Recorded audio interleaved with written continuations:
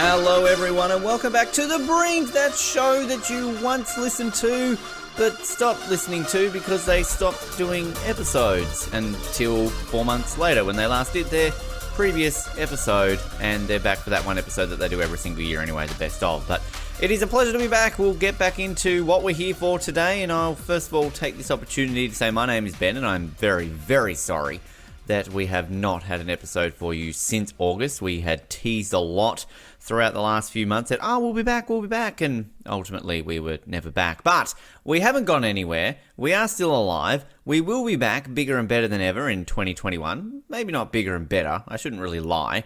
We'll be back. I don't think we can really top those days back in the Edge Radio days of when we, had the Prime Minister on and stuff like that. But hey, we will be back in 2021. Myself, Mallory, hopefully, some other new faces, some old faces, and everything else in between once we sort of take a breath and catch up to this crazy, crazy world we live in. Lots has changed since August, and I will say right now, I'll give you a bit of a tease and a bit of an exciting node, if that's even the word that I'm looking for today, is that should Mallory return next year onto the Brink, she will no longer be Mallory Foster, she will be Mallory Waterworth. So you will have a husband and wife team on this show for the very first time, which is kind of nerve-wracking.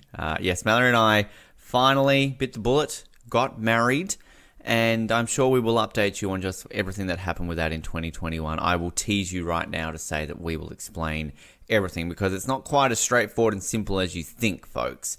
So stay tuned for that. But outside of that, other things have happened in our lives that have prevented us from recording. We've been busy little beavers that haven't forgotten about you, our little Brinkers out there, and we will strive to do better in 2021. To make up for it, we are here for the best of 2020. Of course, this is our annual episode in which we go over the best bits of 2020, funnily enough. You're not just going to hear from The Brink, of course. You are going to hear from all of our sister shows and shows that fall under the great wide Brink umbrella.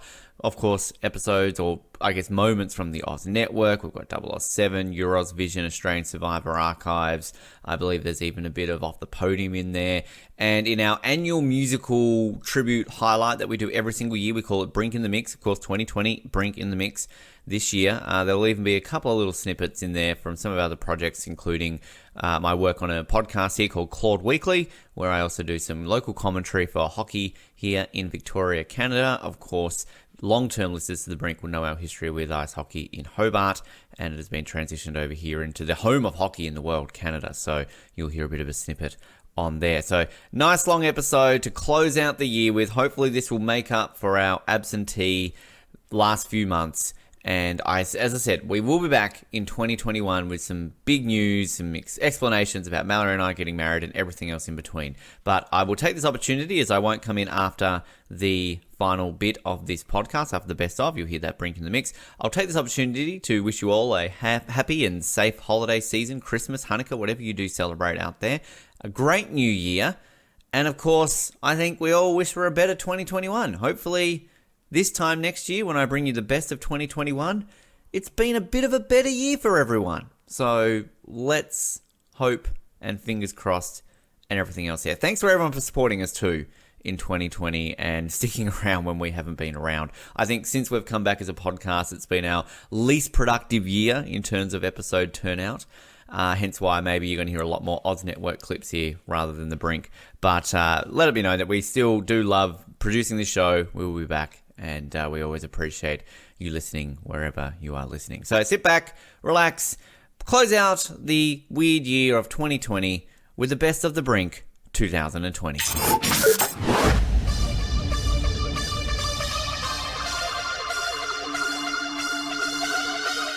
Welcome back, everybody, once again to The Brink.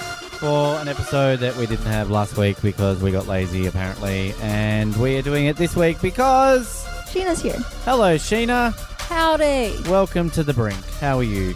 I'm good. I am well. You know, I'm going to tell you a very true story about the name of this show. It is called The Brink because we needed to come up with a name for a radio show when we first started this. So we looked in the thesaurus for Edge because we were on Edge Radio, and Brink was a synonym of edge. So I feel like it's appropriate that you're on this show right now.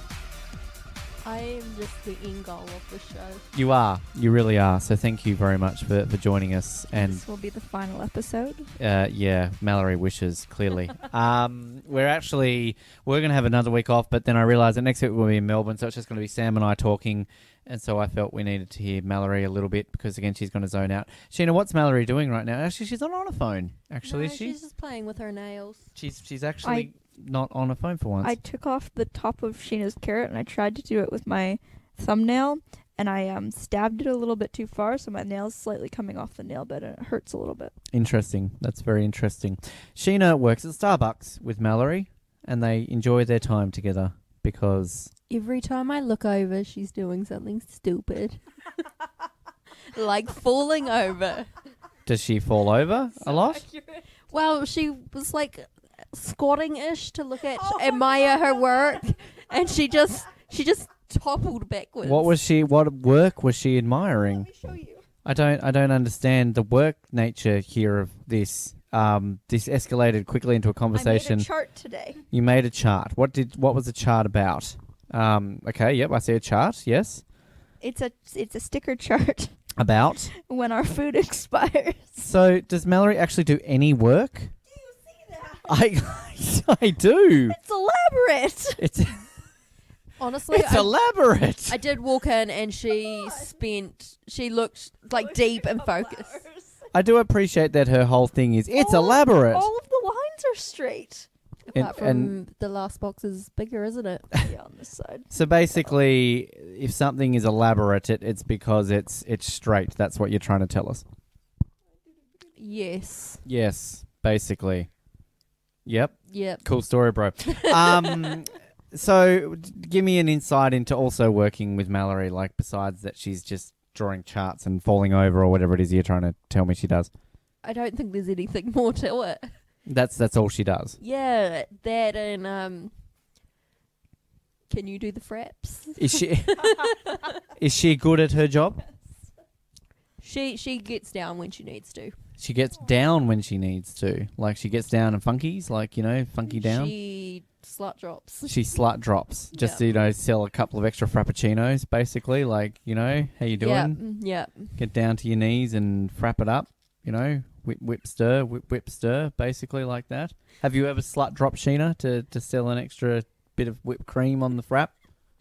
No, but I wish I had now. No? Mallory, how often does the cream come out when you slut drop? No. You put her on the spot, Sheena. You embarrassed her. Come on. This is not cool.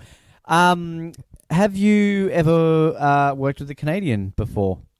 Prior to this? No, this is my first one. And how do you experience working with Canadians after having your first one?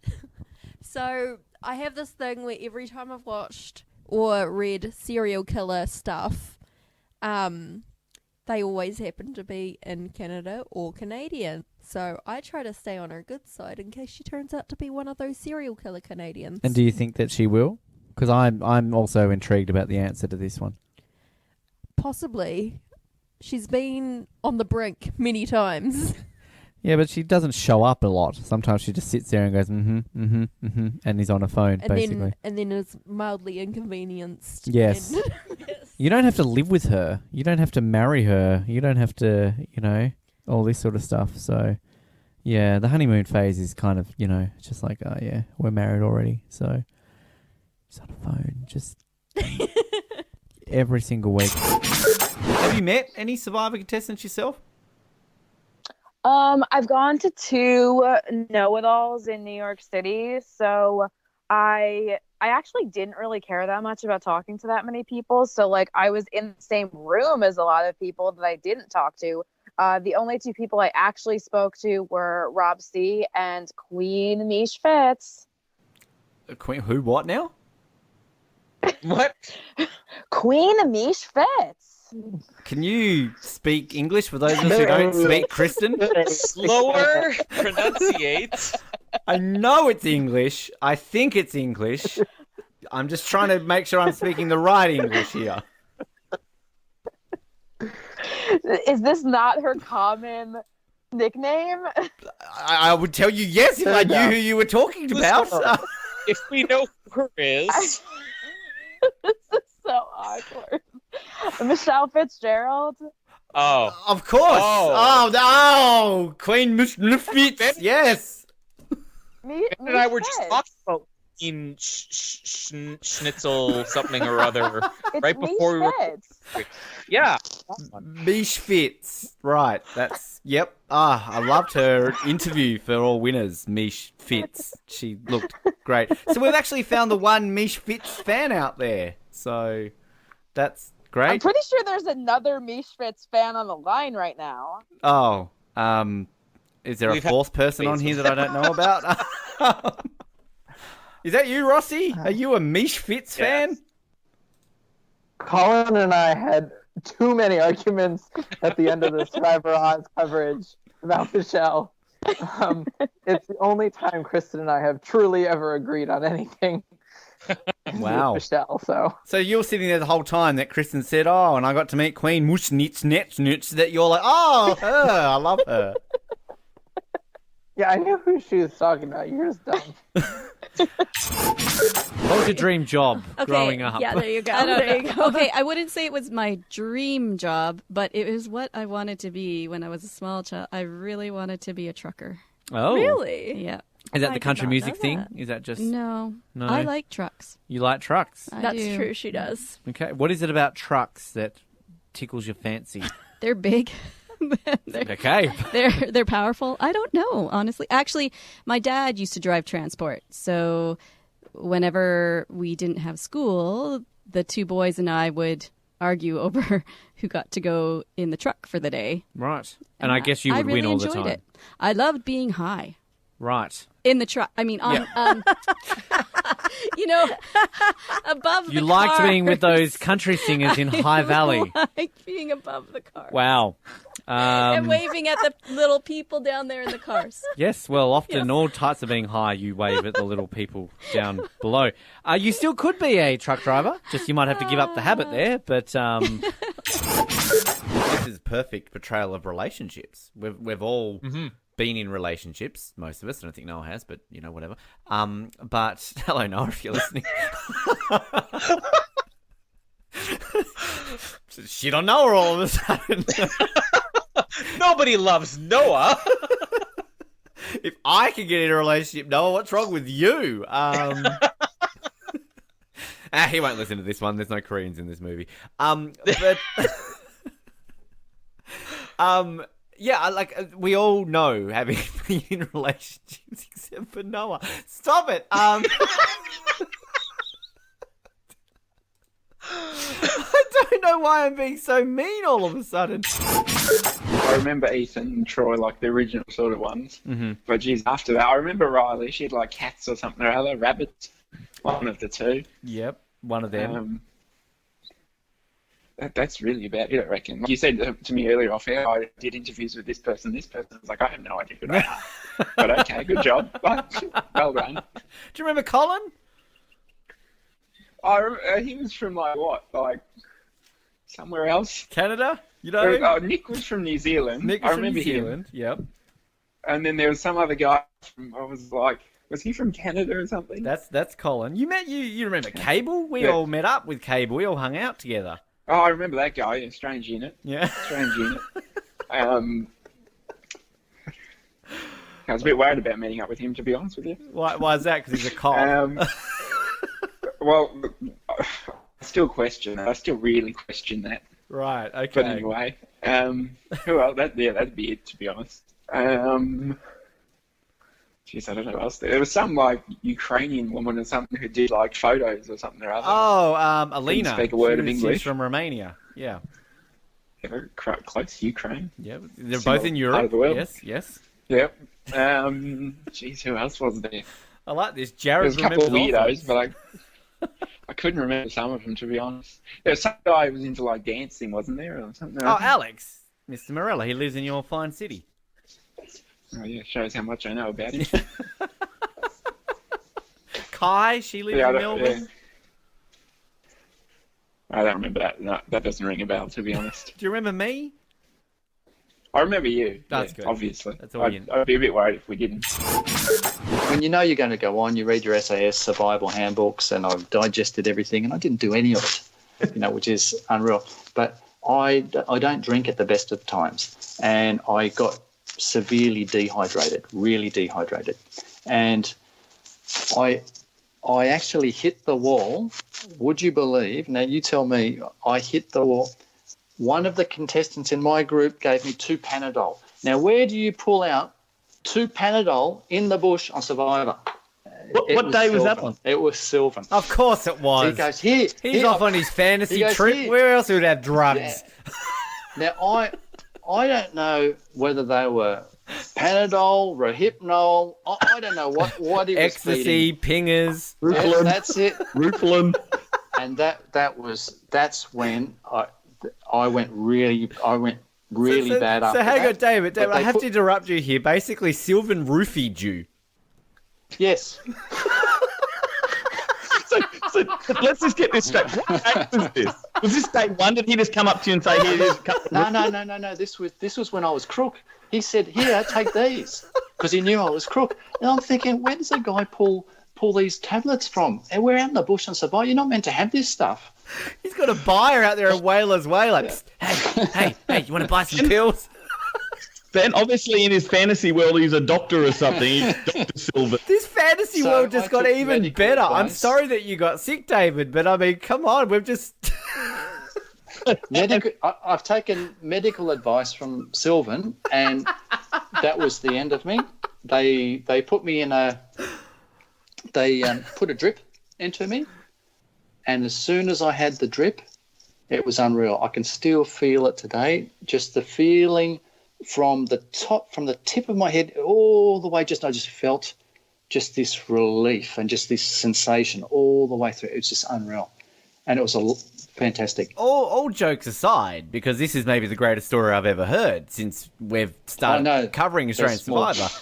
But do you then have to bring that up to the producers? Like, hey guys, this guy's got some pills and I feel shit. This is the first time I've mentioned this. So, but it's not until I reflect on it, I think, hang on, that was when I was crook, when Sylvan gave me those, what I suspected were Panadols, and I'm thinking, what the hell's he doing out there with Panadols? Now we know you've had a bit of a wild sort of period when you were younger, but do you normally just take pills that random guys pull out of their pocket? No, but I wasn't. Well, I was really, really bad. I didn't know I was dehydrated. I didn't know. It was just because I hadn't drunk from the beginning. Before going out, before we got there, I was partying a little bit hard, and I just when we were there, I was just switched on, and I said, right, doing everything I need. I was in survivor mode, and I wasn't drinking. I should have been drinking and looking after myself, and I didn't. We'll go over the last 5. At number 10, I had Pam Bouvier. Number 9, Tiffany Case. Number 8, Wei Lin. Number 7, Jinx. And number 6, Vesper Lynn. Don't. Has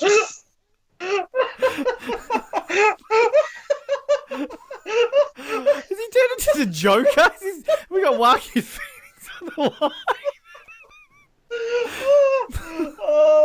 Do you have that condition? You're about to show us a piece of card saying I have a condition, just don't mind me. Oh my god. Do you need a moment? Oh, I think so. Oh, Ben. I had number no.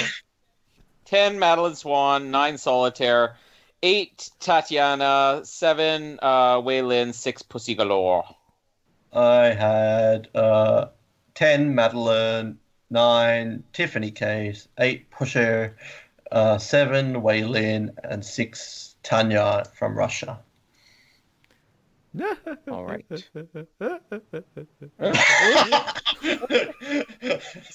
Little improvement here. All right. Is that the whole? Yes, Tim Allen's famous role as the Hulk. Can we get Rossi back on to do some Tim Allen grunts? Yeah.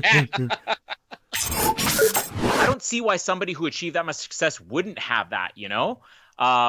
Like, you know, I won't mention the name, but I have an uncle who was in a very famous Canadian band. And Neil Young? we stayed with... No, it's not Neil Young. Bryan Adams? We stayed with him. Continuing on, I'll just let people believe it's Bryan Adams. So my uncle Bryan Adams, anyways. But I love Bryan Adams. Can we meet him when I'm there? See, that's cooler than saying my uncle Chad Kroger. But anyways, It's not Chad Kroger.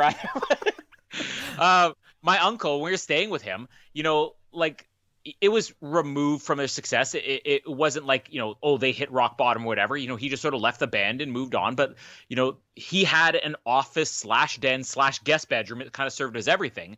And this is what it looked like. He had all of his platinum albums surrounding the room. He had his Juno Awards, his Grammy Awards, stuff like that. I mean, all of his awards. Wait, hang on. I need to interrupt you. Are you legitimately being serious here that you have an uncle who's won Grammys and Junos? Yeah, I'm being 100% serious. I'll tell you the story when we're off. I know your mum had like some connections. I know you've told me that, but like I need to. Yeah. This is big news. All right, you're rich. I need to be more of your friend. My mom's connections were mostly due to the fact that my uncle was quite famous. But wow. But this is what his Wayne Gretzky room looked like. Sorry, I don't mean to keep interrupting you. I'm just like, the reveal all of a sudden, oh yeah, my uncle's won Grammys and Juno. Okay. I've known you for like 7 years, and this is just coming up now? I feel like this has actually come up in another episode, because I thought we did an episode which was dealing with like fame, and I even mentioned like, oh yeah, you know, if your family member's famous, it literally is just nothing, right? Like, well, that's just my uncle, right? but maybe, moving on, sorry, this is famous last words. This will be a short episode. I need to do my job as a journalist here and get to the bottom of this. This is great. Send in everyone listening to this right now. Email theoznetwork@hotmail.com and make a guess who Colin's famous uncle is. It's not Neil Young. It's not Bryan Adams. Who else could it be? William Shatner, perhaps. Michael J. Fox. I'm just thinking of famous Canadians who aren't necessarily singers. Anyone in Rush. All of those. Yeah. Michael J. Fox, all of his Grammy and Juno awards. The only famous, like, is Celine Dion your uncle? Mr. Dion. Here you go. Alanis Morissette. His heart will not go off, Mr. Dion. Oh my! This is great. I want a Grammy. Steal a Grammy for me. Get me one. Well, you might soon be living closer to him than I am. I'll just. Oh, well, we live in Victoria now. Oh, okay then. Not in Victoria, but I was on the camera. The camera guy was there, and he's there filming me, and they do this, and yeah, this is fantastic.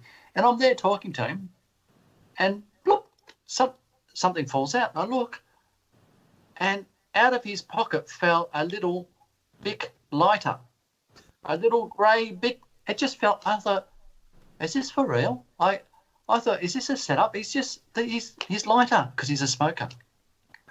He's lighter, and I'm there for the rest of that time thinking to myself, what am I going to do? Do I tell him that lighter's just fallen out of his pocket, or do I keep this, knowing that they're back there with a stick trying to light the fire?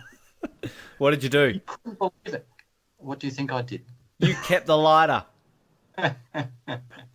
I'm starting to think maybe you traded Sylvan the lighter for the 2 tablets. Why do you think they want to keep me around? Hey? There's only one guy that could start that fire. So did you get away with then all of a sudden rocking up to camp going, hey guys, look what I found, light the fire, get it away? No, I didn't tell him I had the lighter. I could just start fires. That is brilliant. I couldn't believe it. I thought, this can't be happening. This can't be real. But how do the camera people not see you pulling a lighter out and sneakily lighting something? No, because they're not there all the time. So they're, here, give me a go with that stick. Yeah. The stick and the shoelace. I'll sort this out. Don't worry. Leave it to me. So it ended up being the stick in the Bic. And that's why, that's it. And that's. So you keep a guy like that around, don't you?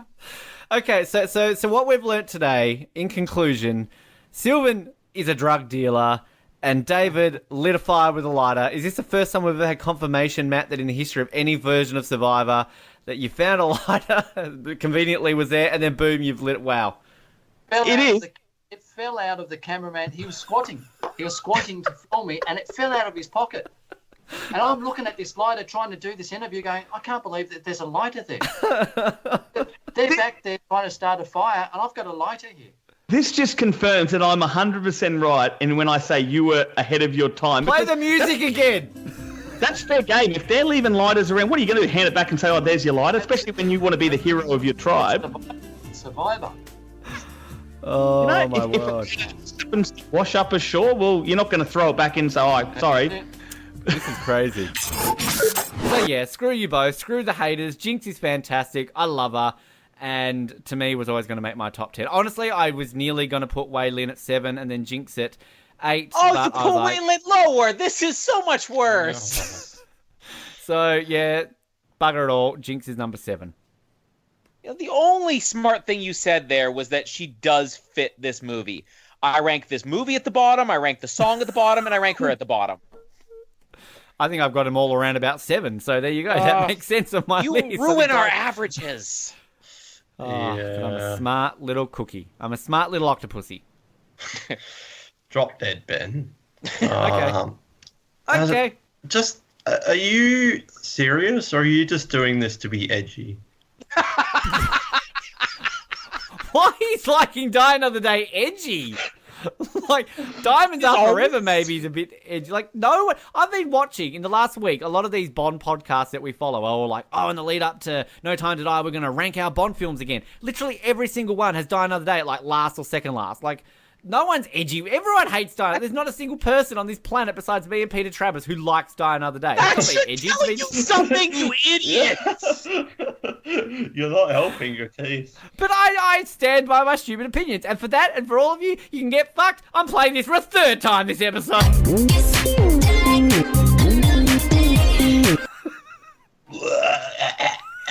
The all-time high already? Fuck off, Pepper. Fuck off, Pepper. Fuck off, Pepper. Jinx is a bad character. Your mum's a bad character. Yeah, but she's still more entertaining. She's very disappointed on you. Yeah, 7th. Yes, 7th. This is an embarrassment. I think you're doing this just to... Face is an embarrassment. You put Natalia at, what was it, 11? Almost in the top 10, a character that you love. This is a character that you have just said, not just us, but every other podcast on the internet agrees is ridiculous and horrible. I said the movie, not the character. ScreenRant.com says she's the 9th smartest Bond girl. And the best Bond girls, she's number 8 in the top 30 Bond girls. So blow out your pants. See you guys in 5 years. Would you like this character if Halle Berry didn't play it? Like, if they swap them around. No. If Madeline... How I not Madeline started this podcast? By saying Rosamund Pike... This is just annoying. So if Rosamund Pike was Jinx and Halle Berry was Frost, would you still hate and love them the way you do? Yes! Really? You don't like Halle Berry? Yes. But at least the Miranda Frost character was interesting. She would have been playing something interesting. The Jinx character, no matter who plays her, is awful. Jennifer Garner playing Jinx, I hate it. Okay. Cool. That was like the sound of Ben thought, I've got you now, and it's like, uh-oh, okay. Well, I don't, and I like her, and she's 7th, so eat a piece of cheese. Eat a piece of cheese? What is that, like the Oz Network version of Pull Your Pants? Eat a piece of cheese. Because you're celiac, and it would upset your digestive system. What does cheese have to do with celiac? It's made of flour. Eat some cheese. I got it wrong. I thought it was something you couldn't eat. Clearly you can. Are you dairy intolerant? Touche! Eat some flour! Oh, I'll have some gorgonzola. I want some cheese now. Yeah, yum. Cheese I want cheese quiche while watching Diamonds Are Forever. Oh, Does someone need a tissue? go eat some cheese.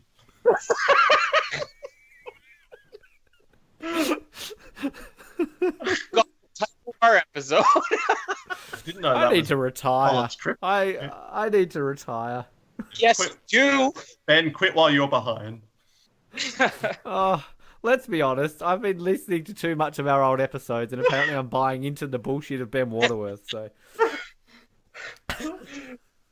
he really is an idiot. He is a stupid idiot. So I don't really read want. his stuff. I want you to come out in like 2 years or something, and come out and just admit Everyone that this has is all wanted me to being. come out since high school, Noah. I want you to come out and admit, oh, this was all a character. Like everything I've ever done, I actually don't like Die Another Day. I've been playing. This has been some like weird art project. Nice to meet you. My name is Gareth, and I'm normal. Gareth. What a stupid name. Eat some cheese. Can I just say, both of you have met me in person. You've hung out with me in person. You were both one of you was going to come to my wedding, not anymore. Am I this bad in person? Yes. I was going to say no comment, but Colin just said yes.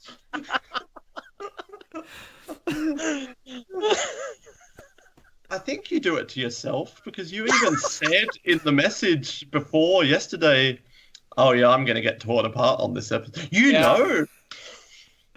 Well, because, okay, in all seriousness, all right, I understand why you laugh at my opinions, but I am at least proud enough as an idiot to admit that I like things that other people don't. And it's not me being edgy. I honestly just like Jinx and Die Another Day. I'm sorry, but I do. At 6? 7! Oh, then that Doesn't make changes it better. Oh. Am I at 7 now? If we're still doing this. The songs themselves are so funny that even though I had to take a couple of breaks throughout watching this, because, you know, I kind of live this, you know, mature boy band life or whatever, where it's like time to change a diaper. Shake that bottle good. Shake that bottle good. That's my life. So I had a couple of breaks throughout this. GetUpHumps.com, Jamie. It's time to be with Colin. You got a real man here. Let's have a fight in the bedroom, or is it sex? The Leafs have lost again. The Leafs have lost again. Sorry. Anyway, that's all I'm going to say about that. Okay, well, I'm glad that you brought up that idea of states versus stakes. I think that's a great idea. Future season potentially, and finally we could get to see how well Tasmanians would play this game when they bloody finally let one of us play the game. I just want Daniel Boone. David Boone? To come in. Yeah. Well, Daniel Boone's his younger brother. No, Daniel Boone was the fellow that beat the people in Texas, mate. But anyway. Well, I will say this. Yeah, I know. I'm just blowing your mind out, but you really are. I don't know what's going on now. Des, I think you've confused Harry, because I'm pretty sure Harry's from Western Australia, from Perth, but maybe he's flown down to Adelaide at some stage. I'm not sure. No, Matt. There are so many people on this show that claim they're from Western Australia that actually are from Tasmania and all hooked in with the same alliance. They keep moving there. I'm not one of them. I hate that West End beer, and their water there is shit. Hello to all our Western Australians tonight listening to the Oz Network. Beautiful, beautiful country that part of the country. And beautiful water as well. Oh, what a beer! What a great beer they have over there.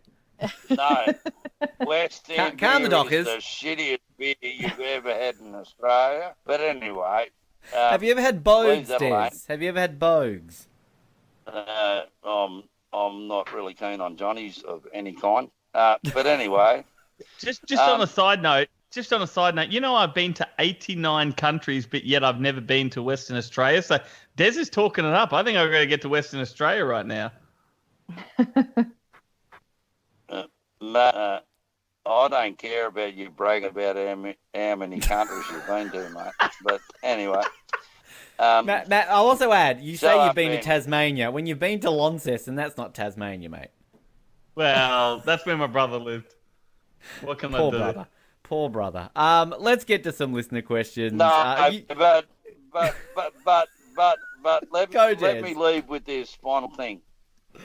If you haven't played for Upper Cumber, bloody hell,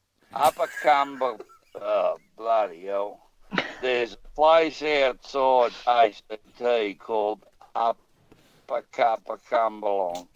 They have a football team. And if you haven't played for Upper Cumberland West, then you really haven't lived. And you know what, Jane? Forget these other two lunatics tonight. I've enjoyed talking to you. Oh, thanks, Dal. Des, Likewise. What was the name of that team again, Des? What was the name of that team one more time, Des? Upper Cumberland West. What? You want me to say that again? Upper Cumberland West, mate. It's just down in the National Namaji Park, south of Canberra, where they just got all boys burnt down. Upper Cumberland West. You want me to say it again? It's a tongue twister. Hey, Ben, can you say it? Upper Cumberland, the mighty team up there. Upper Cumberland West. Upper Cumberland West. Get your shit together, man. No wonder you got your series numbers wrong in Survivor, mate. It's Upper Cumberland West. Yeah, This Ben. is why the first boot club's the best club to be in. Ooh, my goodness. Upper Cumberland West, Ben. Upper Cumberland West. Yeah, you're on it. Upper Cumberland West. Upper Cumberland West. Best footy team. Done. Ever. I'm getting a You can have only one leg, and you will still get to play in that team. Who went to school with a lamb? Mary, Correct. Who sat in a corner eating a Christmas pie? the guy from REM. Come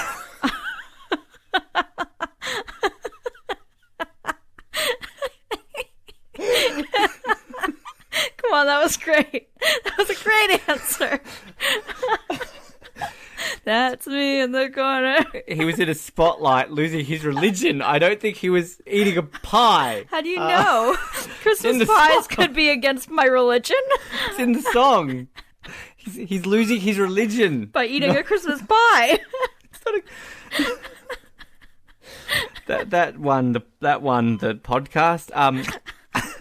Little Jack Horner sat in a corner eating his Christmas pie. Not the guy from REM. Before we get into our top 8, I will say we have 6 Bond girls who are yet to be raised at all, and 12 that are off the list. So there's a fun stat. All right, number 8. You totally did the Tigger laugh there. It's the Winnie. I've been watching too much Winnie the Pooh lately. Picked up on that. It's finally happened after 68 episodes. Winnie the Pooh has been referenced on 007. It's been a while, but a long time coming. Number 8, Tigger the Tiger. In number 8, I'm still a virgin. Let's get this. Wow.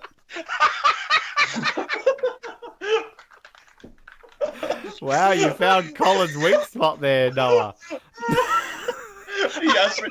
He has been watching too much Winnie the Pooh. I visually pictured it to Noah's voice. What, Tigger having sex or Tigger in bed going, oh, I'm a virgin? Wonderful thing about virgins. Virgins are wonderful things. Their tops are made out of rubber. Their bottoms are made out of strings. And he thinks I'm still a virgin. Jesus. Colin's quoting Tigger. Christopher Robin, you put your clothes on and I'll buy you an ice cream.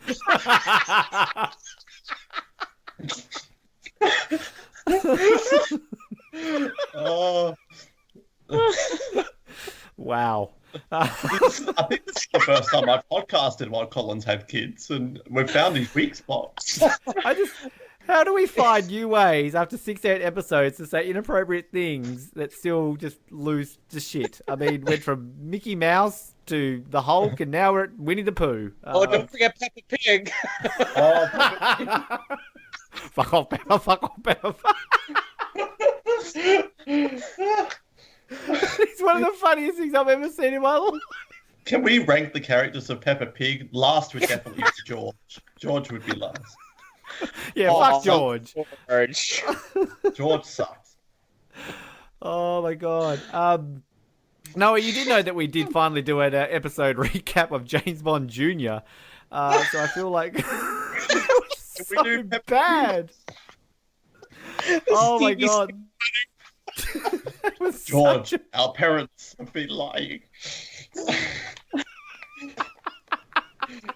Peppa, tell me your secret. Oh, we need to do an episode of Peppa Pig. Yes.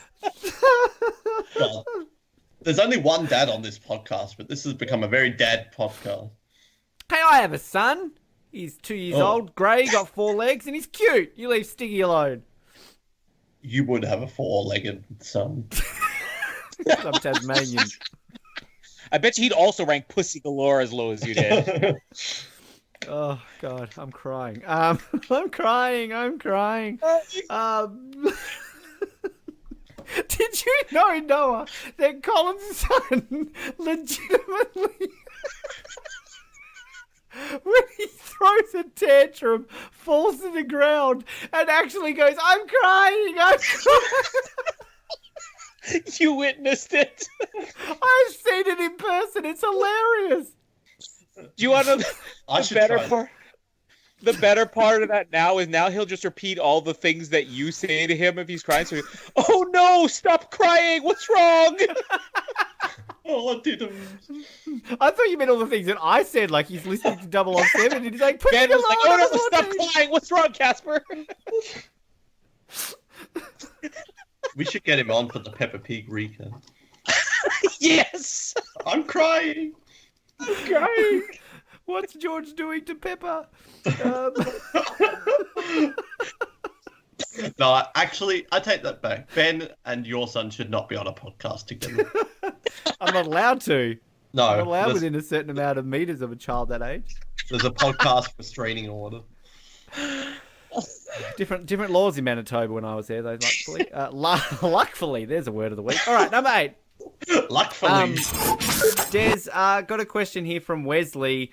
Were you contacted for All Stars? I think you answered that before, but did you get a phone call? Did you get any contact about it? What? Did you get did you get contacted at all for All Stars?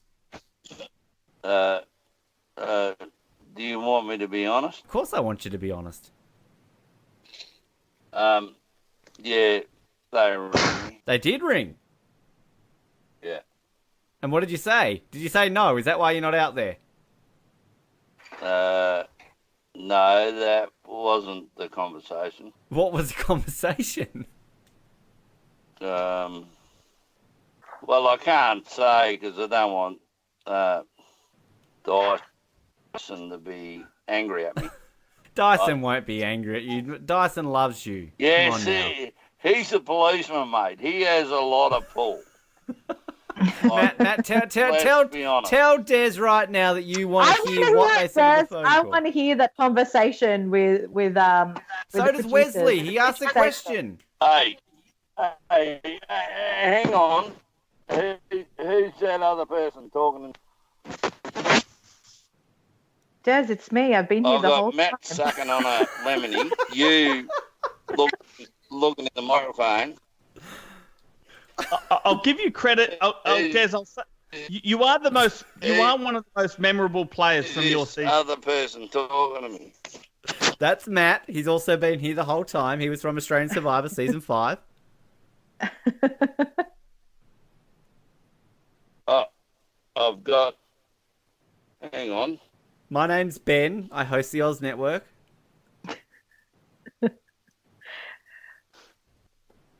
Oh, And hang on a minute. I got half a screen of Matt.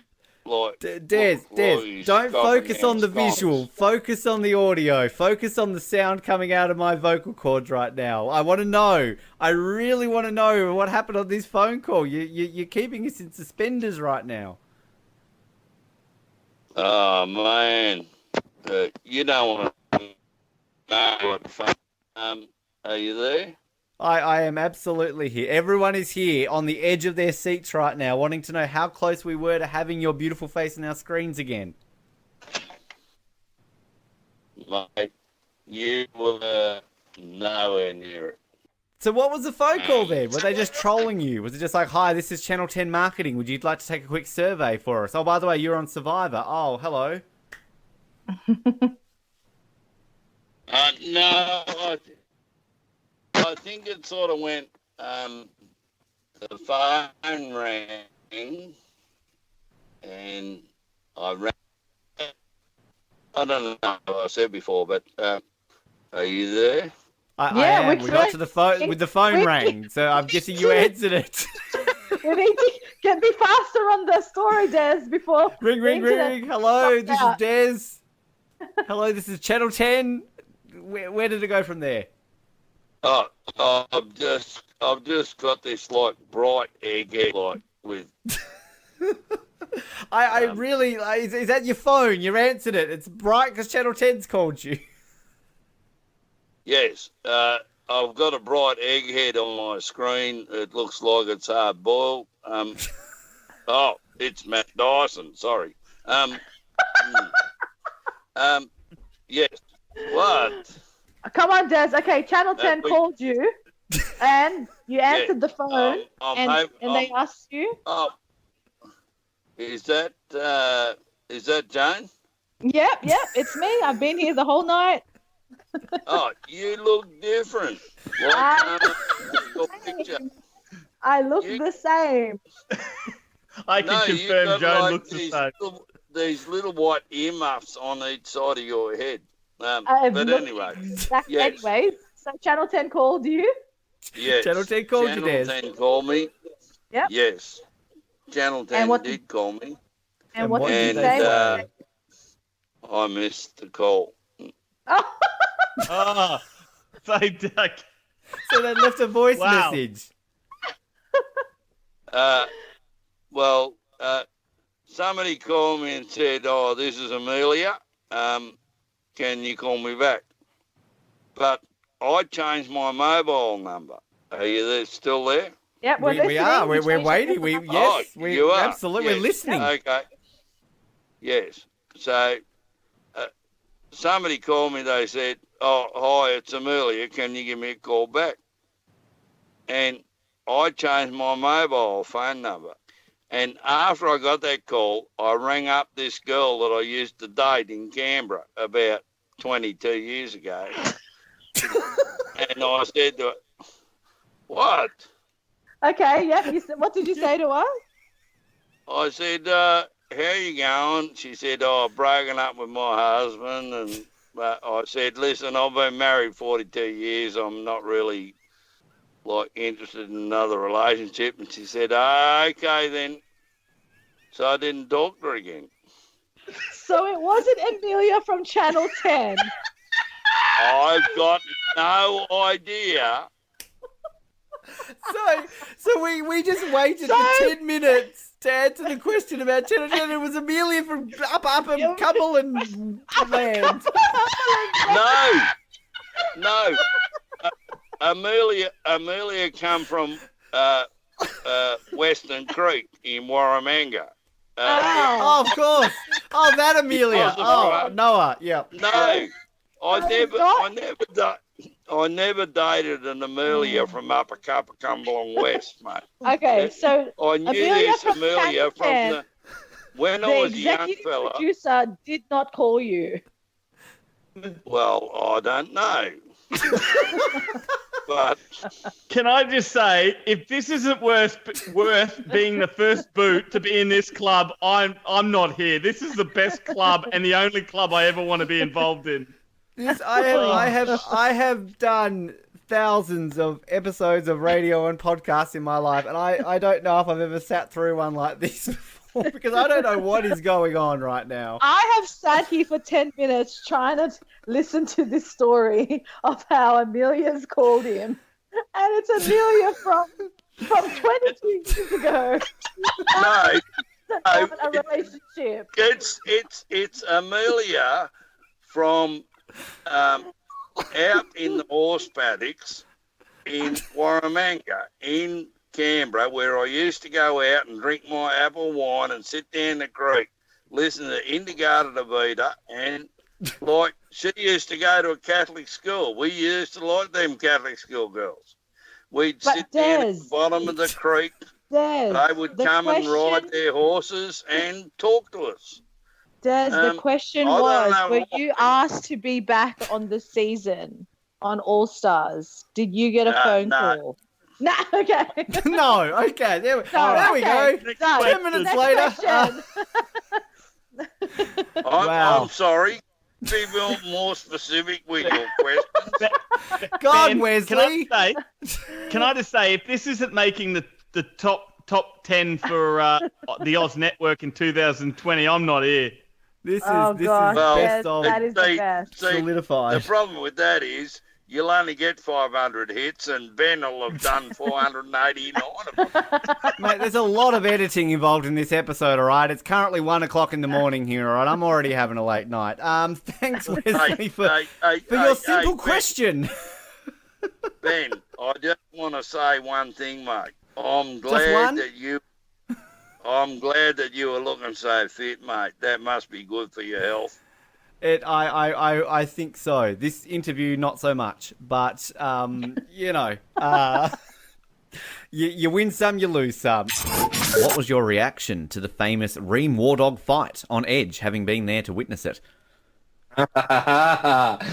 Oh, I cannot tell you. I can't put into words how epic that night was, because as all Survivor fans know, not that a 10-minute conversation doesn't make the air. 10 minutes worth of it doesn't make the air, and that thing was hilarious. Especially knowing literally the day that I got to the edge of extinction, Reem had formulated what she was going to say when War Dog stepped foot on the edge of extinction, and she managed to wait and execute her plan, and same fact she had said she would from the day that she got voted out. Wow. So every single day she literally was like, you know what I'm going to tell War Dog? I'm going to say, listen up, bro. This is my island. This is my spot. Water's over there. Oil's over here. I'm oil. You're water.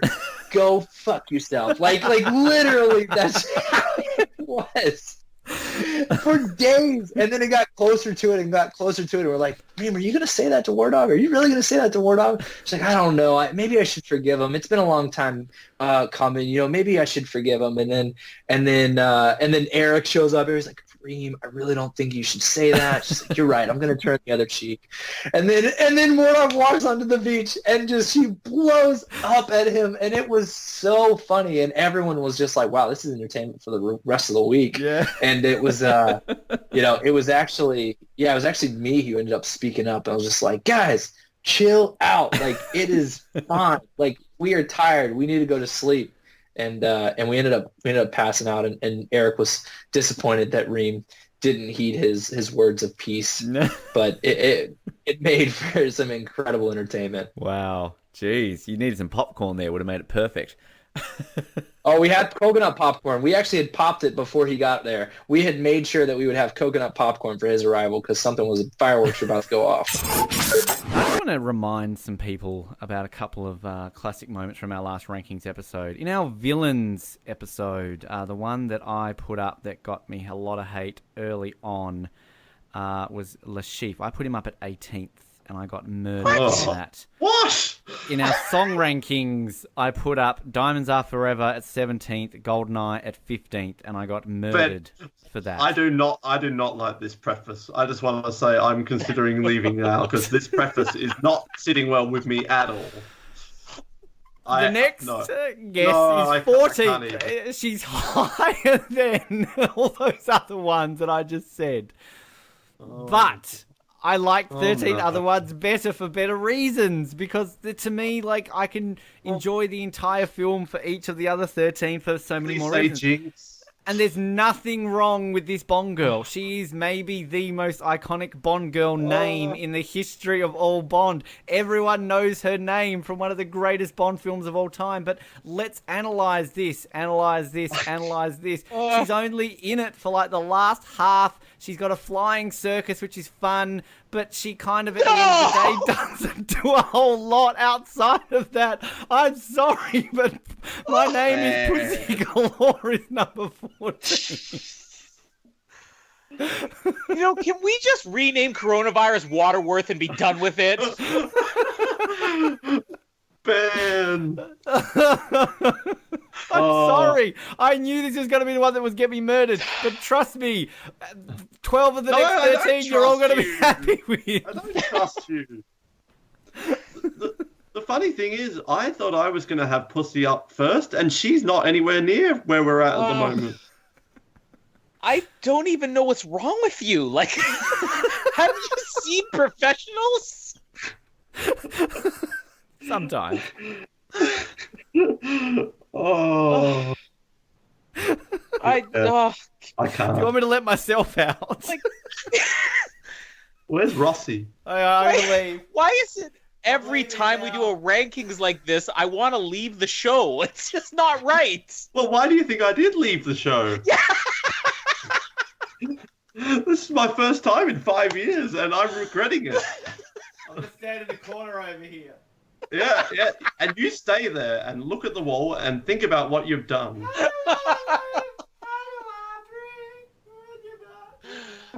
He's moving to your country, Colin. This is not... I'm calling Justin Trudeau tomorrow morning and telling him, put a halt on it. Block the visa. Guess I lost another member of my wedding party then. Well, I already dropped out. First, and I'm not regretting. I wonder if cable's available.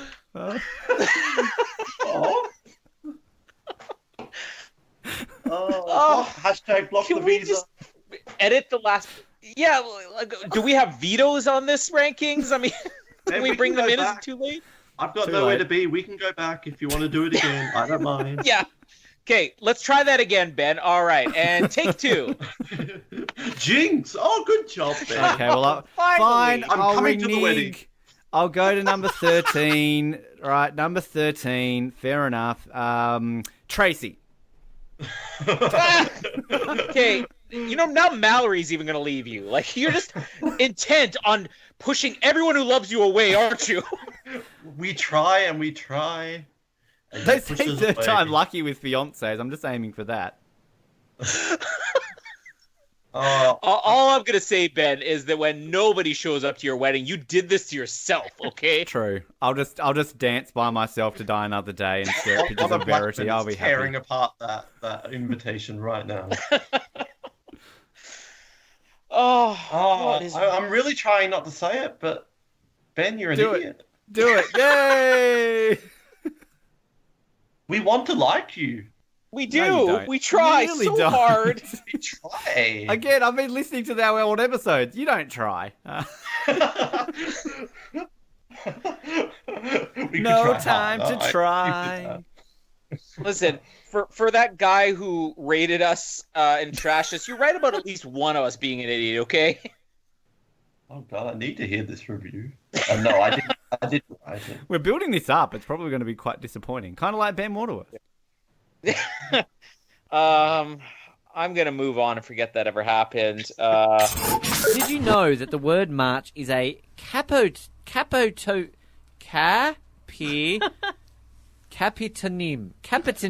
It's a capitonym, everyone.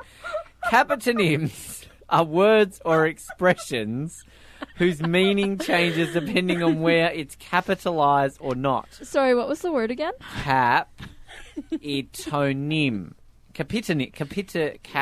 How would you say that word? Can you read that word? I can't read. You can't read? I'm 12. Capitonym. I can't even see the word. It's a big word. All I'm hearing is caterpillar. So. Do you want me to write it down? Hang on a minute. Let me write this down so you can... I don't have any space to write this down. Hang on. Can I even spell? Capitonym. Capitonym? Capitonym. Capitonym. Capitonym. This is reminding me of the time my brother, he just kept saying synonym every time he went to say cinnamon, and then like it's a all anemone. Well, March is a capitonym, which refers to the month when March refers to walking in a measured way. So there you go. I've never heard of a capitonym. It's worse. I think it's just easier to say caterpillar. It's closer. After everybody goes to bed, we get this back and forth scene where you're not seeing the faces right away, but you can clearly tell it's supposed to be Bouchard and the sister. And they're getting it on, and then somebody's broken into the house, and there's a fight scene with Ward and this guy breaking into the house. And it just goes back and forth. And again, you don't see the face of the guy breaking in. And I remember the first time I saw this, because we think Mustasha is dead. That's what the reveal here is. The guy who's fighting with Ward is Mustasha. But because this is just going back and forth with the editing, like you have a fight scene and then you have a sex scene and they're taking place at the exact same time. And then when they have the reveal that it's actually Mustasha, because they were only very discreetly showing the sex scene, you could, if you're looking closely, you could see that it was Bouchard and the aunt. I remember thinking, like, is this guy? I wasn't sure if that was a sex scene or not. Like, is the sister having sex with the Mustasha? wait, hang on. You weren't sure if this was a sex scene or not. I wasn't sure. Yeah, I thought. In fact, I wasn't sure. I thought maybe the fight scene was the sex scene, and that the sex scene was the fight scene. That's why. So the son enters a room and joins in the sex scene. Meanwhile, the woman revealing her breasts is actually. Yeah. That's a fight. You really don't know sex, do you? Can we get Jamie on the line here to find out again how you had 3 children? I'm confused. You don't know how you get stoned from smoke, and now all of a sudden you're like, so there was a naked woman, but were they having sex? I don't know. The son walked in, and just I got confused. Think about how confused I am. I mean, you've been confused for a long time, my friend. Again, you've got children. You've had sex at least twice in your life, Colin Hildy. I just don't know if you knew how it worked. This joke died about 2 years ago, but I think we need to bring it up again. It's all been about Noah not getting dates, but I mean, I'm sure Noah knows where to put it in the other part and distinguishes between... You know that bit in Parasite when he starts, like, feeling a breast? That was them having sex. You know that, right? I thought it was a fight scene. Bruh. Clearly. Can you imagine, like, mine and Jamie's wedding night? She's like, okay, Colin, it's sex time now. And I just put her in a headlock. Colin, what are you doing? You know in Titanic, when they're in the car and it's all steamy and they're naked? They had sex. Best fight scene ever. Have you seen 50 Shades of Grey? Very violent movie. You'd be flicking cable channel to the adult channel like, oh, look at these people. They're all fighting. Look at them all. I've never seen a porno in my life except for the John Wick trilogy. That's all I've seen. And everything on Jamie's computer. What's this menhunks.com? Nothing. Why are they not wearing pants as well as shirts? Nothing. They're fighting, Colin. They're fighting. So she's brainwashed you. She's legit. She literally like on Valentine's Day, Colin, you want to fight?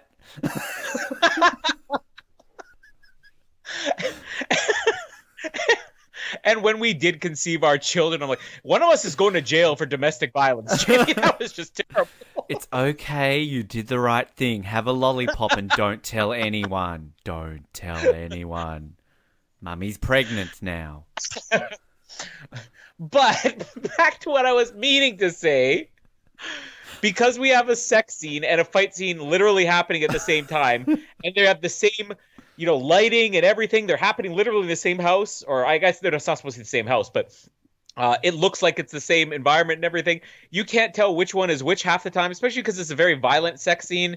I'm just digging my own grave. I'm usually the one who doesn't pick up on stylish things that they're trying to do in movies. I mean, apparently I didn't get Parasite, but here I am, clearly able to witness two people having intercourse while two other people are having a fight. I can see the difference. I mean, there's also a bald man who's a bit uptight from Ontario mixed with two other people who one's from French. And then literally, so there's this scene where she's naked and riding him and she's like, free Quebecois, free Quebecois. That's not a fight. She's having fun in sex. In sex, Colin. Sex. Wow. We're going to have to recap a bunch of our movies over again, because I just got a whole new perspective on all of Arnold Schwarzenegger's filmography. We need to have, just the adult month, featuring Eyes Wide Shut, 50 Shades of Grey. Colin's going to be so confused. Action month with Eyes Wide Shut. What I'm trying to say again is that the reveal of who's having sex and who's in the fight scene happens literally at the same time.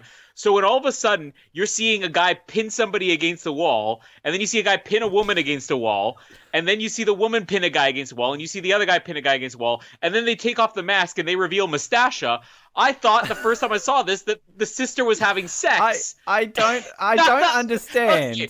I hope people get what I'm saying here. I don't understand how you made it through 24 Bond films and we counted intimate encounters. Every single time we did one of those movies, you're probably going, wait, what do you mean they had sex? That was a fight. Now we know why the count was so off, okay? And then when we watched The Room with the most awkward sex scenes in the world, you just think that Tommy Wiseau is just having he's punching up on, just having a fight all the time. I'm going to hope that people understand what I'm saying, because I'm going to shut up now. Yeah. Okay. The whole episode with the buried alive stuff, there were so many things wrong with so many of those, MIDI challenges or whatever that each individual person had, that I just feel like that was the wrong one to kind of dwell on, that maybe it should have been something that the audience would get a little bit more. I know it's a cartoon, but, you can breathe in there. It's not like you were dying. If she had actually died and her heart had stopped, or let's say she had a heart attack out of fear, it might make more sense. But to me, every single time they brought it up, I'm like, is that really this big of a deal that it's drawn out over 3-4 episodes already? I love that if Gwen had died, it was okay for her to be mad at Trent. Died and then revived. I'll correct myself there. You killed me. I am so mad at you. I stand corrected, Jared. And Rossi's speechless.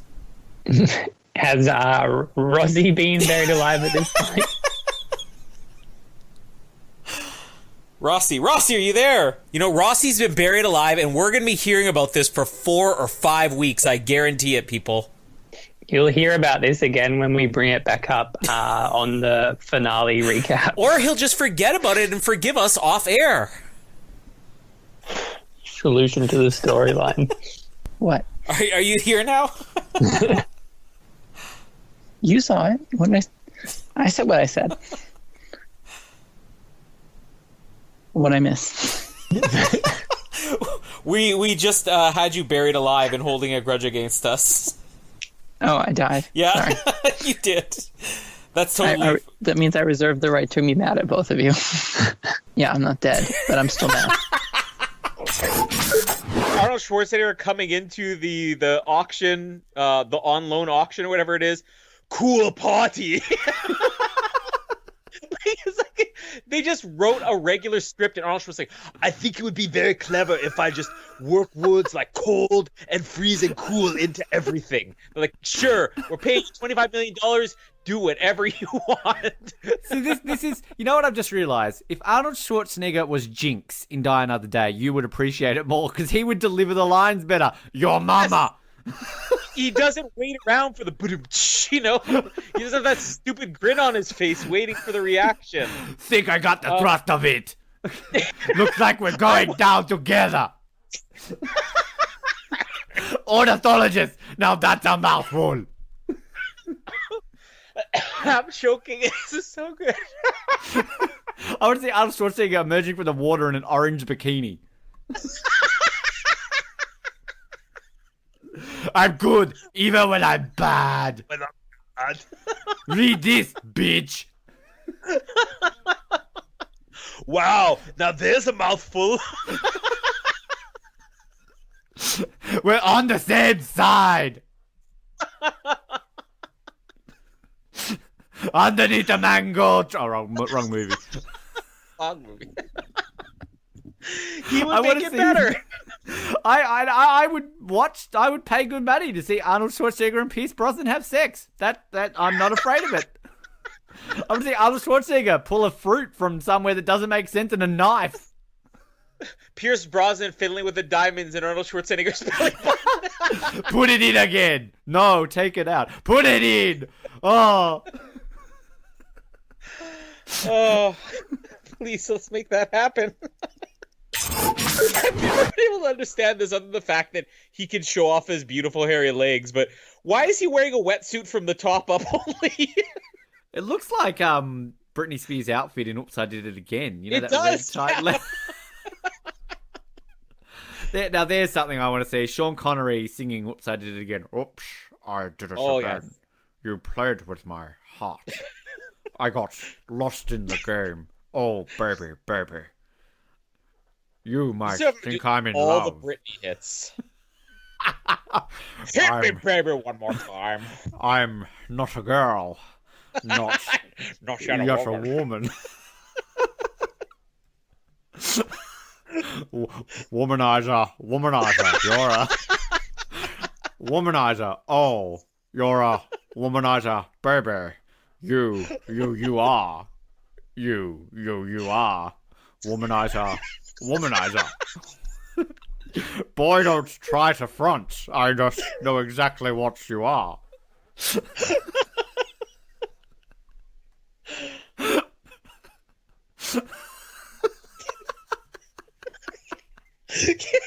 Connor, he can do anything. From the taste of your lips, I'm on a ride. You're toxic. I'm slipping under. With a taste of a poison paradise, I'm addicted to you. Don't you know that you're toxic? I'm a slave for you. Can't hold it. I can't control it. Get it. Oh, get it. Oh. I'm a slave for you.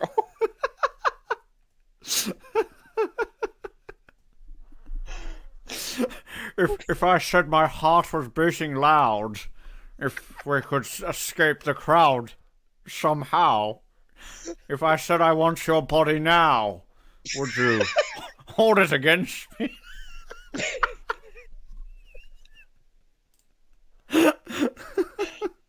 Sometimes I run.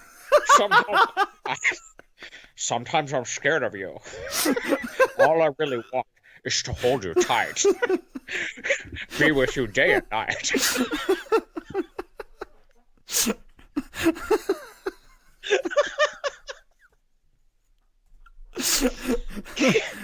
Every time I try to fall, without my wings, I feel so small. I guess I need you, baby.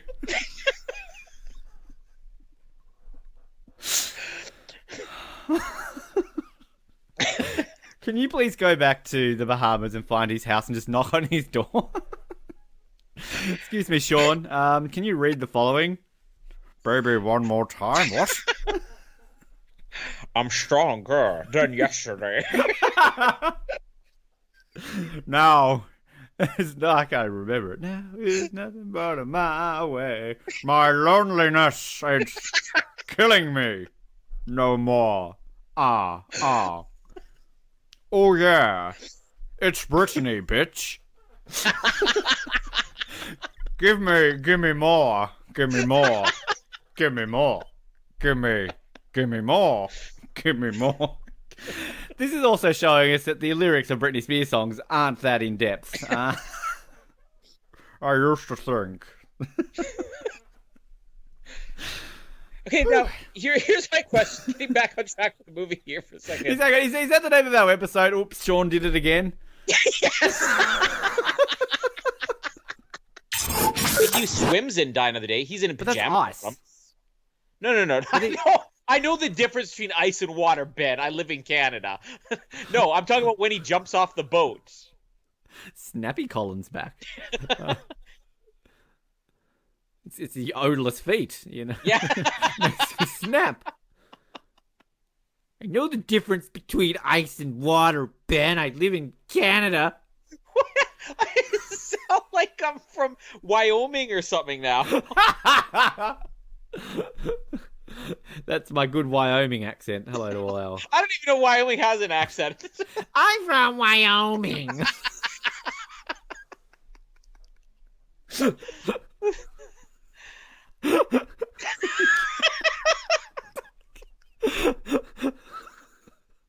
Remember that episode when I snorted? That was funny. It just reminded me again, so off topic. We're just a lot of underwater photography now. Which, by the way, this is literally the next hour of the movie. People swimming underwater now. Here we are.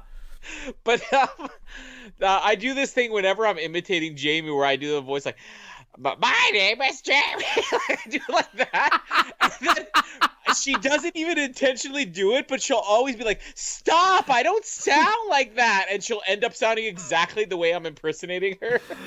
What is that? My name is Jamie. I love Colin. Okay.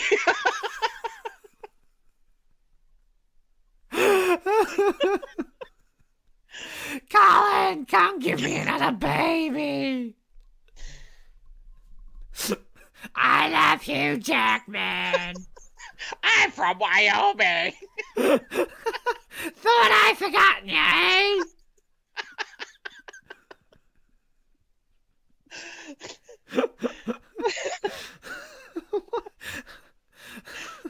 Colin, stop recording and look after your children. Here, let me also give you another peek inside our world. I'm loving this. This is like keeping up with the Hildings. Oh my god! Casper's a handful on his own. You add twin babies on top of that, and often when I'm recording these episodes, it can be a bit of a handful for Jamie. Almost every single time, she'll be like, "When are you recording?" "It's fine. Take whatever time you need. Take whatever time you need."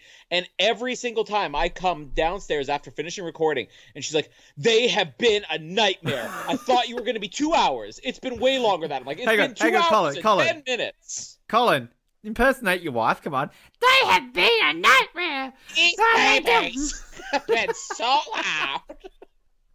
I don't sound like that. She sounds like the in Monsters Inc. the Mr. Wazowski, where have you been?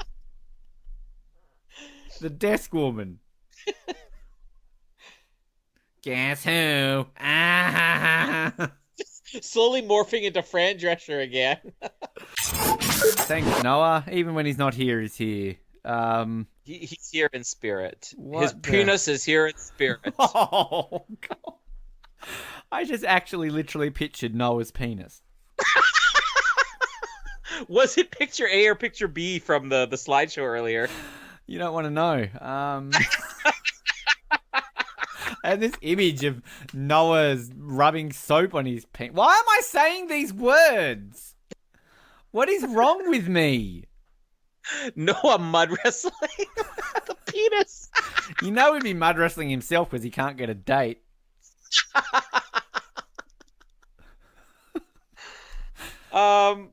Oh, my Lord. All right, Hall of Fame.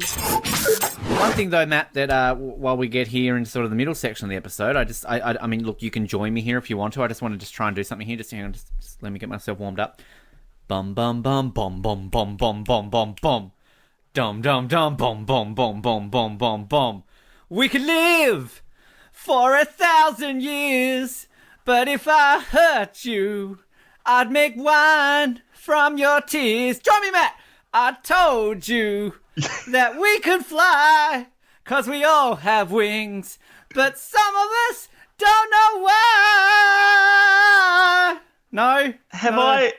I think I've missed something here. You missed the greatest. What the hell the is this singing. podcast turned into?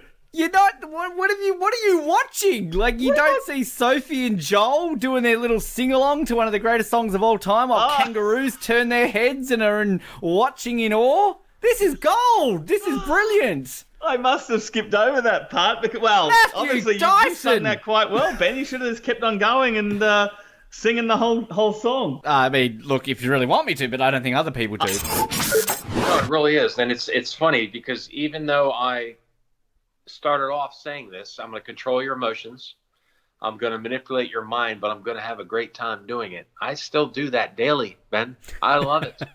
I love selling. I love closing.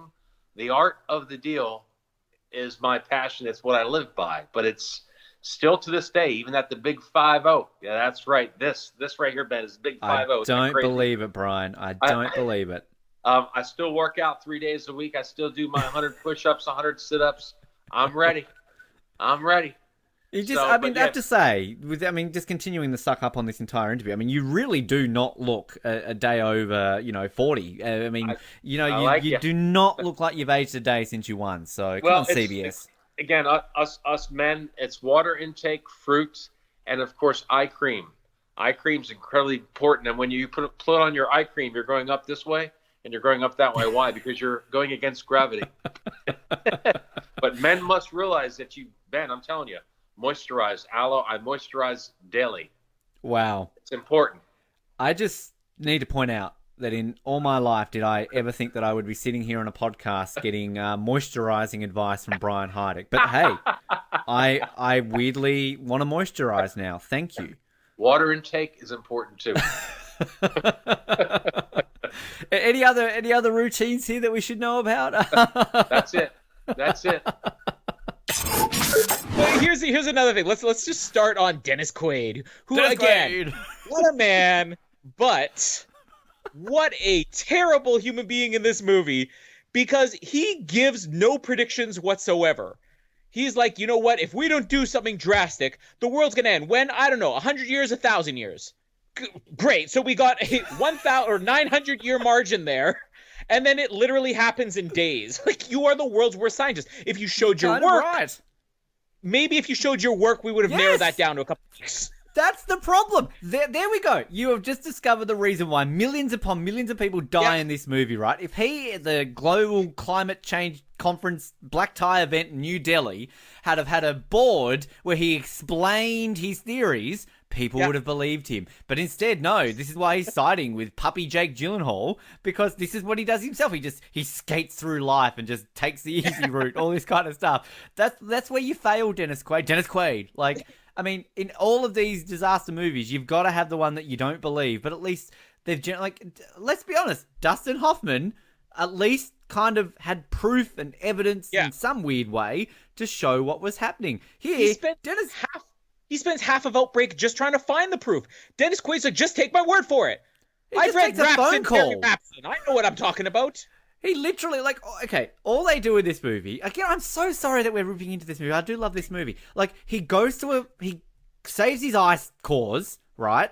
He lectures people in New Delhi. He gets a phone call because a couple of buoys went haywire. He speaks to a NASA scientist who agrees with him. He yells at the vice president. And then by the time all this is connected, he gets another phone call where he's told to just simply pray. And then by then, he's like, fuck it, I better go rescue my son in New York. That's all he does in this movie, Dennis Quaid. I love you. But no wonder Russell Crowe slept with Meg Ryan, because Russell Crowe was Maximus, all right? He at least did shit to try and get himself out of bad situations. You just take phone calls and yell at vice presidents. he showed his work to Meg Ryan. That's why you lost for Dennis Quaid. Russell Crowe shows his work. He does. he gives like big speeches. He's like, I'm father to a murdered son, husband to a murdered. Like he's proving why he's pissed off at Joaquin Phoenix. You would have just stood in that arena and gone, Dennis Quaid, what can we do? We're basically going from Dennis Quaid, what a man, to Dennis Quaid, what a dick.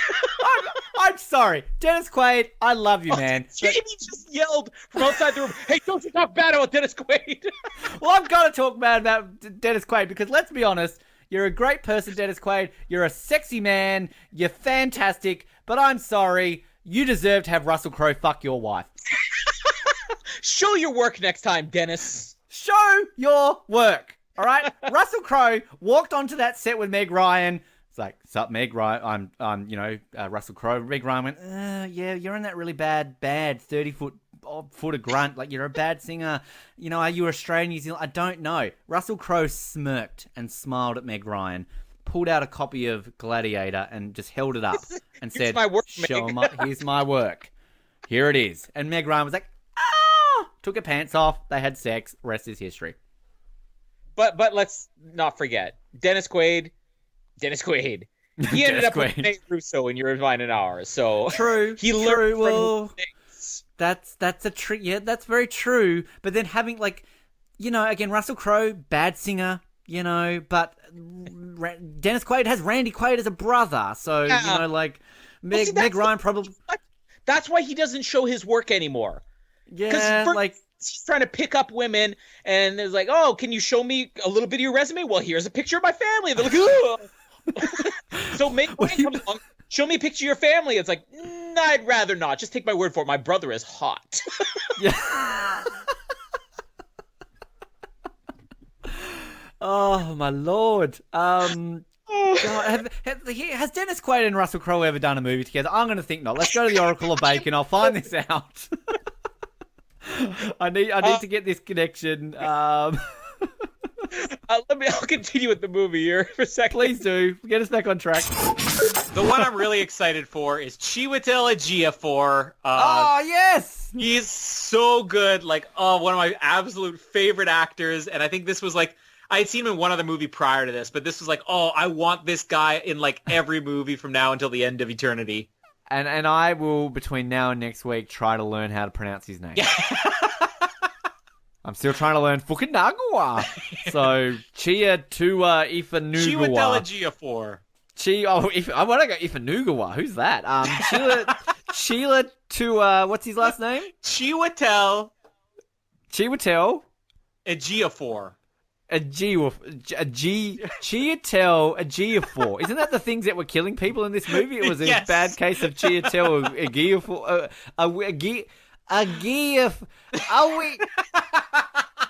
Fukunaga. I seriously want to say his name. Like between now and next week. Chiwetel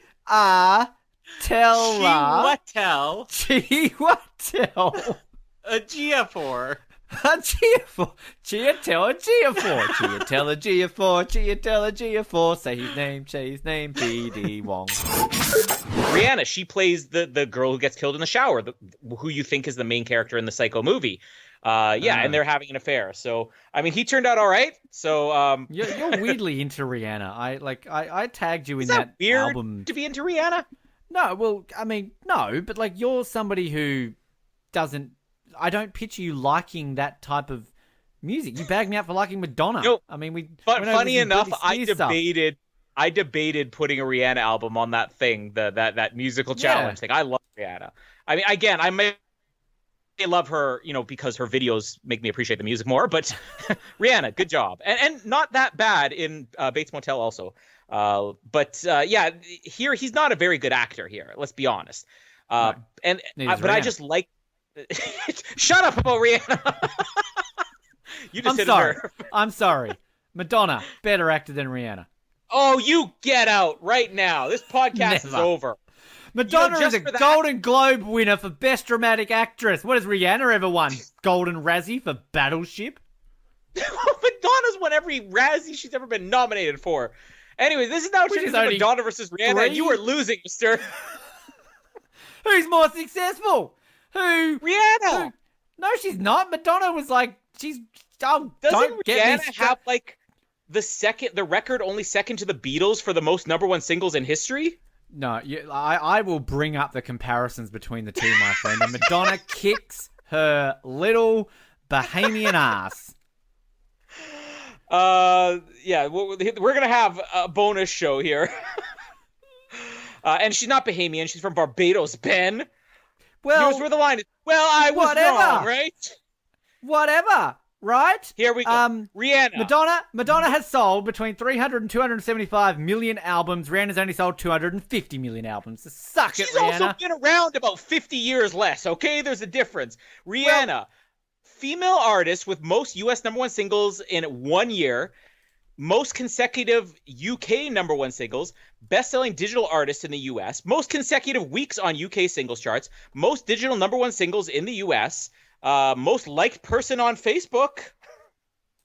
Is that it? You got more? All right, let's go here. Most successful female solo artist, best-selling female recording artist, best-selling album by a woman, most remix act, largest environmental fundraising event, best-selling remix album by a female artist, best-selling compilation album by a solo artist, biggest-selling album of the 1980s, most expensive music video by a female, most costume changes in a film, best-selling video single of all time, song topping charts in most countries, album topping charts in most countries, longest stay at number one in European Top 100 charts, most number one singles on European Hot 100. I can go on. This is a long list.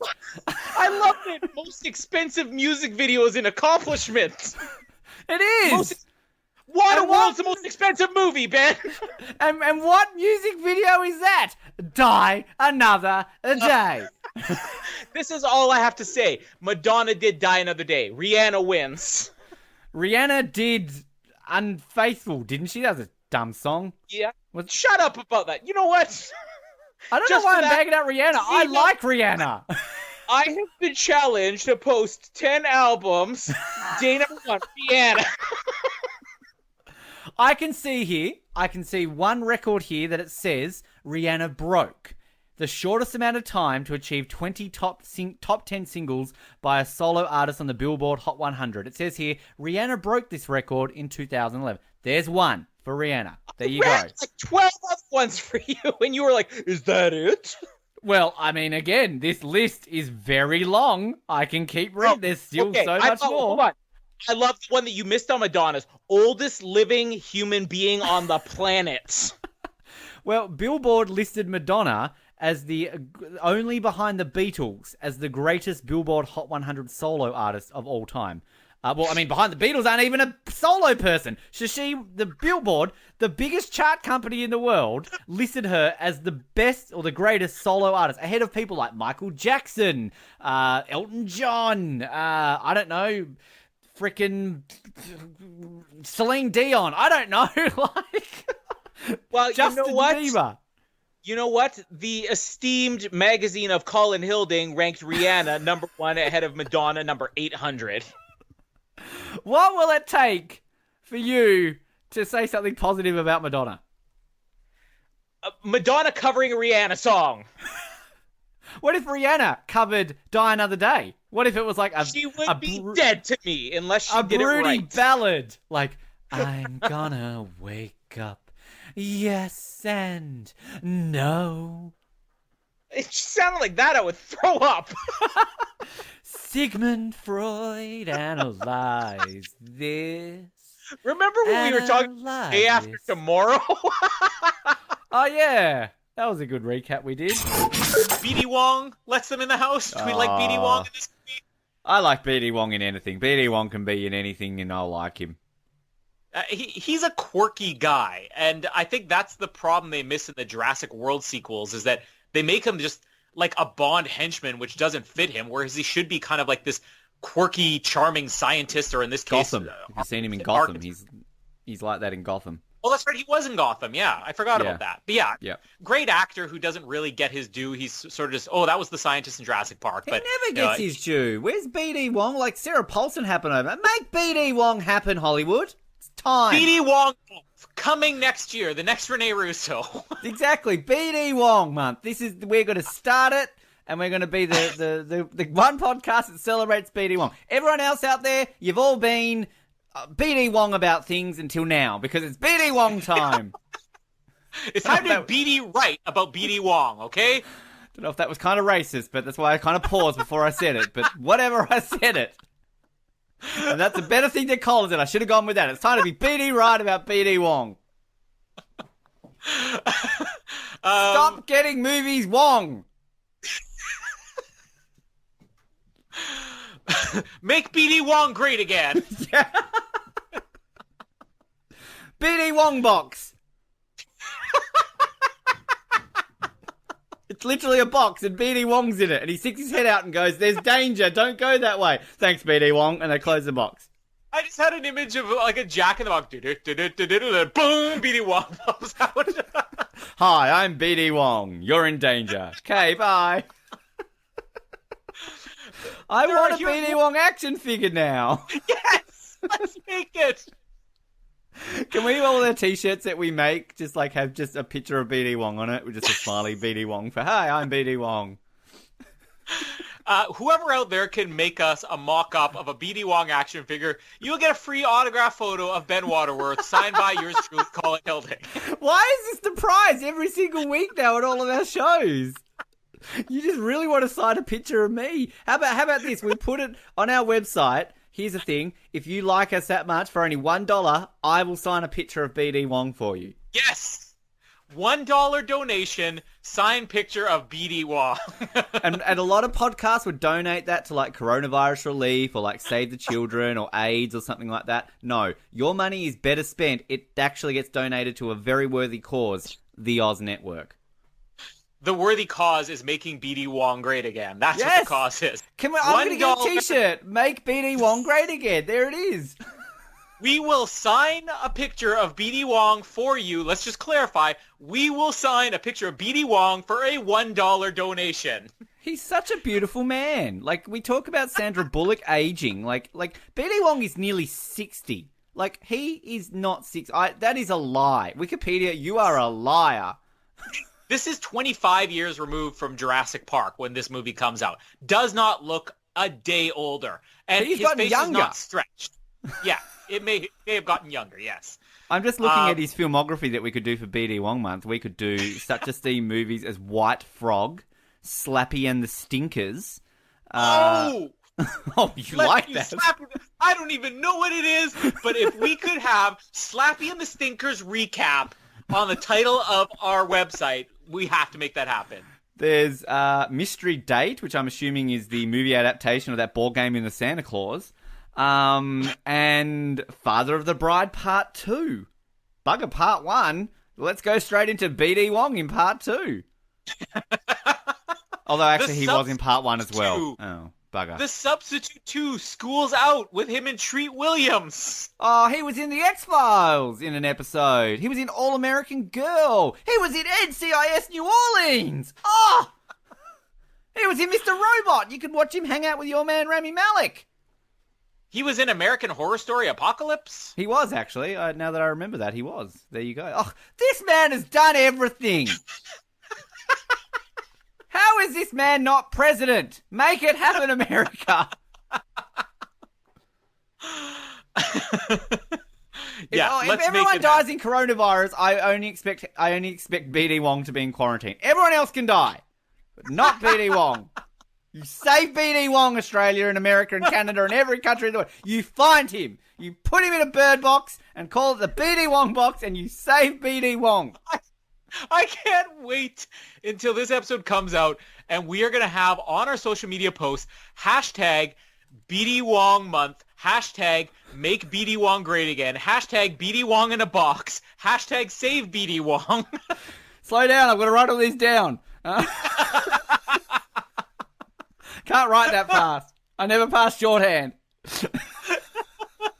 What would BD Wong be in shorthand? There's a question for you. Just draw a little picture of a smiley face. Oh, BD Wong. It's going to be the new Chuck Norris. Yes, BD Wong facts. Yes. Keep talking about the movie. Let's find some BD Wong facts. Anyways,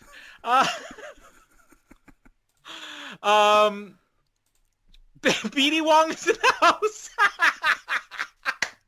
There's a movie. You sell that to me at a pitch meeting, okay? BD Wong, he's in a house. BD Sold. Wong, $1 million. literally in a house. BD Wong threw a grenade and killed 50 people, then it exploded. BD Wong can hear sign language. BD Wong knows Victoria's Secret. BD Wong counted to infinity twice. And BD Wong is the reason Waldo is hiding. The flu has to get a BD Wong shot once a year. BD Wong can strangle you with a cordless phone. Death once had a near BD Wong experience. When BD Wong crosses the street, the cars have to look both ways. BD Wong can do a wheelie on a unicycle. BD Wong can kill 2 stones with 1 bird. Bird. BD Wong has been exposed to the coronavirus. Coronavirus is now in a 14-day quarantine. BD Wong has a diary. It's called the Guinness Book of World Records. Death once had a near BD Wong experience. Oh, I said that one, Colin. Listen to me, would you? Recycled jokes. The real reason Hitler killed himself is because he found out that BD Wong is Jewish. BD Wong's daughter lost her virginity. He got it back. Oh, how did we... Literally, every single episode we do... Oh, this one won't take long. Yeah, no, we'll get this one over and done with. And all we said was BD Wong. Oh, BD Wong, blessed be thy name. Amen. In no way in this movie does John Cusack essentially redeem himself for anything other than, oh, Gordon got crushed by gears, that's my dad. And then he immediately moves in on another man's wife. I don't care if it's your ex, it's still another man's wife. She doesn't even... well. This isn't like it's someone decent. If it was Tandy Newton, I understand. If it was Woody Harrelson, I'd understand. Yeah. Oliver Platt, I understand. Gordon, understand. Chiwetel Ejiofor, I understand. The Russian Emmy Rossum, pilot. we understand. Emmy Rossum. BD Rene Wong. Russo. BD Wong. We get it. It's Amanda freaking Pete. Come on. Put it down, John. All right? You had Minnie Driver, didn't you, at one point? Like... He had Minnie Driver. That's like let's run through his filmography. I mean, this is an all-time low for him. He had Rachel Weisz in Runaway Jury, Kate Beckinsale in Serendipity, Catherine Zeta-Jones, Cameron Diaz, Being John Malkovich. Look at this guy. Kate Blanchett in The Pushing Tin. I mean, what's happened, John Cusack? It's like living in New York and moving to Winnipeg. Yeah. Get out of it. John Cusack, you call yourself an actor. I think Joan Cusack's better. And you know what? Yeah, I'd be okay with him taking Joan Cusack, his sister, over another man's wife that's Amanda Pete. Oh, look, I'm down for, like, women on women love, but if I saw Joan Cusack kissing Amanda Pete, I wouldn't be into it. Like, come on, it doesn't matter.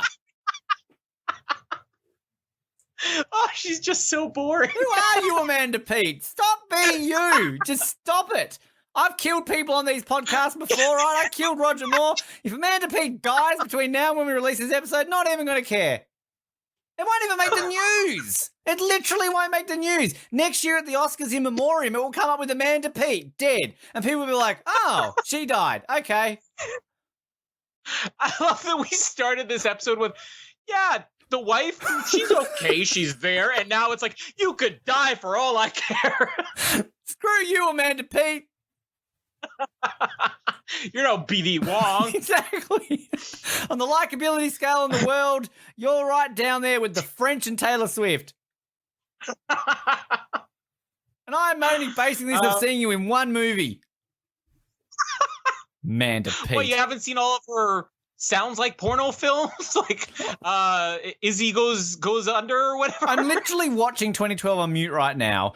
She's on the screen, and I literally am getting more entertainment from seeing the wall behind my laptop. Like, there's more personality and excitement in a beige-coloured wall than there is in Amanda Pete's face. You know that person I said I saw 3 seconds in Walmart? Better than Amanda Pete.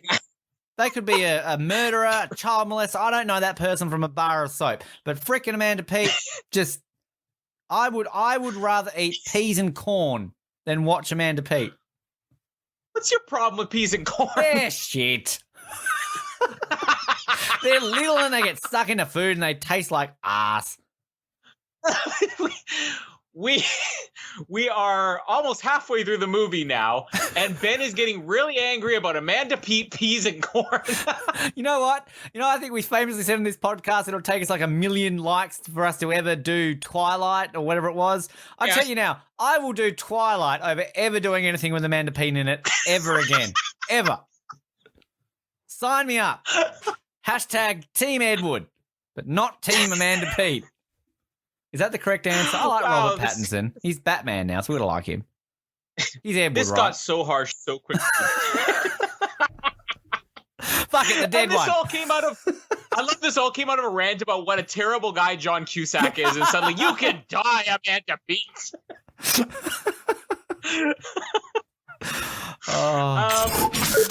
Look, I encourage everybody to Google Ben Waterworth right now, and you will get more entertainment out of it than that. You may be offended within 10 seconds flat, but you'll get more entertainment out of it. Seriously, benwaterworth.com. It exists. It's me.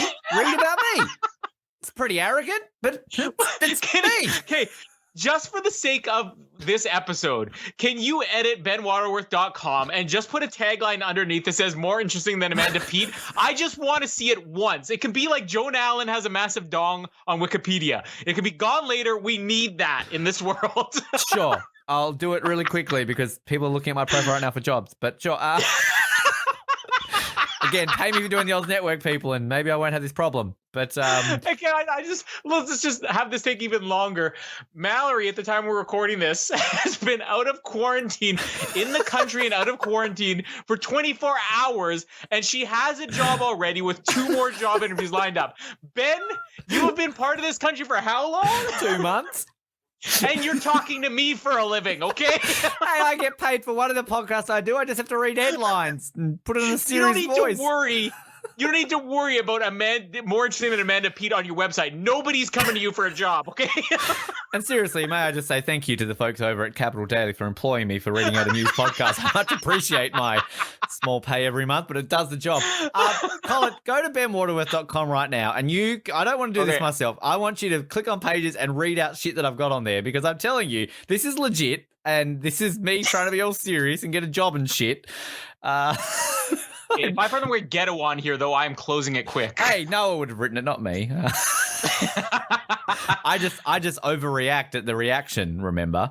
Oh, look at this. benwaterworth.com. Bio. Outgoing, committed, and passionate. I laugh at that crap. Ben Waterworth has had a diverse career across several media platforms since 2004. Ben in Hobart, Australia. Born in Hobart, Australia. Been in Hobart, Australia. He has been in Hobart. Ben first spiked a passion for media growing up watching a variety of sports and entertainment programs. His fondness for sports broadcasting shone bright early, often impersonating his childhood idols, Murray Walker and Bruce McAvaney, at length around his parents. He got his first taste of journalism and broadcasting in grade 11 when studying journalism at Elizabeth College in Hobart in 2004. After being one of the first selected to help host the weekly radio show on Hobart's Edge Radio, he was soon hand-selected by the manager to stay on at the station to host a separate show and remain with the station for 13 years. He currently hosts the Oz Network, where he takes pot shots at Amanda Pete. Wow, even I'm bored with that, and I wrote it. There's a great picture at the bottom of you passing a torch to a little boy, doing your best I'm a politician. Hey, son, I hope I can count on your vote one day. That's my nephew, I'll have you know. Just look how interested he is in his uncle, giving him the Queen's He's not baton. even looking at you. He's like, look at this thing. How many things can I smash with this? It's probably true. Well, I think I'm important. Fuck. She sent for what is a weekend camping trip. I must have been a dozen pull-ups. And she's buying right here, must be 50, 75 pull-ups. There must be at least 20. Let's say you could fit 20 in those bags. She's got 3 bags here of pull-ups that she's getting on top of the dozen that she sent on the camping trip. This girl doesn't wet the bed. She has incontinence issues 24/7. Problem. I don't think your twins wear that many nappies, do they? No, they don't. We would go through about 12 diapers a day between 2 twins, newborns. They're not for her. They're not for her daughter. They're for Amanda Pete. She's so boring that she just expels urine. Stop pissing the bed, Amanda Pete. It's so many diapers. Like, what is wrong with this girl if she's pissing herself 24/7? Stop feeding her water. Yeah. 8 cups a day, not 80 cups a day, you stupid woman. Amanda And you know Pete. what? Casper has been, for the most part, potty trained for P at least. He just turned 4. He's now to the point where we put him in pull-ups when he goes to bed, just a precaution. Last night was like the first time in 3 weeks that he didn't hold it until morning. And I'm talking 12 hours. He will sit there in his room quietly playing, and then when you open it, say potty, and ready to go to the potty. What is wrong with this little girl? Like, again, I like this girl, but like, she's got real issues here. Oh, God. You know what I just realized, actually? Like, you know how Noah can't get a date, right? Noah could get a date with Amanda Pete, but even Noah would turn down Amanda Pete. That's how bad she is. Can we just tweet Noah a picture of Amanda Pete and say interested?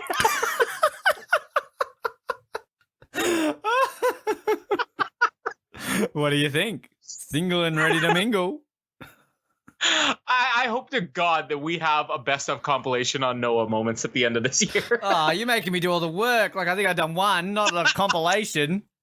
You know, I should have worked this out earlier. I wanted to do that with the sand one last year. Could have had a funny compilation, but I did it like twice. Oh. Had a 3rd episode and once. You bloody put your kids in a cupboard or something and listen to all our episodes. You can do it. But the introduction here where she's talking to a little boy in the principal's office or outside the principal's office. And did you catch what he was going to the principal's office for? No. Don't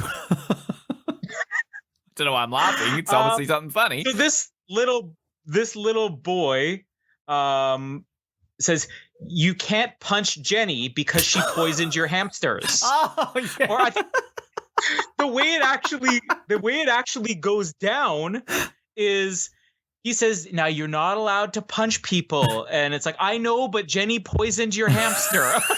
That's the darkest thing in this whole movie. Kids are poisoning their other kids' animals and they're punching each other. Wow. I mean, have you ever had your hamsters poisoned by a little girl? Did you get the urge to punch her? I've never had a hamster. I had a rabbit, but no, it never got poisoned by a little girl. I feel like I'm missing out on a very, a key part of my childhood was taken away from me, though. Yeah. Again, not to be the advocates for violence against children in movies, but I'm just going to say it. If Jenny poisoned your hamsters and you punched her, like, if that's the worst she got, Screw okay. Jenny. Don't poison hamsters, Jenny. Stop it. She poisoned his hamster. That is a vicious, vile thing. Like, if somebody poisoned Mr. Kimball's ferret, I think he's going to punch Jenny too. You deserve it, Jenny. I don't condone violence against anyone, but don't poison hamsters. You'll get punched. It's on the box when you buy it. It says on the hamster, do not poison this, you will get punched. Stop it, Jenny. They come with a tag. You know how your mattress has that tag? Do not rip off this tag. You're not supposed to rip off the tag from the hamster that says, do not poison hamsters. The law. The FBI will get involved. Jenny. If this was... I want the alternate ending of this, where he comes back, kids, I'm back, and this is for you, Jenny. And he just punches her in the face again. Come on, Jenny. What was it, Dr. No, when, like, Connery just randomly punches that guy in the hallway? Like, where's the girl? And punches, apparently, Connery's Arnold now. Girl? She doesn't answer, so he punches him, yeah. From now on, whenever there's a random punch, that's just Jenny. Jenny is now any character in any movie who gets punched. There's Jenny getting poisoned. This is for a hamster. Poison Again, in Tomorrow Never Dies. For Carver, for Stamper, for Jenny. Oh, God. Jenny really is the Amanda Pete of hamster owners. Yeah. Even Noah could get a date with Jenny, but again, doesn't want to. Let's also just illustrate this in case people haven't watched this movie in a while and they're tuning in. Jenny didn't poison her own hamster. She didn't poison the class hamsters. She poisoned another child's pet. She said, and all that happens is... Why is he this kid? Like, okay, he punched someone, fair enough. But, like, shouldn't the reaction be like, oh, she poisoned it? Like, that's okay, little Johnny, off you go. We're going to investigate this further. I hope she's expelled. I hope that none of these characters, when we reach the end credits, if I see Jenny's name in there, I'm never watching this movie again because Jenny should have been expelled. This is double standard. This is how serial killers start. They start killing animals. That's Eileen Warnos. She's Charlize Theron in Monster. She's on the highways of Florida, basically killing men. That's who this is. It's not Jenny, it's Eileen. Think about if somebody had punched Ted Bundy in the face when he poisoned somebody's hamsters, a lot of co-eds' lives would have been saved, okay? Exactly. Punch a kid if they kill a hamster. Little Jimmy's a hero. Little Jimmy has saved lives. So I don't know why he's like, come on, let me go. Like, where's he going to go? Is he going to be in hiding the rest of his life? Like, he is very dedicated. He's so worried about money, but he's willing to give up his fortune for this kid. I'm actually going to call it. He's a good dad. Like, I'm not saying he's a good person, but he's done nothing wrong as a father. And this is advocating for the villains here. Wow. But should a murderer not still be allowed to have contact with their children? Like, if he wanted, let's say he's in prison, he could, apply for visits, supervised visits or something like that. But he has basically, by doing this, said, I will give up all of my, criminal enterprises. I'll never show my face again. I'll never be able to deal drugs or whatever he does. I will go into hiding all because I want my son back. Like, his motive isn't wrong. He's not a terrible person. But I never thought I would hear somebody advocate for the rights of murderers to see their children. Fair enough. There you go. Well, my whole point is he hadn't murdered anybody at the point in the movie when she fled. I'm sure he did a lot of other bad things, but technically, like, did he ever do anything wrong to the kid? How do we know the kid wouldn't have a better life with him? So what you are saying is if Hitler had kids, right? And he got caught, Hitler should have been able to see his kids. Like, okay, he killed 6 million people, but he's still a father, and that kid needs to see their father. All I'm saying is I've learned from The Godfather. A lot of murderers had decent children, okay? And we're good fathers. So The Godfather has taught us anything. It's that criminals make great parents, okay? I might send some police over to Colin's house. I feel like Colin's in the process of planning to murder someone, right? I'm just saying that... murderers should see their kids too. I really want to murder someone, but I still want to see Casper and the twins. I'm sure there's at least one person out there who understands what I'm getting at. So we've got at least one murderer who's listening to our show right now. We've got a big fan base amongst the criminals. Hello to all our criminals listening to us in jail right now. Glad that you allowed your weekly podcast listening. You've chosen the Oz Network. Not like How to Escape from Jail 101 or something like that. Reliving the Shawshank Redemption. How did they get away with it? If you are the one person out there who understands that what I'm getting at of Colin at least loving his son, then please write to us and we will send you a free autographed picture of Ben Waterworth signed by yours truly, Colin Hilding. Just for agreeing with me. Just let's go over the checklist here. We've advocated for Billy Zane in Titanic. He was actually a good guy. What's his face? Ludlow in Lost World Jurassic Park. Actually not that bad. 2012. Oliver Platt. Not that bad. All the villains in all these movies. Silver in 007 over on Skyfall. Gosh, Hannibal Lecter probably was a good guy if we ever do Silence of the Lambs. I mean, God, they're all good guys. When we get to Home Alone, we're going to be advocating for Joe Pesci and Daniel Stern.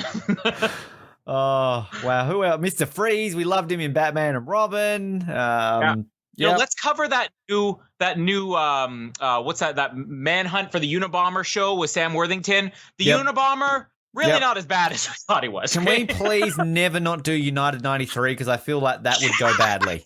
We talk a lot about 9/11 on this show, and I don't know how I'd feel about covering that movie. You know what? Those hijackers actually were quite committed to their role, so, you know. Look, they might have been good fathers, for all we knew. I'm just saying.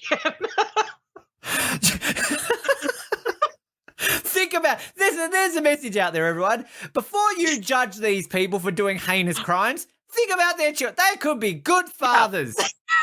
Exactly. That guy who killed that guy in Minneapolis could have been a good father. All right? Stop burning down Minneapolis and think about his children. Cullen was so dedicated to getting a single racetracking car for his son that he was willing to beat a man senseless just to do that. All for his son. He's a good dad, okay? That shows commitment. Arnie couldn't stick to one job in this movie. He's a cop. He's a kindergarten teacher. He's a cop again. Make your mind up. All this guy wanted was to see his son. Commitment. I'm gonna further back up my point here by wrapping up the movie, but let me get to that in a second. I don't know what I will do. I will find Rove McManus and punch him. What if they turn around and say Katie who? I will find Rove McManus and I will punch him. I like Rove. I actually love Rove. He is one of my favourite Australian television personalities. But I will punch Rove. That's how angry I am, Matt. I'm sorry, Rove, but I will punch you. Well, just talking about Rove, lucky you probably weren't living in Australia last year when he brought out his new show and it lasted... I heard about that. That even made news in New Zealand. It lasted 2 episodes and they quickly axed it and it will never be spoken about again. Bring back Rove, everyone, but not so I can punch him. You don't like Rove? No, I was never a Rove guy. What's wrong with you, Matt Dyson? Nah. One of you lasted 2 days. You don't like Rove. That's why they voted you out. They got you in a tribal council. They're yelling at you. We're going to say, we'll vote Steve out. Wait, you don't like Rove? Vote his ass out. I lasted just as many days as his new show lasted, so... Touche. I recognize there is some appeal with Patrick Swayze that really gets women. And I would love to know what it is, because I don't see it either. Yeah. What is it, Jamie? You're yelling from upstairs. You want to come down here? Come down here for a second, okay? He's so the kids will survive. Stop it. Come down. We need your opinion on the episode. Come on, Jamie, we need a Patrick Swayze rating here. You got to tell us, okay, what is the appeal with Patrick Swayze? I don't want to read it verbatim. You're standing inches from the microphone. I'm not reading your text verbatim. I said he looks like he'd be really energetic. I mean, just look at his useful stamina. What happened? Where am I? What year is it? Okay. I need clarification. Who's a better Patrick Swayze or Patrick Stewart? Well, who's a better Patrick Swayze or Patrick Stewart? Oh, she's thinking. That's kind of a hard question to answer. Whoa. I think Patrick Swayze would be a little bit more nasty. Okay, I feel like Patrick Stewart's going to be a little bit more proper. Okay, but just on a physical level, looking at this man, if you didn't know his energy and you didn't lose track of where you were or what year it was thinking about him, what physically draws you to this man? I mean, like not this picture specifically, but like other ones that you look at a little bit older than this one here, his hair is great. He has great hair. Great hair, okay. Who's better shirtless? Who's better shirtless? I forgot she can hear you right now. I plugged her in. I'm repeating your... I don't really know what Jean-Luc looks like shirtless. Yes, you do. Right, well, wasn't there a whole thing in Logan that you talked about him being hot shirtless? I listened to the episode. That was 75-year-old, I guess you'd have to see age 75-year-old Patrick Stewart versus 50-year-old Patrick Swayze in this movie, however old he is. It better be Patrick Stewart. I mean, he doesn't look like I'd give him a heart attack. So it's for their sake, too. Well, in all fairness, Jamie, only one of these actors is still alive, and it's not the younger one. Exactly. I knew that already. And Rip Patrick Swayze. Yeah, he died of cancer. No, that's not what I was getting at. I love that we're on death gear so much in this episode. Stop laughing about cancer. So following this movie, he is named Sexiest Man Alive by People Magazine. Don't quite see it. Yeah. Okay. Who else was sexy in 1990? What other men were sexy? Demi Moore? Demi Moore, yeah. I mean, let's run through. Were you thinking Tom Cruise, Colin? Well, Tom Cruise, I'm sure, had won at that point. Maybe they're just looking for a fresh face. Pierce Brosnan and Tom Cruise are Colin's boy crushes. Yeah, let's throw Sean Bean in there too. Where he's like, I'm straight, I'm not gay, but man, is he beautiful. Well, I'm looking here at the cover of Patrick Swayze, sexiest man in live. That mullet, my lord, that would turn me off straight away, as it is. But I just pulled up the cover for Point Break with Patrick Swayze and Keanu Reeves, and Jamie has lost the ability to speak. And I don't even know, I can't even pinpoint exactly what it is. Like, I know women like him too, but with Keanu, sorry, I just have to go on a quick tangent. Women like him? You talk about him more than your own children, Jamie. But he was my first crush when I was a teenager and still my biggest one, but I think it's just a combination of all these things. Like, yeah, he's really hot, but he's such a nice guy. And I told Colin, I said, if you ever died, seriously, he'd be like my number one husband pick. Okay, so to clarify, Jamie's criteria for men is they are a bit nasty, can be a bit proper, they're also really, really nice, and they're also Colin. Okay. And good hair, apparently. But you see, they have to be nasty, but they have to be nice enough where I can boss them around. It's like you're the this dominant is making one. Our best. Okay, and also can we just point out who was sexiest man alive around Patrick Swayze? So the year before it was Tom Cruise. The year after it was Nick Nolte. Is that a thing? Nick Nolte. They're getting older with each year. Richard and Sean Connery won it. What was Sean Connery won it around there too? So they really were gearing twice, hasn't he? 1989, Sean Connery. Didn't he win it again when he was really old as well? I think that was when he was old. He's got like the best chest hair I've ever seen. Yes. Okay, we've got Jamie speaking on men. I think we'll have to excuse her now. Sorry. Yeah, I'm just saying, next year, Point Break's 20th anniversary, we get Jamie to join us for Patrick Swayze and Keanu Reeves. Okay, and Rat Race, where you can check out Cuba Gooding Jr., Rowan Atkinson. Rowan Atkinson, yes. Hey, I'm saying it. Rowan Atkinson, sexier than Patrick Swayze, because he would make you laugh. Yes, absolutely. Jamie, Rowan Atkinson shirtless. Thoughts? She left. She's so excited by the prospect that she had to go relieve herself. Relieve. Okay, well, I don't even know where we are right now. There is a movie in here. Ghosts, starring a man and a woman in the different roles that you're thinking of. A little bit of casual racism as the guy speaking in his native German tongue or whatever it is. Colin. The fact that it was only casual in the 70s. I mean, God, this is a level you get in the 2020s, let alone 1975. I'm surprised there wasn't like every second word was racist. Yeah, well, it's the level of it too, where he says something, he goes, "Yeah, and I love you too. No speak English, huh?" Oh gosh, we shouldn't be laughing at this. Something with the accent makes it okay. I don't know. I'm not saying it's okay to be that's racist. The thing. That's okay. That's why Australians get away with being racist. It's the accent. Like if we said it in an American or a Canadian accent, "Oh, you racist bastard," whereas in Australia, "Oh, call me that all you like." It's your accent. It's so sweet. So charming and sexy, yes. That's how I'm still a podcast host all these years after the Worlds Apart preview episode. Don't remind people to look it up now. It was Noah. It wasn't even me. Let them listen to it and see that I didn't say anything. It was Noah. That's why Noah's not on the show, okay? That's why Racism, not okay. We fired Noah. We were very progressive in cancel culture. We finally took a stand against that racist bastard, Noah Groves. That's why I can't get a date. We are not going to title the episode that, but can you imagine Noah's reaction when that shows up in his iTunes feed? Noah was fired because he was racist. Or getting rid of that racist Noah Groves.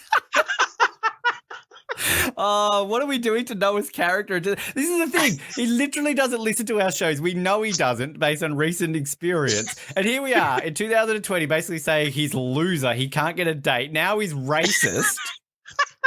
Noah's literally got to like go for a job or something soon, and he's got to happen to just be some person who listens to our show. Like, oh no, we can't hire you. Sorry. Like, why? Oh well, you can't get a date and you're racist. Sorry, you can't be the president of Korea.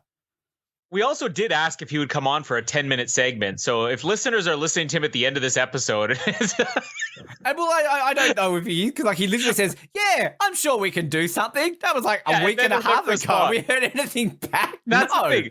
Screw him! Don't put him on this episode. Racist. At the time we're recording this episode, we don't know if Noah is going to be on the end of this or not. If he's not, let's just assume we did record it and he said something racist, and we're not standing for it. Okay. Let's actually be honest. Noah has been on all of our episodes that he hasn't apparently been on. Yes. We've just had to edit around his racist, foul rants. Like, literally. Like, on our Tomorrow Never Dies commentary last episode, you should have heard what he was saying about Michelle Yeoh. It was disgusting. Colin and I had to sit down for an extra hour to re-record our bits to fit around all the racist rants he said. You should be ashamed of yourself, Noah Groves. If Noah just starts receiving hate tweets after this, we won, okay? You know this is called slander, right? It's Noah. He won't He's care. all right. He's living in Korea right now. We should mention that to people. Let's be honest. The only single one of us, all three of us, is having a better life than you and I are right now. So yeah, he's living screw James that Bond's guy. life. Screw that And you know racist what? pig. He's probably getting deported tomorrow for being a racist because of what we just did. It's honest. all in good fun. Korean technology, they can, if they hear the word racist anywhere in the world, they automatically sync it to their computers of people living in their country, and bang, he's gone. He's got a message. Guys, do you know anything about why I got deported? Korea said I was racist. Why? We could also put together a compilation of all of Noah's racist rants that he's had over the years. No, I would not subject our listener to that. It's too disgusting. That's why we fired him, okay? Yes. Anyways, back to subtle racism in Australians right now. You say the worst effect was the glamour of the hair. I still think the worst effect was her walking on water. Really? I didn't think it was that bad. I mean, I thought it was at least believable, but, you know, it's funny how... Wait a second, walking on water is believable? No, but I'm saying... She did it yesterday. No. A person can't change their hair color, but walking on water, I can buy that. I'm saying that, like, you look at the effect and it actually looks like it makes sense. Okay. I am talking into the mic. I may be looking at you with my eyes, but my mouth is this, and I have a big mouth. I'm very loud. I could be like across the room and everybody could hear me. You don't need to worry about me. It's going to pick me up perfectly. I would normally edit out little production things like, oh, can you talk clear into the mic? But I have to leave it in there since Jamie says she has a big mouth. I do. Anyway. What were we saying? The walking on water? Yeah, no, it wasn't that bad. But, you know, some parts of this movie, I feel like Rossi said, you know, they really could have worked on the characters so much more. Even, like, you know, this bookstore lady, doing something more with her, because I actually really did like her character. Or, you know, with Sarah, the main girl, like, her mom, who was a natural witch, and... You know, they mentioned in the movie that she died during childbirth and stuff like that. Well, maybe if they had some type of flashbacks of her mom being a witch, you know, like just something. Yeah. To add extra. I love that you're basically backing up my argument on this movie sucking. Well, no, like, okay, no, but listen to me though, and I know we're going to talk about this at the end, and you said you're going to bin it already, but but listen, this movie was not given to me. I bought it, and I would buy it again if I lost it. Okay, well, how much did you pay for it? $5? I paid $5, but it was worth $5. Oh, that's right. I did do that. Literally he had us never when watched the LAD movie. Undercover tweets us and goes, hey, remember that joke you said in the movie? What? Like, what was the one this week? Naked Darth Vader theory? Like, what? We talked about that? Yeah. It's great when we do these episodes, especially when it's the Star Wars ones, where we recorded those like 6 months in advance, and now it is 6 months since they've come out, and we're getting tweets daily. Oh, this part where you guys said this, and we're just like, man, there we go again. Comedic geniuses. Oh, you got to hear the behind-the-scenes story about that joke. We love you. Is it Don't LAD remember. Undercover or Lad Undercover? You're great. Thank you very much. Yeah. But again, that took us 50 hours to record those. I don't even remember talking about Anakin at any point. We talked about Anakin? I'm sure we did. I think I blocked out half of the Star Wars movies at this point. Like, did we do Force Awakens? What Rise was of that? Skywalker happened, and I think we've blacked out Star Wars forever now. But every once in a while, we do get a tweet where we're like, "Oh, I forgot about that. That was really funny." So, Then we just right pat now, us- I'm going to say wooden desk monkey fucker, and somebody's going to tweet me in 8 months going, "Ben, that's the funniest thing you've ever said." And I'm going to go, "I said wooden desk monkey fucker? What? Okay. I'm hilarious, apparently." Let's not get that trending. I literally am We're looking gonna at a be- wooden desk, and for some reason I'm thinking about having sex with monkeys. That's how I came to that. Don't ask me anything else. That's just the only thing I could think of. So, Lad Undercover, when you listen to this episode in 6 months' time, I want you to tweet me with simply wooden desk monkey fucker. That's all it needs to say. And I will go, what? And then I'll probably eventually get it one day. I'll put it on the best of just so I remember it. Wooden desk monkey fucker. I really want this to happen. 8 months from now, I want this to happen. Not tomorrow. If anybody's listening to this episode the same week it comes out, do not tweet us at all. You need to hold off for 8 months and then remind us of all the hilarity. This is how Renee Russo month happened. I just literally thought of the first actress that came to my mind who was random. It was Renee Russo, okay? Now we're celebrating her for the queen she is. Somehow I've just come up with wooden desk monkey fucker, and it's become a thing. We're going to get T-shirts made that say wooden desk monkey fucker. Probably not appropriate to wear, but hey, why not? I mean, we debated a Noah needs a date shirt, so it's not going to be that much of a stretch. That's an actual shirt. We're going to get a picture of little Noah's cheesy grin. Last week, I suggested making a shirt that just said murderer for people to wear, okay? It's not going to be the most outrageous thing. We're going to merchandise. Can we please, let's be honest, Noah, we love you. You're great. But, Noah is looking fantastic now. He's lost weight. He's fit. He runs freaking half marathons. The guy's a machine. Good on you. But Noah was like me. He, at one point, had a little bit of extra baggage. He was a little bit bigger than he is now. And I've got pictures of him and I where we're both slightly bigger than we are now. And I want to get Noah's head when he's a little bit chubby with a big smile on his face saying Noah can't get a date. I will wear that T-shirt. I will wear it every day. I want that T-shirt. Look, I will make the T-shirt to sell, even if it's just so that you buy it. Because I think our T-shirt store is in my name right now in my account. So done. Has a painting of the guy in the bowler hat. I don't know. Do you know anything about art? What is this bowler hat painting? Do I know anything about art? Do you know me? I don't know how to read. I'm going to know about art. Look at that painting there. Oh, that's worth $1 million. I could do that. I'm one of those people who literally looks at every painting and goes, I can do that and sell it for $1 million. Do I know anything about art? It's like you saying, let me say to you, do you know anything about sex?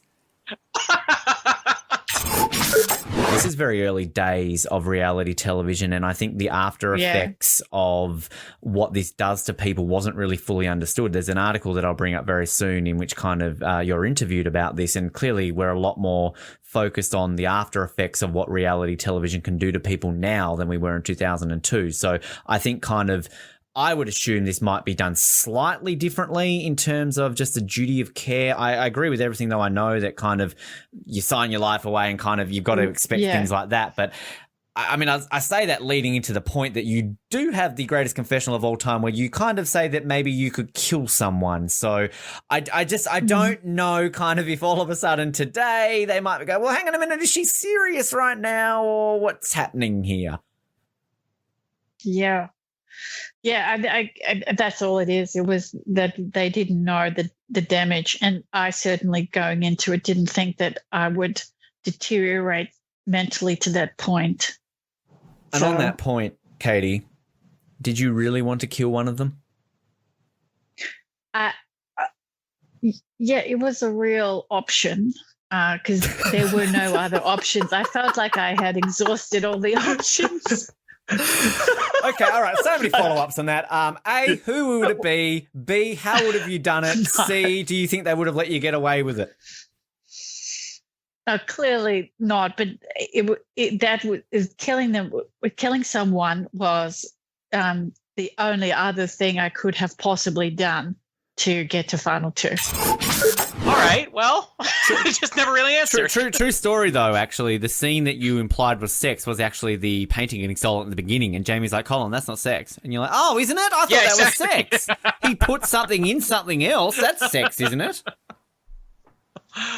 Well, we heard about this in health class. Penetration, right? Painting, briefcase. It's in. Wait, he's leaving through extra doors. Is that anal? It's taken 3 years, but finally I've said that sentence. There it is. Tick that off the Oz Network bingo. Is that anal? Put that on a t-shirt. I've made Colin so uncomfortable right now. He's literally like, oh no, he said the A word. I think we really need to keep a list of what we'll call our black market T-shirts. The ones we're not going to sell them publicly, but if you're interested and you want a murderer T-shirt or you want a what was it? There you got anal or something. You can't even say it. I can see your wife wearing that T-shirt. I feel weirdly odd saying that to you about your wife, but I think even you know that I'm right in saying that. What is it? Got anal with a question mark? Got anal. Gotta move on. Colin Hilding is growing up before everybody's ears right now. Like, oh. So they had sex and then they had breakfast, which well, let's see if we can find it here. So, actress, comedy, no, that's comedy, romance, drama, romance. Do we need some Still thinking can't music? find it. Renee Russo is here. Pierce's bomb is pretty sexy. Yeah. It's not anal. No, it's not. It's Renee Russo and Pierce Brosnan. Thomas Crown Affair. Yeah. All right, so you are correct. Same 3 movies nominated. Everything fits with Renee Russo because it's Renee Russo. She's like the peg that fits all holes. Yeah. Did that No, sound that's wrong? Pierce Brosnan. That's Pierce. Well, Pierce can fit in any of my holes. Another thing here. Things that sound better in Ben's head than out loud. Number 412. There's a compilation for our best of. The title of Young Warrior, which of course Rob did not take to very kindly, No. sort of his confessional about dubbed him the Young Warrior. Shona, what does it take to have you call someone a Young Warrior? What can I do for this episode for you to label me as a Young Warrior? Well, let me see. You could be buffed. I guess you could, and you are buffed. You're wearing the Aurora buff. So there's a big tick. Good looking, definitely a big. Thank you. Great conversationalist, big tick. How do you go in sort of, swimming challenges or over obstacles or? Matt's getting probably too sing. close to the... I don't like Matt coming in to answer this. Shona, he'll probably sink to the bottom, probably. Look, I can swim. I can't do any worse than Matt Dyson did. I mean, the guy got voted off first after 2 days, so I would say I would last at least 3 in Survivor. So, I think I could hold my own, yes. Yes. Okay. And what about cherry ripes? Do you like cherry ripes? Shona, I love them. And I'm not just sucking up. People think I'm a suck up, but legitimately cherry ripes are one of my favourite chocolates. Well, I think you tick all my boxes then, Ben. I'll have to call you Ben the Young Warrior. Oh, that's it. That's it, Matt. We've done it. I've won the Australian Survivor Archives. I've peaked. This is it. I'm emotional. Ben. This is emotional right now. Just one last question, Ben. How old am I? You are 21, Shona. That's it. Perfect. Wow. Perfect score. After Damn. After 10 years of Survivor podcasting, Ben, finally you get You're the young warrior of podcasting. I don't know. Yeah, I don't. Nothing can top this. This is the peak survivor podcasting. What can I say, Shona? You are, wow, wow. I might have to remove that throne from Jane and pass it over. I think kind of Queen Jane's gone. I think we're going to have to pass the crown over to Shona, perhaps. Perhaps when you apply for Australian Surviving, we better take some of this conversation and that you can put that in your application video. I failed on 3 occasions in my application video, so now that I've been officially dubbed a young warrior, I think I'm in with a shot. I do too. 4th time lucky. What's your favourite video game? This is going to sound really lame, but I can't do video games. I'm really bad at them. My mum actually lapped me in Mario Kart, and after that humiliating defeat, I was out of there. Could not handle it. It was so sad. I got lost. I got lost in the court. I don't know how I got lost in Mario Kart, but I just could not find my way. So honestly, I'm going to have to say Tetris. I don't even know if that counts. I'm just going to go with Tetris. I think when you can say that you have been lapped by your mum in Mario Kart, you are probably not good at video games. Yes. Yeah. Unless your mum is like the world champion in Mario Kart, it'll take away from your mum. It was her first time playing. Oh, okay. Well, yep. So, wow. No, it wasn't great. Okay. Stick to the sport climbing, Ella. Stick to the sport climbing. E-games, probably not in your future. He gets a giant Slurpee, which I was immediately upset that he did not fill the Slurpee to the top. I don't know if this is news anywhere else, but like Manitoba or Winnipeg specifically is the Slurpee capital of the world for like 20 years running. And I think we only lost that title for a single year or two, and it was the Slurpee capital of the year for like a decade prior to that. So basically... Colin, please. You're probably literally about to explain this, and I'm probably interrupting you, but what do you have to do to become the Slurpee capital of the world? I think it's based on the amount of Slurpees that you sell as compared to the population of the city. Right. So basically, Winnipeg people are fat and like sugar. Pretty much. Yeah, that's no joke. What it is more than anything is that Winnipeg, in the summer, we are grossly hot. Like, we are disgustingly hot. Sorry. Today was... Wow. Brand new information. You're fascinated with this. I am. Can't win a Stanley Cup, so what do? Go and buy shitloads of Slurpees. Why isn't that on a postcard? Welcome to Winnipeg, the Slurpee capital of the world. I'm sure it is. It's got to be on a postcard somewhere. Make a t-shirt of that. Add that to the list. And you know what? If we are going to say, hey, I'm going to hang out at Ben's house, you better not make a big thing of it, because if you do, I'm not going. Yeah, exactly. Oh, are you going to your friend's house now? Okay. Do you need any snacks? No, I don't need snacks. I don't want to go anymore, okay? Stop making a thing of it. You want any snacks?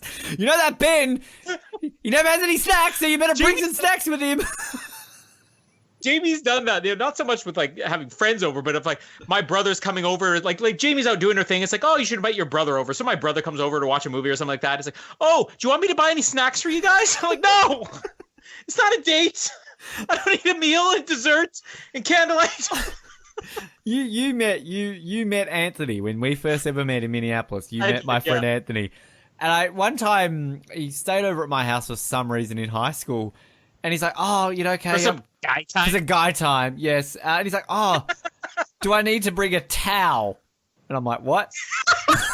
He's like, "Do I need to bring a towel?" And I'm like, "Yes, absolutely, Anthony. We've got one towel in the house, and sadly, I'll be using it that day. So better bring a towel because you might need to have a shower, and the one's already in use. So you bring that towel, Anthony." It's so funny. As soon as I didn't even need to wait for the full story. You said, "Can I bring a towel?" I immediately got, "This is not normal." Okay. like I get the polite like. We went around to Mallory's dad's house for dinner last night. So I was like, you know, we're having dinner. Cool. Do you need us to bring like a drink? Do you need to bring like anything? It's polite. It's exactly. Yeah. Do I need to bring a towel or snacks? Like, okay. Sure. Bring them along. What else have you got? Let's make it a party. Throw in a telephone. Let's telephone, snacks, and a towel. Fuck, we're going to have a hard night. Go for it. Where does this rank, do you feel, on the acclaim of Renee? Like, where is she in 95? Outbreak had been here around there, hadn't it? Was it the same year? Was it 95? Free Jack a couple years This beforehand. is her year. So this is the year, right? Yeah. This is the Renee year, the Renaissance. Right? There it is. That's the reaction I wanted. Oh, can we just make that a T-shirt now? The Renaissance. I want you to get like the statue of David or what's the female one, the Venus de Milo. Like put Renee's face on it with the hair sweeping, and there's that. Isn't there like a guy like going like, oh, the beauty, the wonder, like with Renee Russo? There it is, the Renaissance. I like Danny DeVito, and if you don't, go get yourself to a doctor immediately and say that, hey, doctor, I don't like Danny DeVito. Fix me, because there's something wrong with you. Fix me. Fix me. I don't like Danny DeVito. What? They just kick you out straight away. But I am going to try to recap this movie. Now, I get the plot, but there's also like, I feel this is a movie you need to watch to kind of get. Like, does that make sense? Why are you laughing at me? As opposed, I feel this is a movie you have to watch to get, as opposed to the movies that you don't watch and I get that movie. You know what? Never saw it, but I get it. Hang on. Just wait a minute, Mr. Judgmental, right? Like, think about it. I don't know if I've said many a times, my favorite movies are movies that you go into without having to think too much. Like, Snakes on a Plane, right? What's that movie about, Colin? Snakes on a plane. That's all you need to know. But you didn't say, I feel like this is a movie you have to really pay attention to get. You said, I feel like this is a movie you have to watch to get. You need to be viewing this movie. You won't get it from the back cover of the DVD. You won't get it from the trailer. You need to watch the whole movie. Let Undercover understood what I meant. All right? Just, he knew what I meant. He will in 8 months. He will. You know who died? It was Muldoon. The guy who played Muldoon in Jurassic Park died. Yes. I knew one of them had died. So, Rip guy who played... Oh, what was his name? Don something, wasn't it? No. I used to know him off by heart. Don? Who's Let's Don? just call him. Remember that guy in Jurassic Park? Don? Oh. What an actor. Don. Bob Peck is who you're thinking of. Bob Peck. Don and Bob are both three-letter words, Don. so you can see my confusion. So's Ben. That's very true. And I'm not dead yet. Oh, God. So, they're having dinner, and they're talking about something. I didn't write down what they were talking about. Colin, you're going to fill in so many gaps in this movie for me. And basically... It was literally the weather. Okay.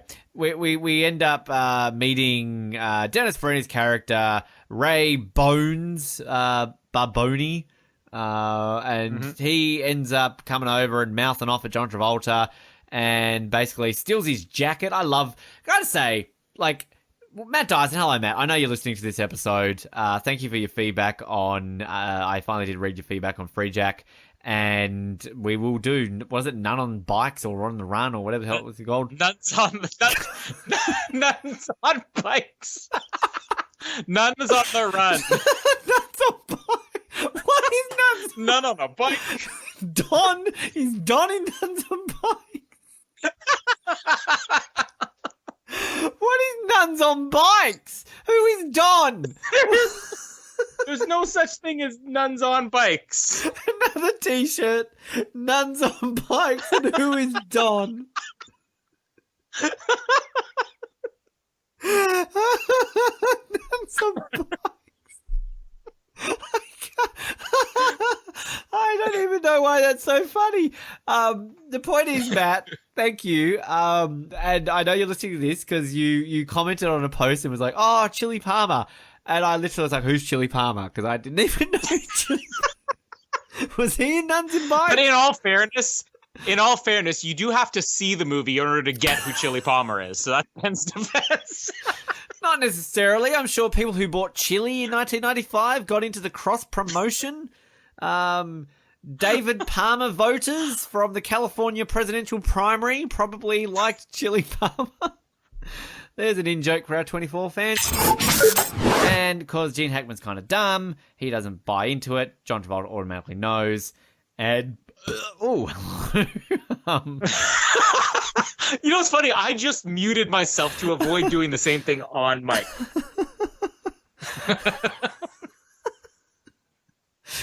Why don't we edit these things out? Seriously, no wonder nobody buys our t-shirts. Now available on T-Republic. Get your Russo Esteban. tpublic.com/OZN. Colin, I've got a confession to make. Am I wrong for finding Bette Midler attractive in that one-piece lingerie thing? Because there was something very appealing about her opening up that thing. Okay, so it's Bette Midler, so you immediately sort of look at her and you're like, oh, that's Bette Midler. But then you almost want to like it, so I kind of get what you're saying. I feel Gene Hackman there. You're like, you're like, oh, well, yeah. would I? Yeah. It's Bette Midler, but why not? I mean, but then you could say you had sex with Bette Midler. Like, there's a story to tell your grandkids. Exactly. Hey, kids, guess who granddad had sex with? You know, what, like 50-something years old at that point? Okay, it's no Rene Russo, but would you turn her down? Maybe not. She has a great body, and she looks great in that lingerie piece. Yeah. So, you know. But then you're like, but it's Bette Midler. But you're like, but maybe. Get a paper bag. It's all right. Like. Put a bag over her head. She'll be all right. Oh, I'm so horrible. I think it's a weird thing. Like, it's the weird thing we talk about with, like, during the 80s. Like, we can't find Linda Hamilton attractive because having seen those movies growing up, it's like looking at your mom, even though you realize she was, like, 20-something years old when she made that. Yeah. It's a step up with Bette Midler, too, though, because... Not a step up. Technically a step down. Because this is somebody from that time period where you're like, I was familiar with them, but they actually were as old as your mom. So, a little bit weird. Was Bette Midler in Step Up, was she? I didn't realize that. Was she in Step Up 4, The Revenge? Was that the one she was in?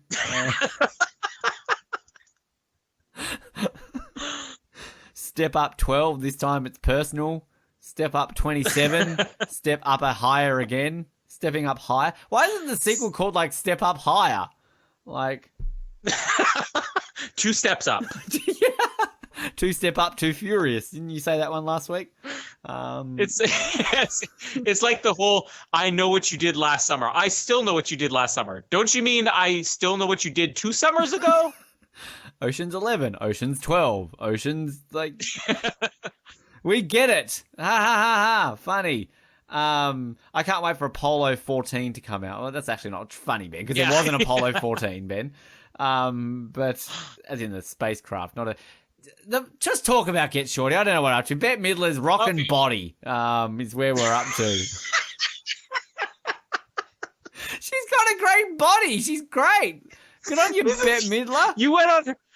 You kind of do have a weird thing for Bette Midler, I think, because this is the second time in this podcast you've talked about. She's looking pretty good. It's Bette Midler, though. I'm telling you now, right? 1995, Goldeneye came out. We're talking about Judi Dench being, you know, pretty all right for a woman of her caliber and age. Gotta say, Bette Midler, she's got longer hair, so that wins it. Sorry, Judy. You know, it's weird. I was watching last night.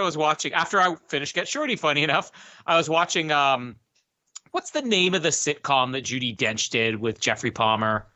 As time goes by. I was about to say 2.5 Men.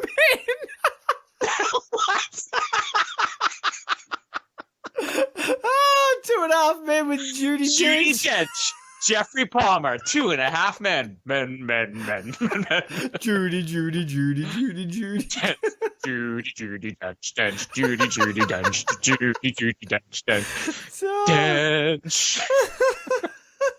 I really want to see a reboot now of 2.5 Men. Judi Dench as Charlie Sheen. Jeffrey Palmer as John Cryer. 2.5 Men. Having like wearing the Hawaiian shirt to always play the piano, that freaky neighbor always coming on next door, like sleeping around. And Danny DeVito is the kid. And Renee Russo is the maid. Yeah. And then when Judi Dench goes off at the rails and basically, you know, starts calling Chuck Lowry like a dick, they replace her with Bette Midler. There you go. Writes itself, Hollywood. Get onto it. See, every week we find a way to make Hollywood better, okay? I've cried twice in this episode now.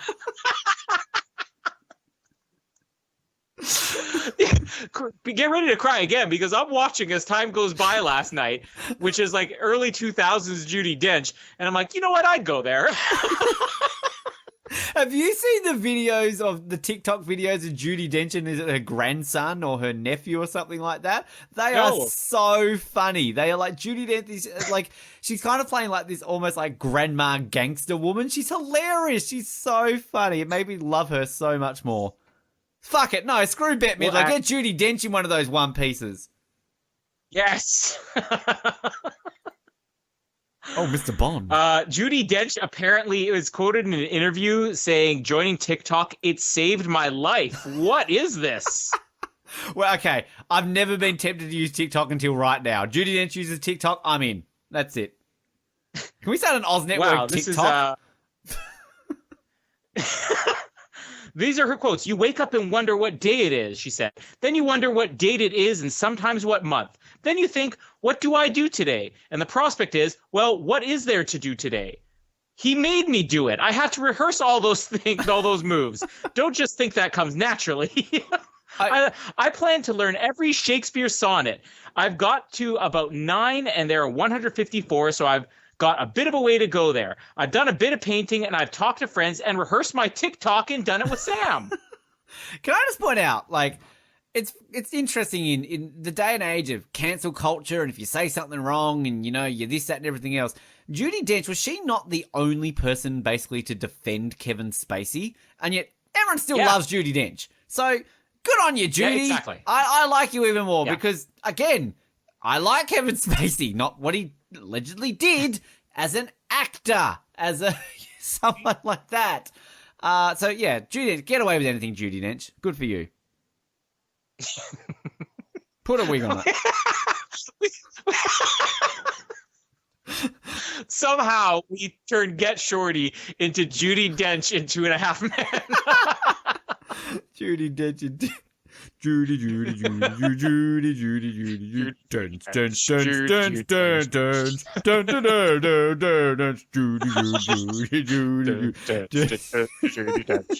Dench, Oh, 2.5 Judys. People got to listen to 007. We created the show Judi Dench Slaps People. They'll really understand the potential for this woman to be a television star. She's America's Got Judy. Judy Idol. The amazing Judy. The price is Judy. Wheel of Judy. The Big Judy Theory. Law and Order Special Judy Unit. CSI Judy. NCIS Judy. I was about to say Bones Judy. That doesn't even make sense. Judy Star Galactica. Judy Gate SGU.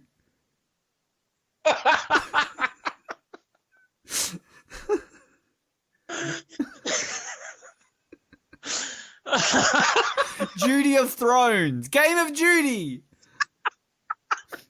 Breaking Judy. Judy Bad. Judy R. Judy Anatomy. Whoa, Judy's Anatomy. Tiny Judy.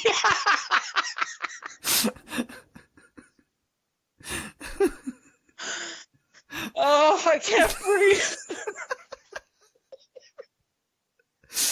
Oh my god. Whew. Now I hope you wrote all those down for t-shirts.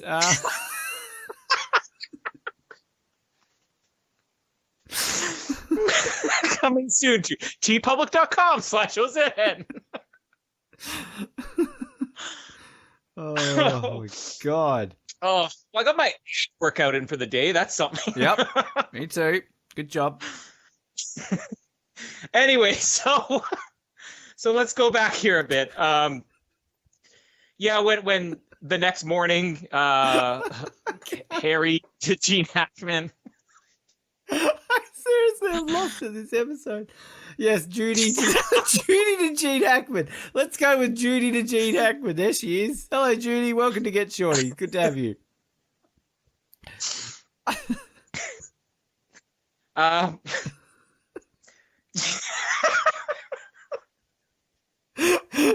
Do you want me to mute myself? Putting you... Never have I asked that before, ever. Okay, so back to the story here. I might have to mute myself. Episode over. Bye. Okay. Number one, moving on. Next week, Judy Denchman.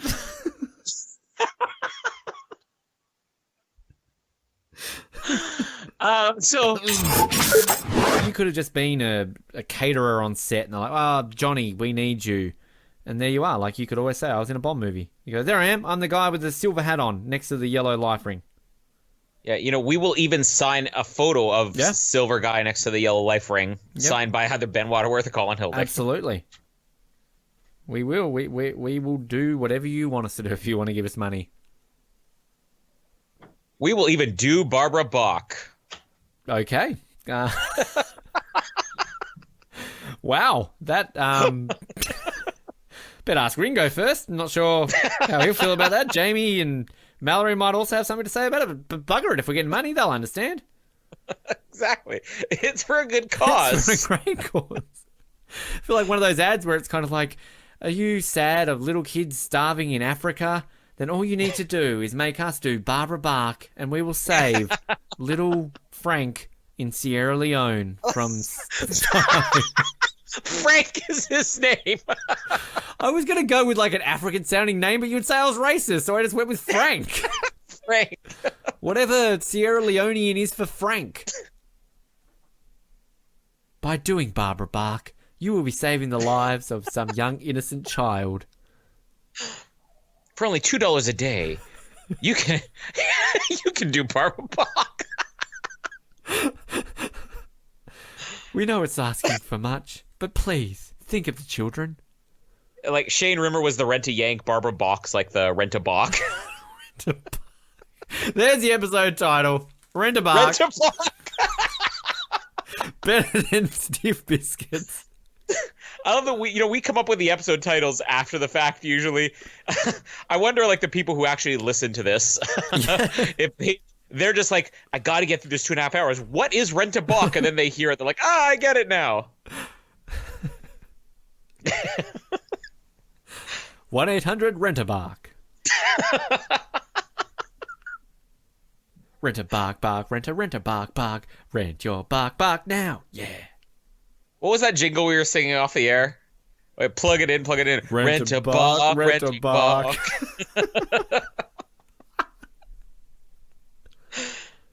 Do you hate Ringo Starr? Then Rent-A-Bach.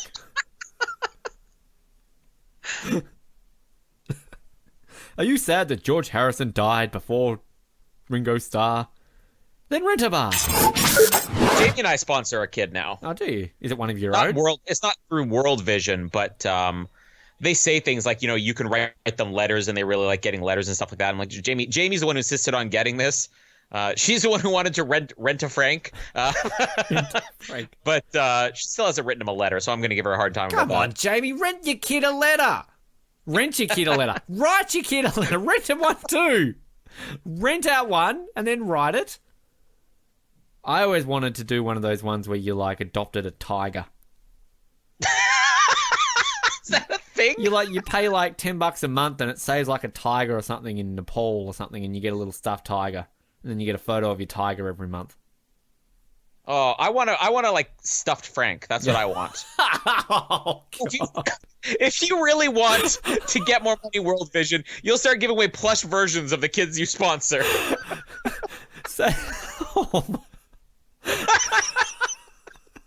Sponsor a child today, and we will send you a Funko Pop of your child.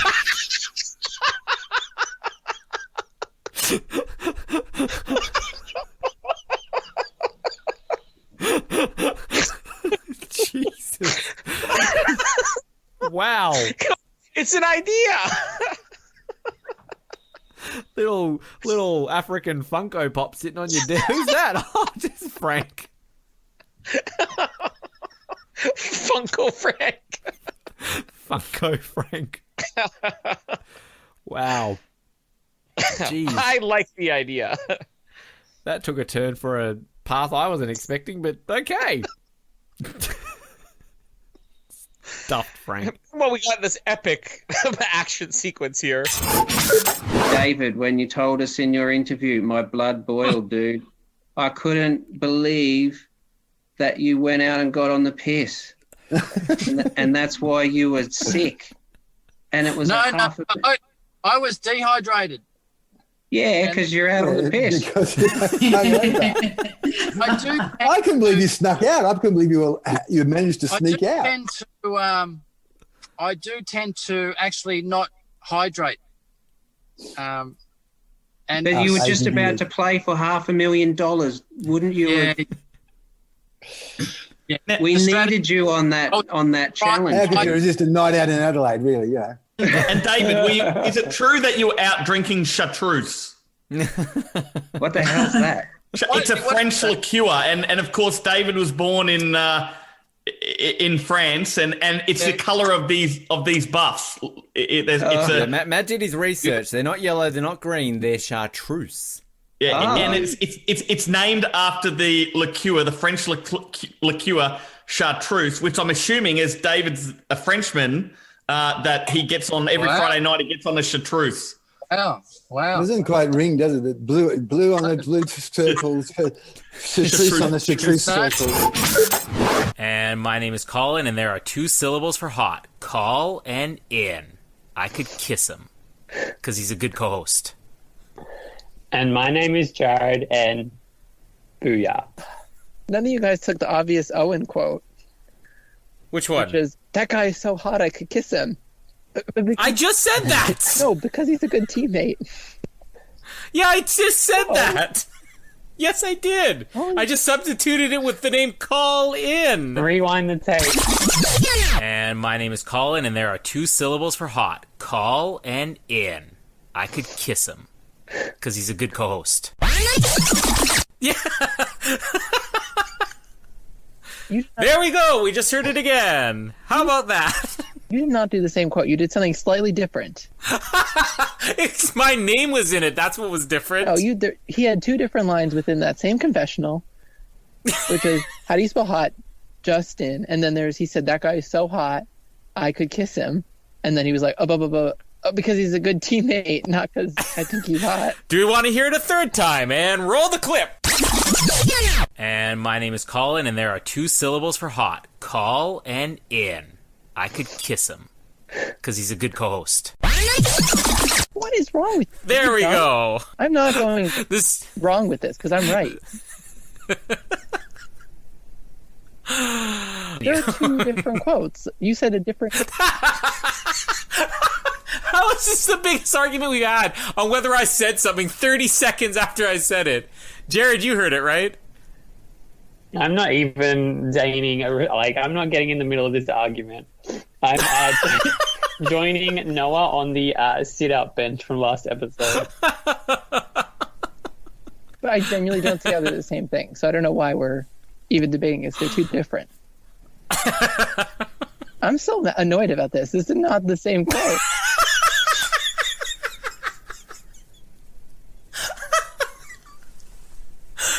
can't wait for this episode to come out. You haven't defended yourself, so I'm just going to assume that I'm right, and you're just agreeing. No. Yeah, so I'm right, and you're just not disagreeing, so I'm right. Done. All right. Moving on. Welcome to the Oz Network for our continued coverage of... I already did that, Colin. You're behind. Oh, I didn't hear it. It was slightly altered. It was not the exact opening we needed. You're not coming back next episode. My name is Yo Mama. My name is Colin, and I wish somebody would write a song about my special time of the month. And I'm Thumper. I mean, Noah. Who? My name is Ben Waterworth, and I love my car. My name is Colin, and we'll kill the dinosaurs. The Ice Age! My name is Mallory, and of course I want a latte. I love the way you make them. My name is Ben Town. I mean Ben Train. I mean Ben Time. I mean Ben-tastic. I mean Ben. No. Ben Ahoy. I mean, no, sorry. Ben Toy. My name is Colin, and that's what happens when you suck. I'm Rossi, and plants don't talk. My name is Ben. Learn it well, for it's a chilling sound of your doom. My name is Colin, and Ben, you can boss me around all you want here, but when you and I punch out, we're something else. My name is Jared, and the elves went too far. My name is Ben, aka a miserable whiny little shit, and it was fucking crazy, man! Creatures from fucking hell! Lightning come out of everyone's fucking everything! And that is not fucking cool, man! My name is Colin, and I'm really glad you rejected me 10 years ago when I auditioned for the part of Eddie Solomon, the pedophile clown in Birthday Boy. My name's Noah. Tabasco! My name is Ben, also known as the crippled gay guy who climbed Mount Whitney. My name is Colin, and I do not podcast. I do not rank, but I do make love. My name is Mallory, and something about Bruce the hyena. My name is Ben, and play Ya-Ya Ding Dong! No. Okay, my name is Colin, and play Ya-Ya Ding Dong. Play it! My name is Rossi, and I also have no other flavor besides sarcastic. My name is Ben, and if by some fucking miracle long shot you haven't heard of my reputation, let me tell you who the fuck I am. I'm the fucking Sultan of Slick, Sadie. I'm the ruler of fucking cool. You want to be a gangster? You want to be a thug? You sit at my fucking feet and gather the pearls that emanate forth from me, because I'm the fucking original straight first foremost pimp mac fucking hustler original gangster's gangster. My name is Colin, and finger on the phone, finger on the phone, on the phone, finger on the phone, finger on the phone, finger on the phone, finger on the phone, finger on the phone. And my name is Rossi, and I'm a monster, but only to my mother. My name is Ben, and Santa Claus isn't real. Oh, sorry, did I ruin your childhood? Guess my name is Disney. My name is Colin, and for all you care, this podcast could just be Ben farting on a snare drum. My name is Jamie, and we're still married and not divorced. My name is Ben, and there's something I gotta tell you. I was a geek in high school. I had really short hair. I played Dungeons and Dragons. I had a bug collection. I ate my boogers. My name's not Ben.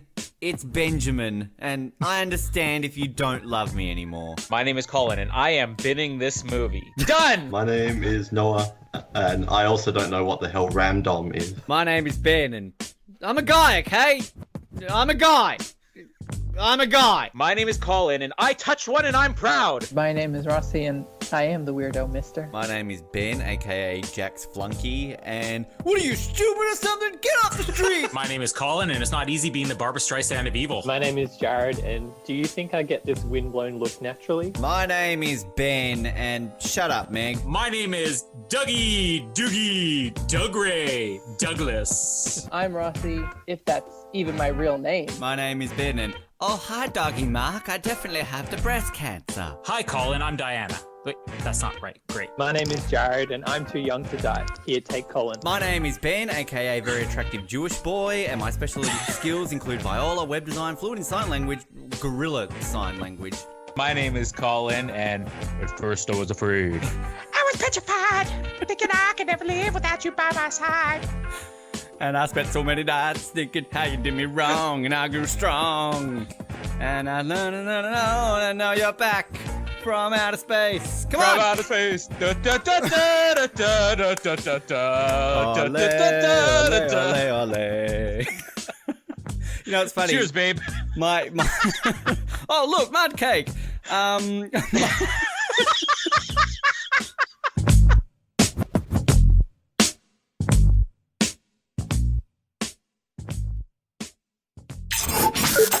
I am Colin S.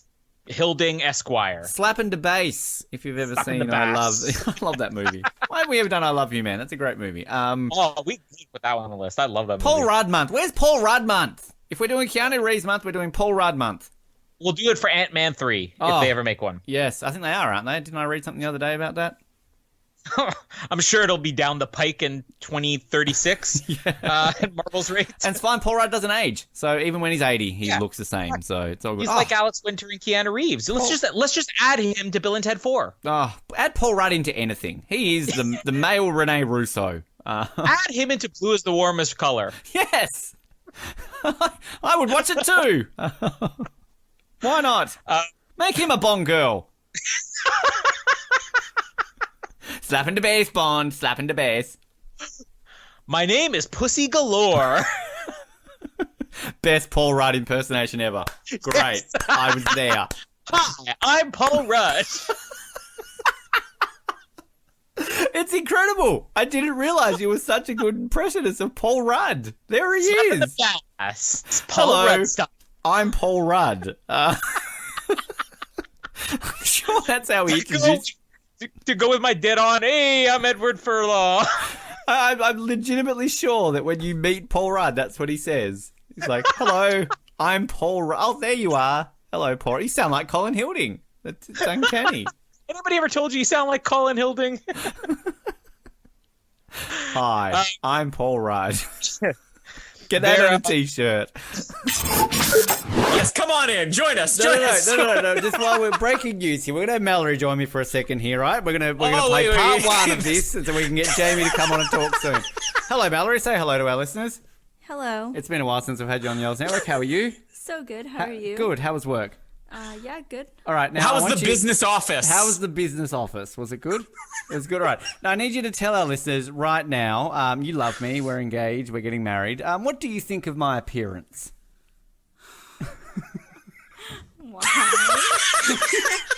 See? She struggles. She has to ask why. She has to think about my appearance. She didn't just struggle. No matter what I say. It's not a struggle. Lovely face. A lovely face. Am I attractive, Mallory? Yes. Are you sure? Yes, with a question mark. Yes. What am I asking her, Colin? I feel like we need to... I don't know what's happening. You don't have to ask her anything. I just love that you asked her that question. It wasn't just her silence. It was her letting out like a gasp. It was like... We've talked about how you generally implied that, you know, you'll talk about Jason Momoa being attractive and I never get called attractive. So, yeah, she's walking away. Yep. All right. Cool. There we go. No, I don't need you more. You've established our fact. Thank you very much. There it is. My future wife. Okay. She's shaking a bag at me. I don't know what's in the bag.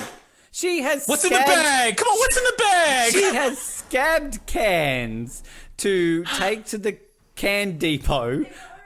Her new favourite thing is to go into like recycle crates and steal people's cans and bottles so that we can make money off them. You know, Ben, if you had a real job and weren't talking to me about Jamie's sex life and Mally's lack of attraction to you, she would have to be recycling cans for other people's garbage. We're apparently poor. This is what happens when people don't listen to the Oz Network. We're resorting to steal cans from recycle crates. She's got hidden pockets in her parka that she wears in the summer so she can stuff loaves of bread and liters of milk in there. My own fiancé thinks I'm ugly and needs cans to live. Can you please tell our listeners that I'm attractive? I need reassurance. I said you were attractive already, and I still agree with myself. You said it with a question mark, in all fairness. On a scale of Ryan Reynolds to Ryan Gosling, where do I sit? I don't know. You tell me which Ryan's hotter. Okay, so am I? I love how she questions. I gotta get Jamie down here. She literally questions which is the higher one, Ryan Reynolds or Ryan Gosling. She didn't answer, by the way. So yes. What's happening? You're getting Jamie? Are we talking about a sex life now? Bring in Jamie. Come on, let's do this. Fulfilling a bet. I fulfilled my part of the deal. Now bring in your wife. Jamie? You got to come down here. First of all, on a scale of Henry Cavill to Patrick Wilson, how attractive am I? You know you're the best. There we go. No question. Mallory, Jamie, straight And I'm not away just saying answers. that because I'm being recorded. Okay. Now, do I ask this question to Jamie? I'm a person, and I wouldn't be with somebody unless I thought they were very attractive. Hold on. You gotta plug in here. I'm going to have a very awkward question now that my fiance is in the other room. But hey, I made a promise earlier that this wouldn't be awkward, and hopefully... I'm not going to tell you how big Colin's penis is. What? That's my follow-up question, Jamie. I am more Jason Momoa than I am Ben Affleck. Jamie, how are you? You doing good? You having a good day? Yep, it's good. Yep, cool. I have 3 boys. How do you think I'm doing?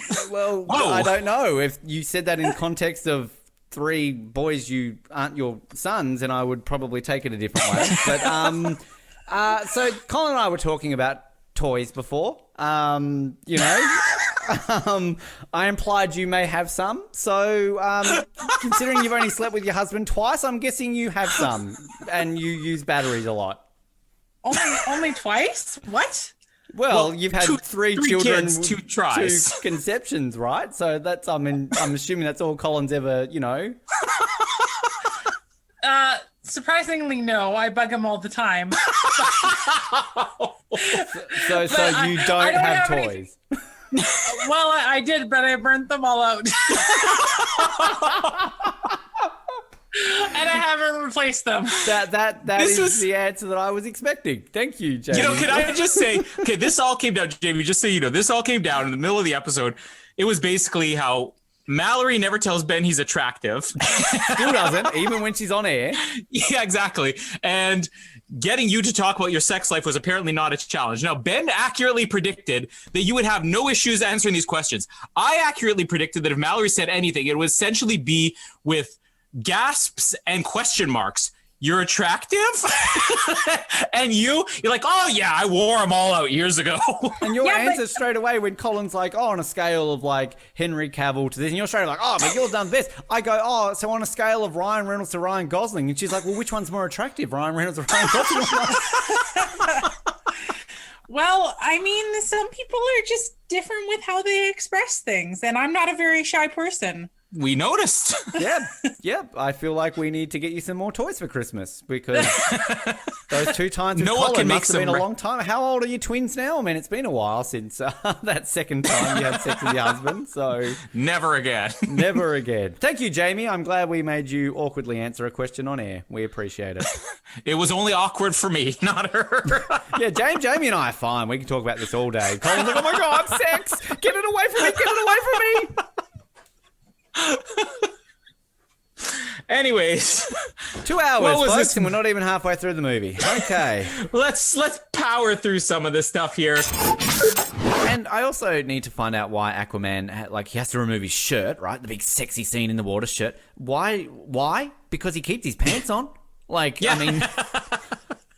He doesn't mind getting his pants wet, but he should, in all honesty, I never get this idea of, people when they jump in the water, they remove their shirt before they remove their pants. I'm sorry, there's nothing in my top half that's chafing that I'm going to be concerned about. I'm fine keeping a shirt on. I'm chafing in the lower half. I'm taking my pants off first before I take off my shirt. I mean, I think it also depends. I mean, this is Aquaman. This is Jason Momoa. Forget Aquaman. This is Jason Momoa. You got to tuck that back or you're going to have a pretty heavy rudder there that's going to mess up your water navigation. Either that or it doesn't live up to expectations. He's one of these men who I think is kind of he's got the abs, he's got the gruffness, he's got the hair, everything about this man is sex on legs, right? He is hot. Women, men, everybody just want to rip his shirt off and suck on those nipples. But I guarantee you that if you took the pants off, it's not matching what's up above. That's what I'm saying. I'm saying Jason Momoa probably has a little dick. Now we've been sued by Jason Momoa and Ray Fisher. We're waiting for Tom Cruise to sue us still. Tom Cruise, you big hunk of gay man, sue us. Actually, on that note, True story. I moved into an apartment complex. We've got our Wi-Fi set up. And of course, when you connect to your Wi-Fi, there's other Wi-Fi around the building, okay? There is legitimately a Wi-Fi in one of the apartments nearby me that is called Tom Cruise Fudge Packer. True story. What? It is legitimately called Tom Cruise Fudge Packer. So I'm saying it now. The people in my building know he's gay. Tom Cruise, your gay mate, sue us. Okay? And Jason Momoa, you got a little dick, sue us. Okay. Anything else? Ben Affleck. No, I like Ben Affleck. Flash. I don't want him to... they're too nice. Henry Cavill, nah. I don't want them to sue us. I mean, I like Tom Cruise, Jason Momoa, sure, but, you know, the publicity it would bring far outweighs me being friends with Tom Cruise. So, yeah, no. I'd be okay with Gal Gadot suing me. Sure. But I feel like you come up with something about Gal Gadot. She's got a little dick too, sure. Exactly. Gal Gadot, you have what's the opposite of enormous? A little? Ridiculously tiny dong. Yes. Your dong is so small. It really You are no is. Joan Allen. You are not well endowed. Henry Cavill and Ben Affleck have big dicks, though. We know that. Yes. So Well, we know. That's Joss Whedon is a big dick. Yes. Hashtag I stand with Ray Fisher. And then my favorite, Megan Good playing the adult Darla here. You never saw the Darla. Sorry. Well, you would. Of course I would. Yes. But seriously, like the what was the? Oh wait, hang on, Darla. Hang on. I thought you were talking about Mary. Whoops. Mary. No. I hate both of the Marys are all right. No. Older Darla. You know what's so funny? Ben was like, I prefer younger Darla. That's not the funny part. The funny part was that I didn't question it. I was like, well, you would. I legitimately got the wrong person. Shit, that really did make me sound like a pedo. No. Mary. Not Darla. Mary. Mallory's looking over going, what's going on? Wow. This is going to be played at my testimony, isn't it? Like, my trial. I'm going to be subpoenaed now. So he When wasn't Ben really cuts out of the joking about Darla, was he? Was this the first time Ben has made some pedophilic comments? No. Tell them all, Colin. Okay, how long have you got? The following episodes feature sexual comments by Ben Waterworth. We can just play our best of episodes. Actually, fun story. I'm not Ben Waterworth. I am Noah Groves. Noah Groves of 1-800-SNUG.com. Anyways, he has the scene with Wonder Woman. This is, I think, just the best straight dialogue scene in the movie, where he's getting his shirt off, you know, and Wonder Woman's helping him. Yeah, but if he took his pants off, then whoa, this movie would have made $100 million more instantly. Absolutely. Billion, maybe even. This would have outgrossed Aquaman. Because of Ben Affleck's dong. Because they would finally be able to compare. It's like, you know what? Jason Momoa's got nothing on that dong. the IMAX experience. That's when the screen expands. 3D. Ben Affleck's dong. The IMAX experience. You know, in Zardoz, when they've kind of got like that woman rubbing her boobs, like in the background, like it's literally just Ben Affleck's dong getting soaked. Yeah, in Zardoz, that's what they do. They have women rubbing their boobs, and then they got Ben Affleck unzipping his pants. And you just hear the ooh yeah from Ferris Bueller's Day Off. Ooh yeah, bomb bomb, boom bomb bomb. See, we can make Zardoz better. Oh god, anyone can make Zardoz better. I did a poo before. That made Zardoz better. I've changed diapers better than Zardoz Yes. since we recorded this episode. That joke about 9/11 I said earlier this episode, better than Zardoz. Better than Zardoz, yeah. Better than Zardoz. Yep. Joss Whedon's treatment of Ray Fisher, better than Zardoz. Better than Zardoz. Jason Momoa's penis, better than Zardoz. Far less Gay painful sex with Tom when it's over and Cruise? done with. Oh wow, that's got to be the title of my autobiography. Gay sex with Tom Cruise. Better than Zardoz. The Ben Waterworth story. The sequel, Gay Sex with Tom. It's almost like a band. Hi, we're Gay Sex with Tom Cruise. Thanks for joining us tonight. This is Colin. He's on bass. It's Noah. He's racist. We can form our own bands. Gay Sex with Tom. I bet you we get more downloads. If we put out anything under the band title of Gay Sex with Tom Cruise, we would get more downloads than the Oz Network's lifetime combined. Let's just release these episodes under the podcast title Gay Sex with Tom Cruise. We are no longer the Oz Network. We are Gay Sex with Tom Cruise, the podcast. Can we please make t-shirts that just say GSWTC? You know, you've got the what would Jesus do, the WWJD? Like, literally just have GSWTC. No one will know what it means. People are going to be like, what does GSWTC mean?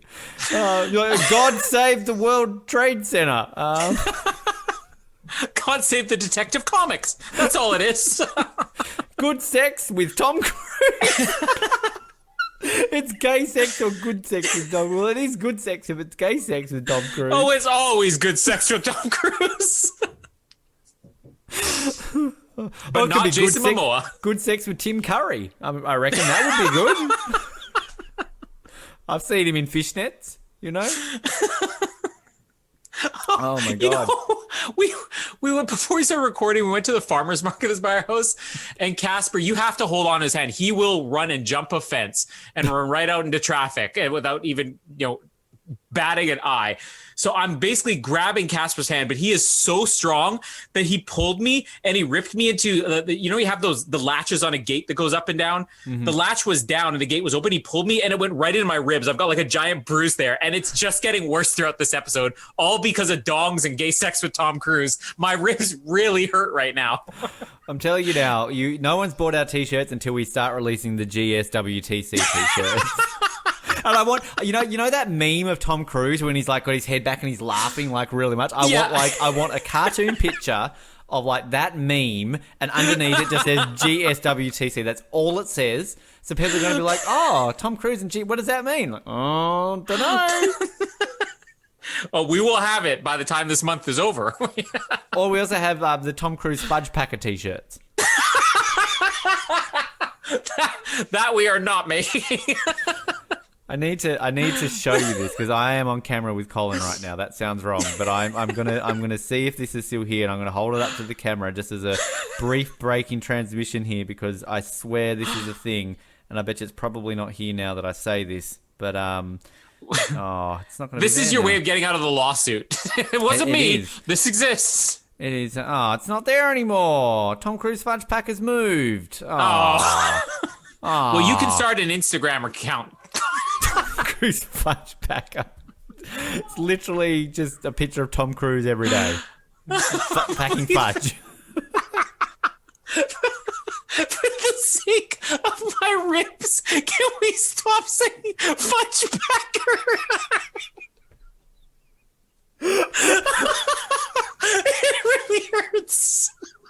I want that as a thing now. Whenever we next get a big guest on this show, we need to get them to say the words Fudge Packer. Sean Connery, we've gotten out of retirement. Fudge Packer. Killing Colin. I am killing Colin. It really hurts. We gotta That's what Tom Cruise's boyfriend say at the same time when he's packing fudge. Oh, no. Tell me we're not part of this show. Oh, hold on. Breathe. Let undercover. I expect you to laugh at this in about 3 years' time. We could ask him about his wife and children, since he is gay and apparently slept with Freddie Mercury and John Oates in the 70s. What? Hang on a minute. You're making this up? No, he slept with Oates from Hall & Oates and Freddie Mercury in the 70s. That's John Glover's admission. You just outed two men to me that I didn't know that was gay. Oates from Hall & Oates and John Glover. I had no clue. Wow. Good for them. I'm looking to see, I wonder what his kids really are like. Is he really this much of a dick of a dad? No. I don't. I think he's the coolest dad ever. Come here, children. Guess who I fucked? Not Hall, but Oates. Oh, Dad, you would have been cooler if it had been Hall. Yeah, it had to be Oates. It had to be Oates. Come on, why Oates? And Freddie Mercury, what's Rami Malek like? This is why Freddie Mercury was gay. Yeah, well, he could who not wouldn't be? resist. You can't resist John Glover. I'm so shocked right now. Like, but not a bad shock. Like, this is a good shock. Like, I am actually really happy right now. You're like, I've got a chance now. I think so. But, like, seriously. Like, I mean, the guy's got taste, you know? Not only is he gay, he's, like, gay with taste, you know? He's a man-eater. That song has taken a different meaning to me now that I know that one half of them is gay. Whoa, here he comes. Watch out, boy, he'll chew you up. That's talking about John Glover. You know how you're so vain, like Carly Simon, they never know who she's talking about? Well, now we know what Man-Eater's about. It's about John Glover. John Glover. He is my new favourite gay person. Like, I am so happy. This is Tom great. Cruise, you are out. This is now gay sex with John Glover. Who are you, Tom Cruise? Next, hang on though. If I find out John Glover's had sex with Tom Cruise, I mean, this man is like better than Kevin Bacon. I'm sorry, Kevin, you've been dethroned as the number one man in Ben's life. John Glover also had sex with Lenny Kravitz, as we learned last week. Everybody has. Indeed, and Joel Schumacher. Yeah. Dearly departed. That's how he got the role in Batman and Robin, I guess. Well, didn't you read that interview with Joel Schumacher about saying that he had like slept with like 3,000 men or something like that? What? Yeah, like it was something ridiculous. Like Joel Schumacher like had a regret. He's like, oh, I was a bit of a, you know, whatever. I slept with this amount of men, but you know. This is the best episode we've ever done. And can I just say, John Glover has a Twitter @RealJohnGlover. And he only has 20,000 followers. Make that better, everyone. Like, yeah, you know what? We are going to make it 20,002 right now. Yeah, I have just followed him. So, good for I am him. still pulling up Twitter. Yeah. Anyways, John Glover laughing at his son. Apparently, I have to log into it again because I'm on a new phone. I'll do it later, John. Jeez. This is where, like, he needs to turn around and be like, excuse me, mixed racial love is allowed. So yeah, exactly. You could be my this is mother, like you racist. What was the episode where I had to explain to you how I can't remember, but yeah, racial I know what you're talking about. Yeah. You're like, how does that work? Racist Ben, up to it again. Hey, that rhymes. That's a t-shirt. Racist Ben, up to it again. Speaking of racist, there's how's a Noah? t-shirt. Deflection. Well played. Still hasn't got a date. He has now, toys. just as he's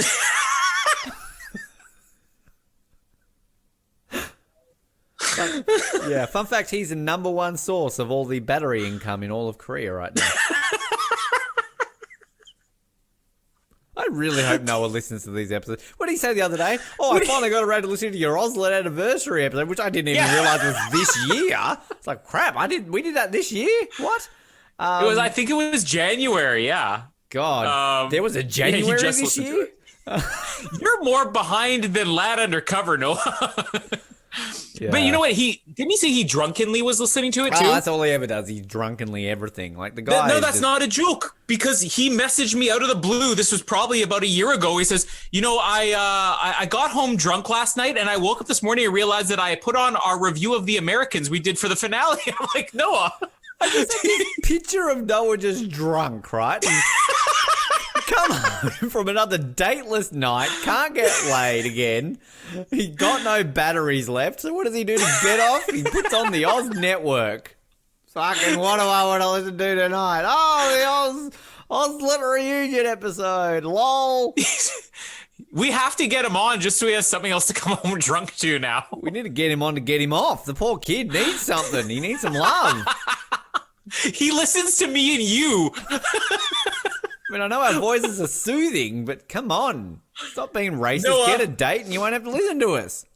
Noah, if you are listening to this drunkenly 8 months from now, please tweet us in the middle of the night in your slurred speech. We need to come up with a phrase. What was that one I said for like Lad Undercover? It was like wooden desk monkey fucker or something like that. Like this needs to be like chicken turkey. Like, I don't know. Like, I don't even know what that is, but Noah would not butcher that in a drunken state. No, he'd call it something else and be very racist about it. So. Just John Glover. Yeah. Noah, if you are listening to this drunken in the middle of the night, just John Glover. That's all you got to tweet us. You need to tweet us whether you think John Glover's a top or a bottom with Freddie Mercury and Oates from Hall & Oates. John Oates. There needs to be like there needs to be a video of that. I need to see that. I read the interview, the biography, whatever. I just need to hear John Glover's side of this. I want to hear like a full, like 1,000th episode. John Glover, welcome to the show. So you fucked Freddie Mercury and Oates. Hall just wasn't your type. Is that it? Couldn't get a whole pass for Hall, so you had to go and get a bowl of fresh, hearty oats. You know, you're like a horse. Nay, oats. Oh, how are these episodes all going? 3 hours, I wonder. Shit, we're not even, like, we're barely in the start of this movie. We don't even have the wizard yet. Let's sort of get there then. I'm going to tell you a story, but without names. Okay. So the whole shoot has ended. All the contestants are back in.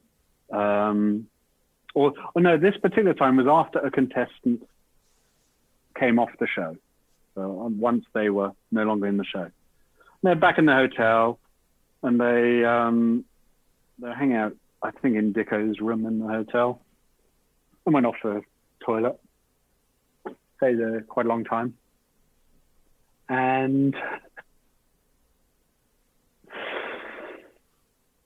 Dicko, after they left, and Dicko went to bed and realized, holy shit. There is a 1 foot long green turd stuck in my toilet. It's quite clear that this person has not had a dump for about 2 weeks. And this is what they've delivered, and it's green. Oh. And he is there. He said, he went out, he had to find a stick.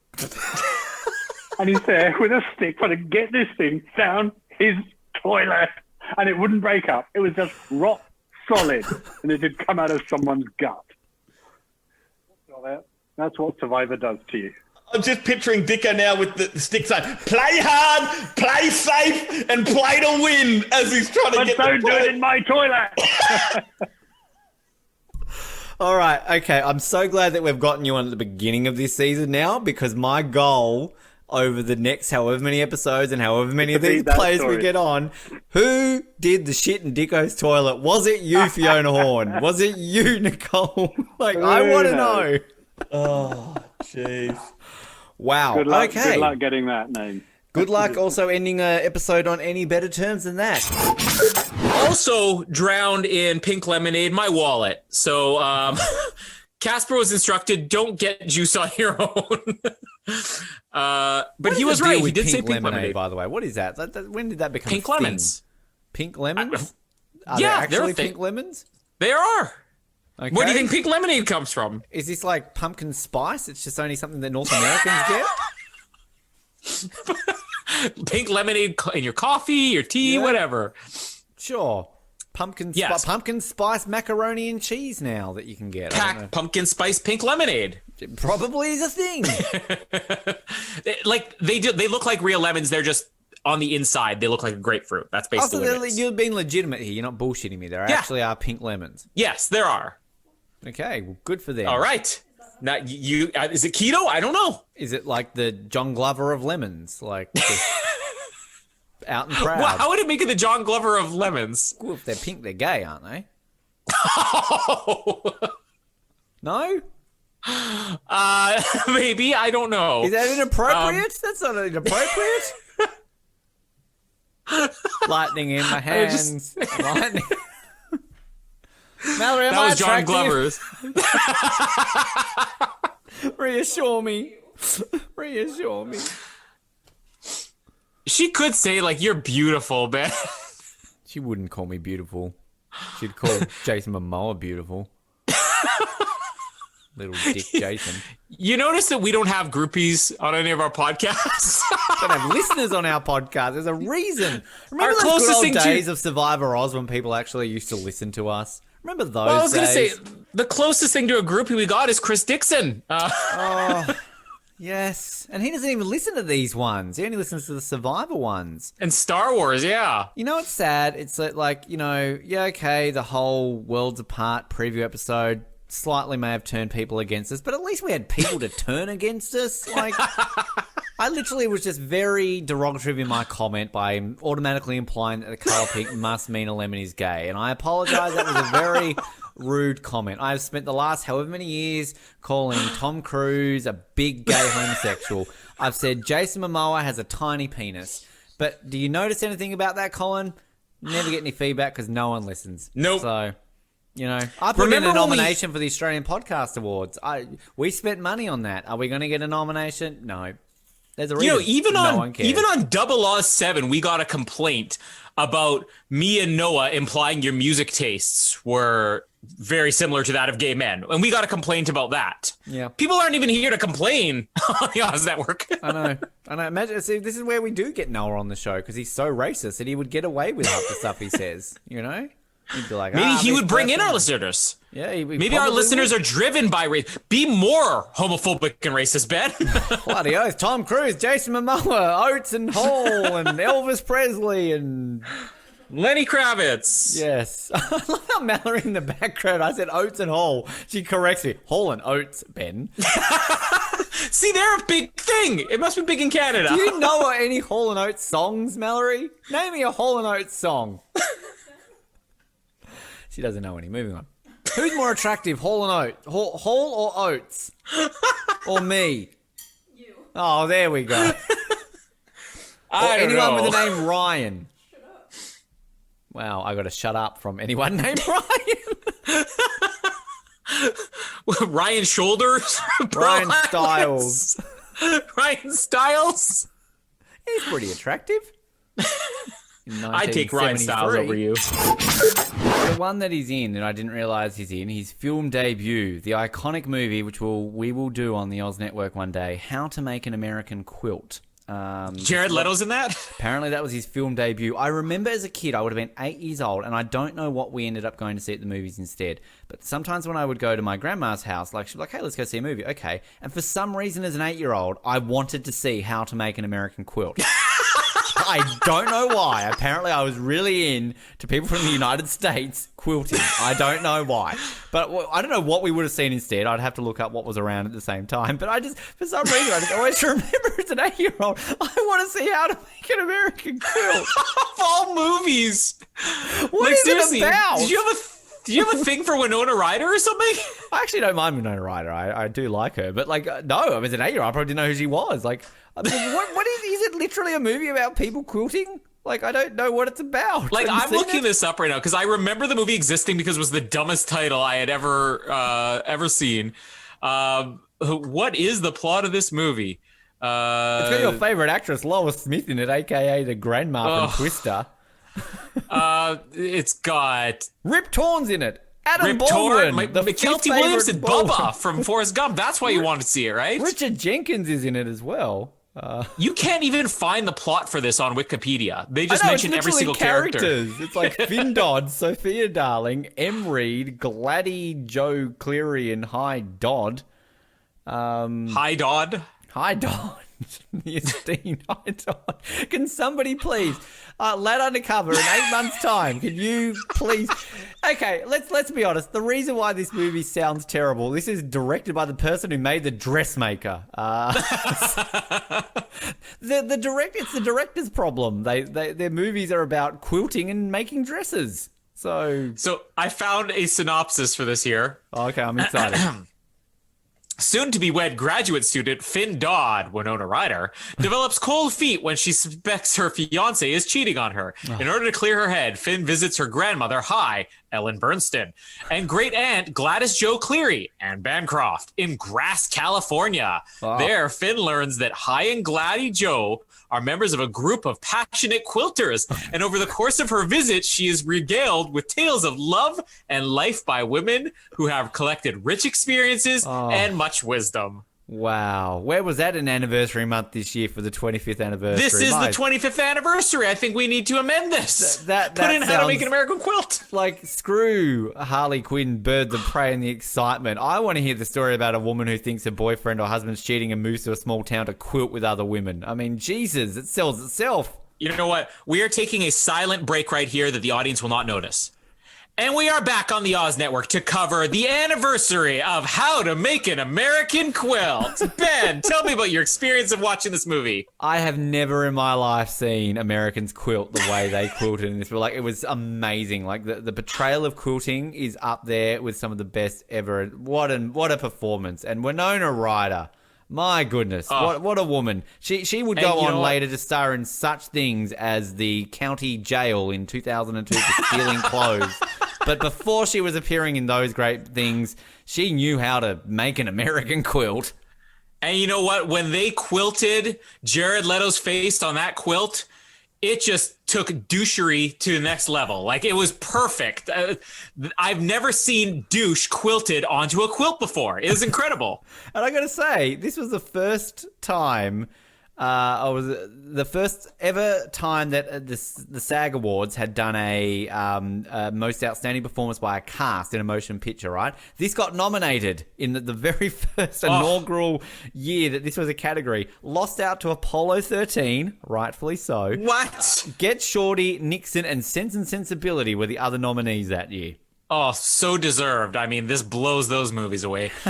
Did you also hear when it won the People's Choice Award for favorite quilt in an American film? Deserving. But not at the global People's Choice Awards. That lost out to How to Make a Canadian Quilt, which is just literally, would you please quilt for me? Oh, sure. Okay. And that's literally it. That's all it is. Yeah, my personal preference was How to Make a Botswanan Quilt. But you know what? Underrated. Each their own. Underrated. The one that's very, very overrated, How to Make a New Zealander Quilt. It just doesn't make sense. It's like, Brew, pass me the needle. I'm like, no, I don't care for it. I really don't. So Ben, let's do it right now. Make it official. Are you gonna buy, rent, or bin How to Make an American Quilt? I am gonna quilt a sign that says buy. I am gonna make it bright green with the letters buy on it. I'm gonna quilt it, and it's gonna be called How to Make an Australian Quilt by watching How to Make an American Quilt. What a movie. You know what? I'm gonna say I was going to rent this movie. But then I thought to myself, if I put myself in the position of being an 8-year-old boy, what would I do? And I would buy How to Make an American Quilt. For any 8-year-old boy out there, this is the movie to see. And so much so did I love it. I said earlier in this episode that we're going to rename our podcast. I'm going to rename it again. It's going to be called Rob Has Another Quilting Podcast. And it is going to be coming to you live from my quilting class. It's Rob Has Another Quilting Podcast. Still not hosted by Rob Sestonino. Although I will say, I can imagine Rob Sestonino would be a good quilter. So there you go. And you know what? We've already pitched our TeePublic store, brand new on TeePublic, and How to Make an American Quilt from the Oz Network. And we will give one of these away for free for the first lady who agrees to go on a date with Noah Groves. You will get your own How to Make an American Quilt from the Oz Network. And the only condition is that you have to be white, because Noah will not have it any other way. I'm sorry, it's not my decision. That's not me making it. I'm just saying Noah's terms. I'm sorry that he's so racist. And it would be best if you looked like Anne Bancroft, because that is Noah's type. Oh, wow. Now there's a woman. She has a big penis. Why is that my Ewan McGregor, eat your heart out. I don't know why that's my go-to thing now. It's just...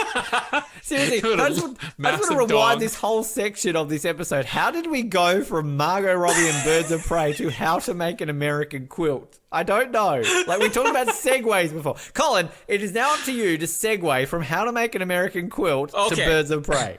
Well, Ben really did forget because this is going to be very simple. And you know, the film debut of Jared Leto in How to Make an American Quilt eventually paved the way for him turning down Birds of Prey because he became too big for it. So, Jared Leto, we're sorry that you were too big for Birds of Prey, but not How to Make an American Quilt.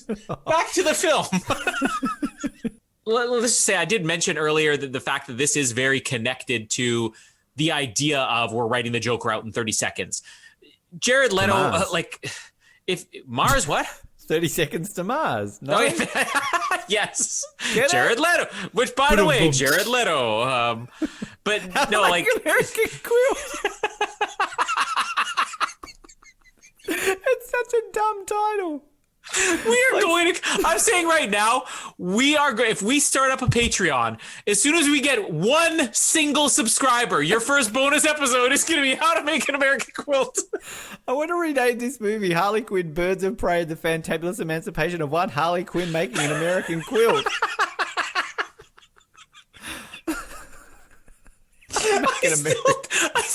I want us to get I don't know, anybody on the show who knew 8-year-old Ben Waterworth who could tell us why he wanted to see How to Make an American Quilt. I don't think I know anyone in my life who knew me at 8 except for my father. Like, how to make an American? Like, what? Why do we want to know how you? Like, just say, "Excuse me, are you American?" Yes. Would you like to quilt? Sure. Okay. Do Americans not like quilting? Do they need a gun pointed at their head? Like, is it something you've got to force an American? Like, oh, I won't wear a mask for COVID and I will not quilt. I'm an American. I have rights. You have two choices. You can wear this mask or you can make an American quilt. Okay, give me the mask. You can vote for Donald Trump or make an American... Oh, okay, I'll vote for Trump. Fine.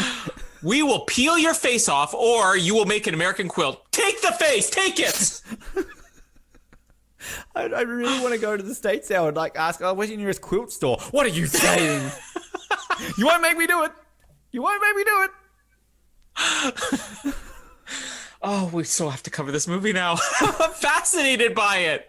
I'm really fascinated and want to cover How to Make an American Quilt. It could be the best movie we've ever watched. Like, you know, this is either going to... What was that dumb Daniel Day-Lewis one we did that we were falling asleep in all the Phantom Thread.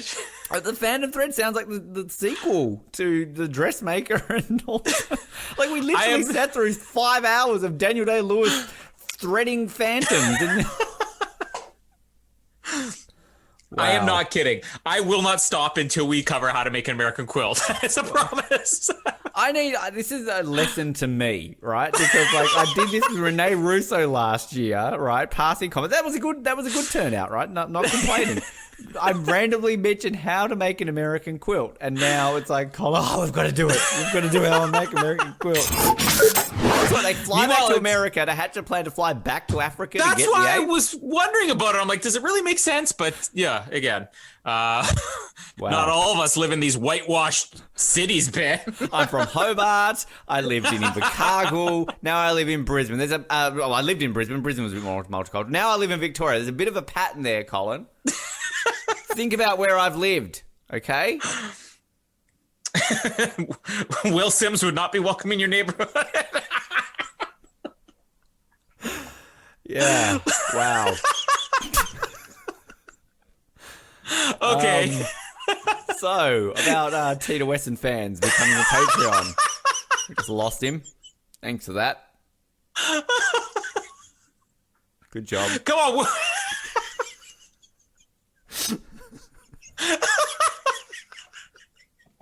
Anybody having flashbacks right now to the end of Survivor Oz?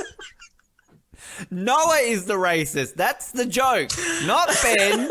Noah. Noah is the racist. This has become our thing because there are people who still believe that Ben said something racist once upon a time when he didn't. Well, I'm sure I have. Like, I'm not, you know... Just to put it out there. Inadvertently, you know? Like, seriously, any time, like, there are Reddit threads of what happened to Survivor Oz. And basically, you have people going, Ben Waterworth said something racist. And then as soon as we get brought up in some Survivor group, oh, whatever happened to that show? Ben Waterworth said something racist. Or if my name gets brought up, oh, that racist. Like, come on. See, But you know what? It gets you fame. It gets you notoriety. Jamie just told me the other day that apparently she found me on a Reddit thread talking about Survivor Africa. Now, it wasn't me, but somebody else commented about loving Survivor Africa, and somebody replied and said, "Are you Colin Hilding?" They're like, "Who's Colin Hilding?" It's like, "Oh, somebody from Survivor Oz." What's Survivor Oz? Well, I found the thread on Reddit, right? Hey everyone, I hope everything is okay. My question is this. There was an Australian website who recaps Survivor episodes and doing weekly, spelt Weekley, power rankings. It called Survivor Oz. In this website, they would rank winners and seasons. They also interviewed Was this written by Georgia the Jungle? Because this does not read very well educated. This is written by the esteemed Reddit user Soci Reddit. Yep, there you go. They also interviewed past players. You used the E in weekly that you should have been using interviewed, I think there. Among them, winners. I think Ben ran those interviews and the website itself, but the website isn't active since, like, Survivor Koei wrong. And then they stopped. Do anyone know what happened to the website? I remember they told something about money issues, but I don't want to just say it because I'm not sure. Thanks for the help, smiley face. Responses include, it died, dude. I wonder if Ben even follows Survivor anymore. Checked his Twitter recently and nothing about Survivor or sports. Thanks for and Rene Russo. I hope you followed me. Kick the troll. Marilyn Hershey Squirt. That's their name. Wow. Such a shame that Ben doesn't cover Survivor anymore. I love their podcast, and as a minority, I never found it offensive. Yes! Yeah! Woo! By the way, are you wearing a Winnipeg Blue Bomber shirt? I am wearing there that. There you go. Yeah. See, you can fit in multicultural cities. Having said that now, I think I'm an adopted BC Lions fan, but we won't tell that out loud right now. I also thought Ben was a fantastic interviewer, very underrated. Oh, that's my one Asian friend said that. I know who that is. This is crazy. Hold on, I just found this. The user who wrote that name was Wen Botterworth. Oh, yeah. Oh, shit. There it is. I believe Will and his wife themselves found it offensive, which is most likely why Mike said something. Followed by Corinne says a lot of offensive things on her podcast and always gets away with it. It's a shame. The whole podcast had to go down. Where are the really bad comments on here? I feel like this is going a little bit. Oh, here we go. Somebody knows we exist. I haven't really checked it out. Ben did launch the Oz Network, and I know he still covers Survivor on there. Not as extensive. I did enjoy the fact they had interviews with some of the more obscure contestants. I think Purple Kelly even stayed at Ben's house in Australia, and they didn't quite go that far. But oh, here we go. Other way around. Here's a user from Deleted. That's their username. The website started going under circa worlds apart, where they mocked Will's wife's name and assigned her ghetto stereotypes for it, and Ben himself giggled that black people have the funniest names. They change a letter to normal names. Manifa is your urban, for I am lucky. After Mike himself called him out, their PR was basically abysmal, and eventually the site was abandoned and petered into nothing. It also came around the time that their business policies were embarrassing. I know 2 former Ozlets that said a lot of shit about working at Oz, and there was a lot of badgering people into accepting interviews with them and shit-talking them behind their backs when they denied. Eventually, Ben folded on himself and closed it down, to which somebody replied, "Oh, yikes, thanks for the info." I'm so glad that people know the truth about our show on Reddit. Isn't it great when people can just reply and clearly it's the truth? By the way, I just want to say for anybody out there, and we already know who they're referencing, anybody out there who is curious who the 2 former Ozlets who have bad things to say are, I would love for you to find any work they contributed as Ozlets. Let's just say that. I also love the fact that Marilyn Hershey Squirt, like, is this you, Colin, or is it Noah? Because, like, defending a lot of us here. I like this person. Corinne says a lot of offensive things, said that one. Followed by, what made the Survivor Oz podcast unique is that it was a unique bunch of fans having fun expressing their opinions and recapping the show. It was never meant to be family Rob has a podcast type podcast. Is Rob has a podcast family? Which is exactly why I liked, which is exactly why people love Corinne. Right, but there's a difference between expressing opinions about what's on air and making a racially offensive statement regarding a castaway's family.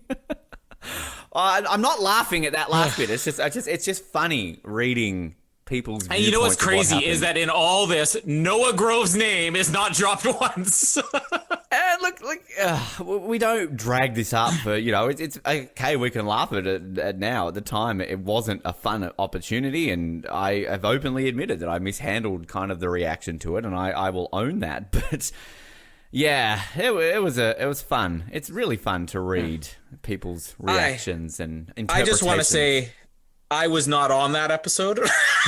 Just want to throw that out there. No. In fact, I heard about this all afterwards, and I didn't even think I ever listened to the episode. Because I was just so offended at like disgusting things that Noah was saying behind the scenes, let alone on air. I feel that there's like we're going way too into a tangent here. I have read the entire thread here before, because like there's just some of the things that are said on here. It's funny because how I generally discover these things is when on our website, that's the oznetwork.net, when you look at the referrals, and generally when all of a sudden Reddit is trending a lot, you know that somebody's posted something. So I remember this one was the one that really led us there. But I think when we did our updated player rankings, when Paul and I did that a few years ago, we got a lot of shit. And then that basically all came to, look how crap this is. Ben's just still butthurt about this. And I think there was even somebody on Australian Survivor think basically, Ben, you're still butthurt that Channel 10 didn't give you exit interviews and you chucked your toys out of the pram and left. And I'm like, yeah, that's why we ended Survivor Oz. Yeah, that's exactly it. Because, Channel 10 gave us exit interviews the next season and we didn't bring it back, but that's why we quit. People are fun. Good on you, people on Reddit for... And for all you Brendan Fraser fans who have no idea what we're talking about... Is this show called Survivor? They wear butt flaps as well. Yeah. The best one, I will say, and I'll let you segue back into George's Jungle. The best one was... Oh, this is... this what is not fair. There? All right, okay. I'm going to get ready for it, but you go ahead. I was just going to say that the best segue one... is going to be really hard, but okay. That's what she said. When Survivor Sucks was a thing, there was the Ben Waterworth hate thread, which was my favourite. Did you ever get a hate thread? Was there a Colin Hilding hate thread? No. I just had I had the "Are you Colin Hilding? Who's Colin Hilding?" Who is this guy?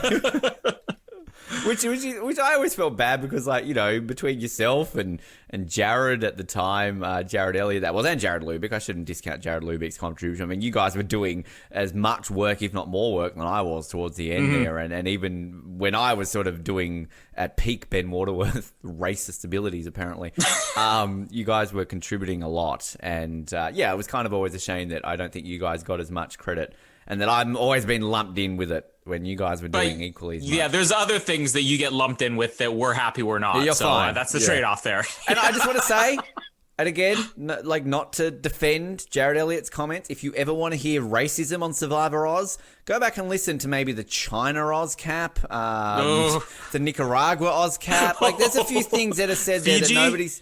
that have not been discovered, that will be discovered one day, and this is all going to get dragged up again. If you're willing to sign up for our new Patreon, where we're going to offer all old Survivor Oz content. And we will. I still get people asking what's happened to our content, and that is the plan. We're going to be stingy bastards and basically make you pay for our old racist content. Maybe we'll censor it. Maybe no, those episodes are not available. It's like Disney Plus. Oh no, we can't show the Michael Jackson episode of The Simpsons. No, that's bad. We'll just conveniently leave out those episodes that we feel might tarnish our already tarnished reputation. All right, here we go. Okay. All right, so I've got nothing. I'll help you out. Do you want me to help you out? Okay, ready? Okay, go for it. Podcast makes racist statement. Terrible element of making yourself fall into a hole. Now is a point where we move back into the actual episode and laugh. And now back into the episode. So Holland Taylor, what a woman. There's a lesson to you, Angelina Jolie and Brad Pitt and Meg Ryan and Russell Crowe. Be like Leslie Mann and Brendan Fraser. Keep it in your pants, okay? We talked about this in the Thomas Crown affair, with Pierce Brosnan and Ray Russo. Keep it in your pants. Simple. And you know what? Ben and I don't have that same restraint. We would leave our spouses for Brendan Fraser or Leslie Mann. Or each other's respective others. You know how much I want to bang your wife, Colin? It's hard. All right? In more ways than one. But I keep it in my pants. Not just because she's repulsed to you, for other reasons. Doesn't matter with Morals. me, with women repulsed by me, Colin. I've been engaged twice. Eventually, they give in. You know that Not thing like about saying that. things offensive? It was all Noah's fault. What's this Reddit thread? What happens to Doesn't the Oz matter network? it doesn't matter if women are repulsed by me. They always give in. At what point of this year am I going to jail? I have so many flashbacks right now. I think it was Jurassic Park. When you're like, oh, these children, they make me want to do things to them. No, not those things. Like Just I did murder. recently Shazam as well. Like, jeez. I'm going to kill Colin at this point. Joining us now to finish this episode, everyone's favourite racist, Noah Groves. Deflection, quick. Pew, pew, pew. Me too, Ben Waterworth. Podcast host falls in poop. Classical element of physical comedy. Now it's the part that we throw our heads back and laugh. Ready? I can't. My gut hurts too bad right now. Oh my lord. Okay, so you know what makes this Ben worse does is that not- I then put Ben- this on the best of, which should be avoided and ignored. Dig myself a hole even more, Ben. Oh, that was a funny moment. Put it on the best of. Hello, best of listeners. Remember that moment of that episode where Ben implied that he, I don't know what, force himself on women. It's not funny. It's not. It is not funny. Do not laugh at that type of humour. Sick bastards. Not like a Safeway. family show like Rob Has a Podcast. Gosh. Get the kids around and listen to Rob Has a Podcast, everyone.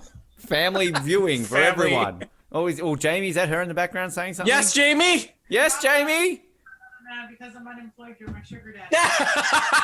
Is she talking to me? Did I hear that? Jamie, calm down. You want to say that in the mic? Yeah, bring in Jamie. Bring in my future affair. By the way, never mind. I'll tell you later. Okay, Jamie. Hi, Jamie. What did you just Hi. say? You're I looking just said good. you're not allowed. She's the one in the middle. I'm not on camera, am I? No, you're not. Oh, yes, She you got are. really In my nervous. mind, you're always on camera. Well, with my shirt, I wouldn't be very modest, so I'm just making sure. Take it off, Jamie. It's all good. Take it off. No, I was telling Colin, I said, you're not allowed to leave me for another man because I'm unemployed. You're my sugar daddy. And there's the reason why they're married. There Yeah, it is. exactly. It's all about the money. It's for your money. Hi, Casper. How do you feel about Brendan Fraser? Thank you for joining us today. George, sing it, George, Casper. the jungle. Casper, come here. Casper, come here. You're gonna do something. George, the jungle. Sing, Casper. George, Oh, the the jungle. pressure's getting to him. George, the jungle. Come on, Casper. Uncle Ben says sing. Help. Okay, Casper. All right, he's done. Casper, do you want a donut? Oh, I want a Yeah, go have donut, a Jamie. Go have your donuts. It's all right, Jamie. I'll see you later on tonight. You can give me your donut then. I was going to say something even more appropriate, involved holes, but we'll move on. No, please move on. Okay, This so episode has gone weird. What's happening? is Mallory off today? Mallory's not home. Her brother walked in before. She's going I to can gobble me tell. later on. I love that her brother walks in and he's like, bye, Jamie. I'll see you later tonight. I'm gonna get like a talking to later on. So Jared tells me that you were implying you're going to have sex with Colin's wife. He was asking another man's wife to take it off. This isn't the first time this has happened. Didn't we allude to you dying once and me sweeping in for Jamie? Wow. Yeah. I think I'm like Leslie Mann to Brendan Fraser with your wife. What's happening? Jeez. Although, you know, I think about We're going your to wife. get that. There's going to be a great tie-in with Airheads. Did you say something also about my wife? I said when I think about your wife, it's a different... Yeah, the joke died. You know what? We can't say this is a reciprocal thing. I have never made one inappropriate comment about Mallory ever. Go for can't it. Say the same. She'd Can't say the probably same for love it. Noah, though. Well.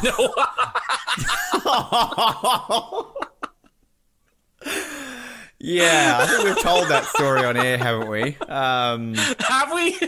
Noah's eyes were very much on Mallory the first time he met her. Can I just say, here's a little side story on this, okay? I had mentioned that at some point to Jamie, and I'm like, oh, do you know what happened apparently? No, and Jamie's reaction was just, well, you know, it would be pretty distracting. Yes! See, your wife wants my fiance. There it is. Get her to come on and say inappropriate things. I'd listen. But she's not wrong. Colin, next time you see her, you stare at them. You look at them. You tell me that she's wrong and Noah's wrong. I'm going to be like at your wedding. Best man. I've been upgraded to best man at your wedding now. Do you, Ben, hold on a second. Take my head, shove her. Colin, take a good look at him. Tell me what you think. It's like in A Night at the Roxbury when Will Ferrell's getting married and he starts hitting on the bridesmaid. And it's like, Doug, don't start hitting on the bridesmaid. This episode is too dark. It's George of the Jungle. We need a little bit of levity here, people. No, that is a taquito. Oh, man. Kiefer likes taquitos, too. But Kiefer no, likes it's just... taquitos, too. The Kiefer Sutherland autobiography. It's a picture of him staring at a taquito going... Kiefer likes taquitos too. We really got to title some. We should, we should retitle it. There's a project potentially if we want to do that down the road instead of just the bland 2 a.m. to 3 a.m. We come up with our own titles. This one is Kiefer likes taquitos too. Either that it's a band, like you and I can form a band. Oh yeah. Hi, where Kiefer loves taquitos too. Thanks for tuning in. We can do all covers of Kiefer's band. Hey, and I mean, I don't know if they do original songs anyway, so they could do covers. So we could be doing covers of covers, and that's edgy. That's new. Or we could just write our own stuff based on this. Songs about sex at furniture stores or shooting up heroin to wake up in the morning. The Alan York, ballad. The Ballad of Alan York. The Ballad of Janet. I just wanted to take my friend to a furniture store, but I got shut up with heroin. Keith Palmer and Green Day duets. I'm just a pointless character you will soon forget. I don't know if I murdered someone, neither do the writers. My sister got raped, it was really, really sad. I'll be in the next series in a boat with my dad. There's something so forgettable about me. My name is Keith Palmer. Thank you. We've got our first hit of Kiefer Likes Taquitos too. Kiefer Likes Taquitos too. Download our EP on iTunes. One little moment there with Guy 2 and Wayne. I love a good bum grope. Like, manly bum grope in conversation and sport. And as him and Wayne depart, bit of a firm fist on the rear of Wayne Gardner. Guy Leach, goes in for a bit of a good on you, son. Good on you, champ. Off you pop. Bit of the classic manly bum grope on Wayne Gardner. And Wayne Gardner comes from a sport where there's not a lot of bum groping, really. You're on a bike. You can't drive past a guy and give him a bum grope, can you? So I think Wayne Gardner enjoyed that bum grope too. That was a good little spot there. I didn't actually pick up on that. So if we were doing this podcast in person, like at the end of each podcast, would you give me a bit of a bum grab to say, hey, you like good podcast? See you, Matt. Good podcast. Bum grope. Bang. Yep. I got told off here in Canada. I do some hockey commentary over here. And I don't know if Canadians are ready for the terminology bum grope. I was at one of the games, a player scored a goal and they went to the bench, and as he skated off, somebody gave him a bit of a bum grope. I said that on the commentary, and they're like, oh, I think you've gone over your bum grope quota for the season, Ben. I'm like, what's wrong with bum grope? You Canadians? Come on. Nothing wrong with bum grope. It's a good thing. It's an Australian thing. Well, I think you've gone over your quota for this episode because you've said it about 10 times. The thing that annoys me the most about this movie, among many levels of things, is that, again, at the end of the day, this is a terrorist attack to destroy the world, essentially, to start the world again. Now, at the end of this movie, when the geostorm stops, you have streets of people cheering and celebrating. Now, it's an episode of the Oz Network. It's going to come up eventually. 9/11. After the second plane hit the towers and they realized that there's going to be no more planes, did the people of New York cheer? No more planes! Yes! Woo! We're good. We're clear. No! They're helping the dying. They're mourning the loss of innocent civilians. Like Dubai's millions of Rio. They're freezing on the beach. All that footage of people on the top of rocks and on the top of dilapidated roofs and floating on cars after the tsunami, whatever, in Indonesia. Yeah, all those people just, yay! No more. Like in the streets of earthquake-ridden cities in the world. Yeah, the earth stopped shaking. Like people talk about countless destruction in Marvel and DC movies nowadays, innocent people's dying and all that kind of stuff. No one's in the streets celebrating at the end of the day that Superman has stopped flying through Metropolis. Like millions of people are dead. And none of these people know that it's over. Yeah, how is this a hopeful ending? There's no, so you've sorted a better system out. You had a system that was capable of being hacked by terrorists and something that controls the world. We lived through 9/11. I can't get on a plane properly right now without being strip searched and probed and everything like those lines. And that's just because you're not allowed to bring you can't bring deodorant on a plane. I can't bring more than 100 meals on a plane because a couple of guys in caves managed to fly some planes into some buildings. This is an entire thing that controls the world's weather, and you're just, I'm just going to go fishing. We're fine. Fuck off and read the room, Dean Devlin. Stupid. You're done? I'm done. I thought you were going to rant this movie. You didn't raise your voice as much as I just did then. Sorry, neighbours. We've got 6.5 minutes. Good luck. Oh, okay, good. Well, I'm not prepared for this. Do you have Neither was anything Dean Devlin. And this is where he comes out of the garbage chute, lands on top of Martha, and motorboats Martha Mayhew. Hello, Martha. How are you? Literally motorboating in women's cleavage in a kid's movie. And Dr. Seuss's widow did not get that this was a sexual innuendo. There was a big thing in the Dr. Seuss's household about doors being very wrong, but she's watching this going, and they're staring at her going, oh no, they want us to cut this out. They're staring at her. She's like, why are you looking at me? Nothing. You don't find that inappropriate? What? He's lovingly motivating her. That's what I would do with Doctor all the time. That's not sexual. That's love. That's the one appropriate form of foreplay in the Who. I was gonna say Who household, the Seuss household. The keys in the bowl. They're looking at her, going, wait, what? What are you looking at me for? You don't find that inappropriate? What? They want to have a nice place to put their keys in a bowl. That makes sense. Yeah. We all lose our keys at the end of a night. Fair enough. Moving on. Looking over it with this girl's licking a lollipop. That's not inappropriate. What? She loves candy. What's wrong with that? She enjoys it so much that she's staring seductively into space, wondering about other lollies. I like the idea that Dr. Seuss's widow, not that it's that she doesn't understand what these things are, but she just assumes this is normal. So they're waiting for that. It's like, oh, okay. And then she just gets right in Molly Shannon's cleavage herself. It just... That's how she signs documents. Yes. Oh, hello, I'm Mrs. Seuss. She sounds like a Gungan.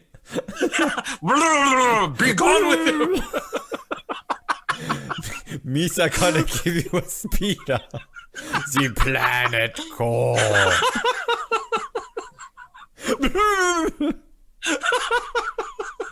What am Misa saying?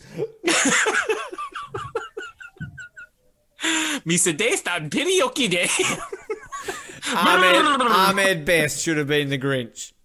Padme, come here. You're a mean one, Misa Grinch. Seriously though, there's the Grinch motorboating Christine Baranski in the middle of a kids movie that Dr. Seuss's widow did not want sexual innuendos in. Colin, if you met Christine, you'd be motorboating it too. No, come on. I'm a big fan of you in Bovingham.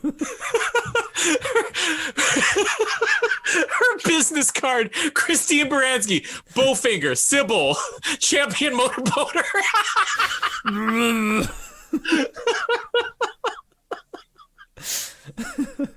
What are you more known for, Sybil or motorboating? Motorboating.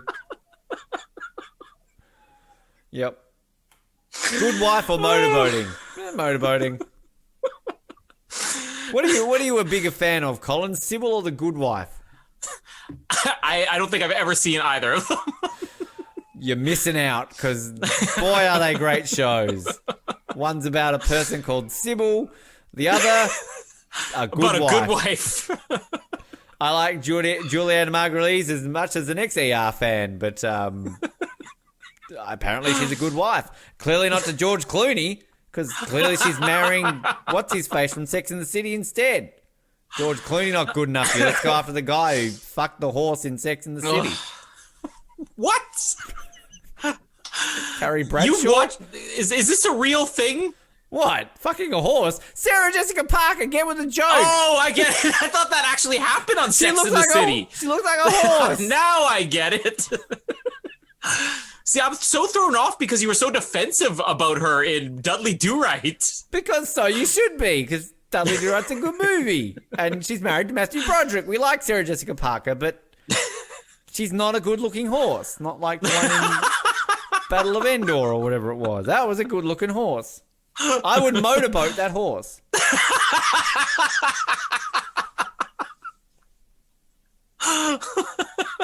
That's now the official title of my autobiography. Motorboating a horse. The Ben Waterworth story. Picture of me with a horse lovingly staring into its eyes. Pulling keys out of a bowl. Licking a lollipop. Look at how dirty this stuff that got left in this movie is. Motorboating a horse. Anyways. Oh, Colin's dying. Colin's got corona. It's COVID. He's dying. Vaccine, quick, get the vaccine. Anyways.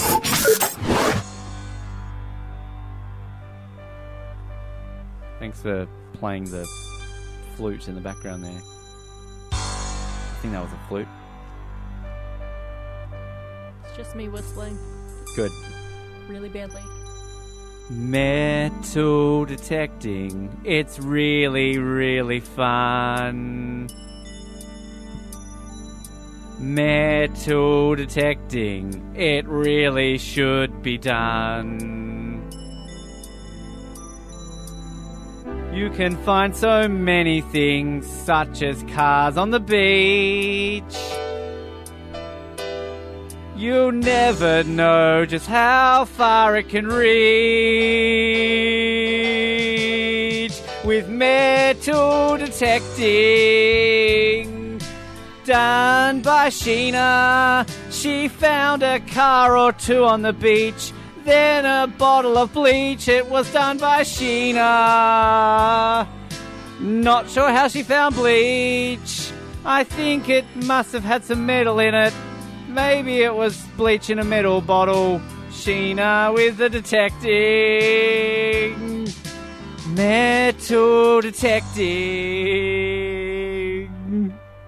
The look on Sheena's face is summing up life right now. Mallory's face is just, oh god, not this again. I know what it's like. Sob. Metal detecting. It's done every night. Sheena goes out when it's not so bright. She takes Michael with her. They find lots of cheese. It's metal cheese if you didn't realize.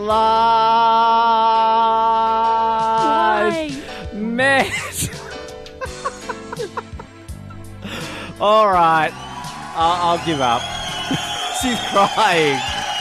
She's crying. She's crying.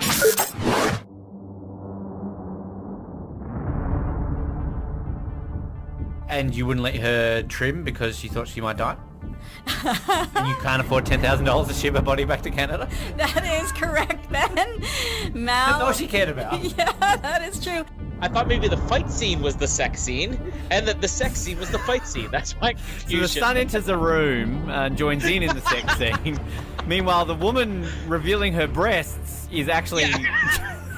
That's a fight. You really don't know sex, do you? I can make do without toilet paper. I can wash my bumhole and like water. Like there's water running still. Like I'll be more concerned about Half food. the world don't even use toilet paper, and they get by fairly well. You've really been missing the farewell. Keep sucking your oranges. Your oranges. The Are oranges. you quite flexible in order to be able to? Just let me go. You sold me on otters, and I think I saw a bird. That was about it. Did you see the turtles? No. You didn't see the turtles? No, I didn't know where to look for the turtles. We'll go again. Yeah. Do you see any doggies? Oh, there's heaps of people. Like, oh, everyone's walking dogs. Mouse. Stop googling it. I can see you googling it on your computer. Stop it. Stop it. I can Outside, literally- right? I knew that. Dang it. Well, yes, Ben, I do know a fair bit about it, and look, I did the responsible thing. And what? Infected the entire planet. Cancelled Formula 1. Cancelled basketball. Delayed James Bond. You know, stupid keto diet. I can't eat them, but other people could, so good for them. Yeah. Yeah, everybody else can enjoy it, just not you. Yeah. The candidate for Labor. Yeah, she's an absolute idiot. Just saying. Hello to her if she's listening. Oh, she won't listen to this. No one does. It's fine. Yeah, that's it. Oh, forget that. And I think I told you at the time, I'm like, we've got a flinflon, we got a moose jaw, we have a medicine hat. we got a lot of really odd names. Kamloops is a fun one. Yep. Hey, Ben. How are you? That was very... Hey, Ben. I am good. I like New Zealand. Ben's having a nice apple juice, and we're about to get into our ice cream. Get into it. Yeah. I am going to have more to drink. I feel like something sweet at the moment. But, I do like a nice apple juice. I can't drink apple juice on keto. This is a rare thing for me right now. Very nice. I don't mind a bit of apple juice I feel like sometimes. a sip of my apple juice. No, I think if I'm down, but I might just get my own cup. Oh, jeez, you're a rebel, aren't you? Wow, you know how much I like cupping. Oh, yeah. Because I friended him. Tell him to add me. Hello, just want to say I really appreciate you letting me stay at your house. Aww. Aww. Aww. He's so sweet. Right back to him and say, well, you're not now because you're too nice. Fuck off. He followed It's his 2004. dong. His dong was dragging Exactly. all the way from his house. There was the dong trail leading all the way back. All the way This to downtown giant Chicago. crease through half of Illinois. What is and he's this like- canyon that has formed in the middle of Illinois? It's Ben Affleck's dong trail. Has played extremely well. Getting a bit of the buck rope there by McClintock. You gotta love it. You gotta love a good old buck rope out there on the ice. So, Irwin, if anyone deserves a buck rope, it's Irwin. Let's be honest. You're not allowed to say butt rope again. Happy birthday to you. It really doesn't work out for Zoom, does it? That was the worst ever.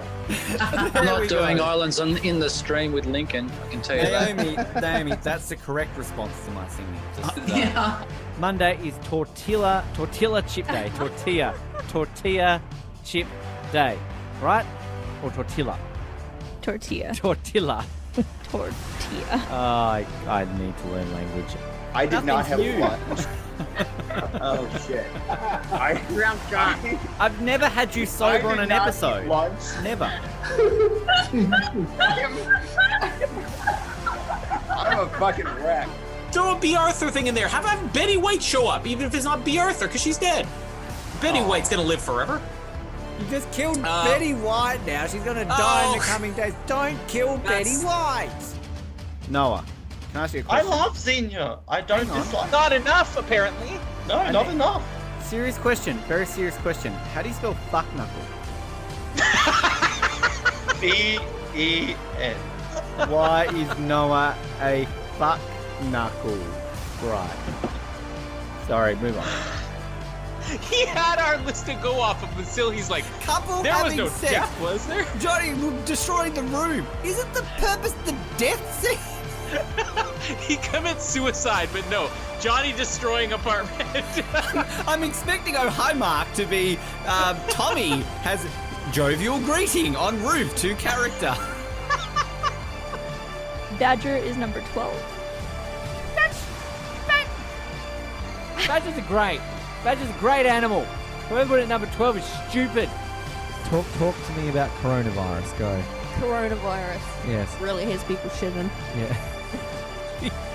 You're very confident about the punchline of that joke. Until we next speak again. Keep sucking those oranges, Hobart Carglia. Keep sucking those oranges, Hober Victoria Cargill. Keep sucking those oranges, Hobart Cargill. Keep sucking those oranges, Hobart. Keep sucking those oranges, Hobart. Keep sucking those oranges, Victoria. Keep sucking those coronavirus oranges. Keep sucking those oranges, Hobart. Keep sucking those oranges, Hobart. Keep sucking those oranges, Hobart Victoria Cargill. Keep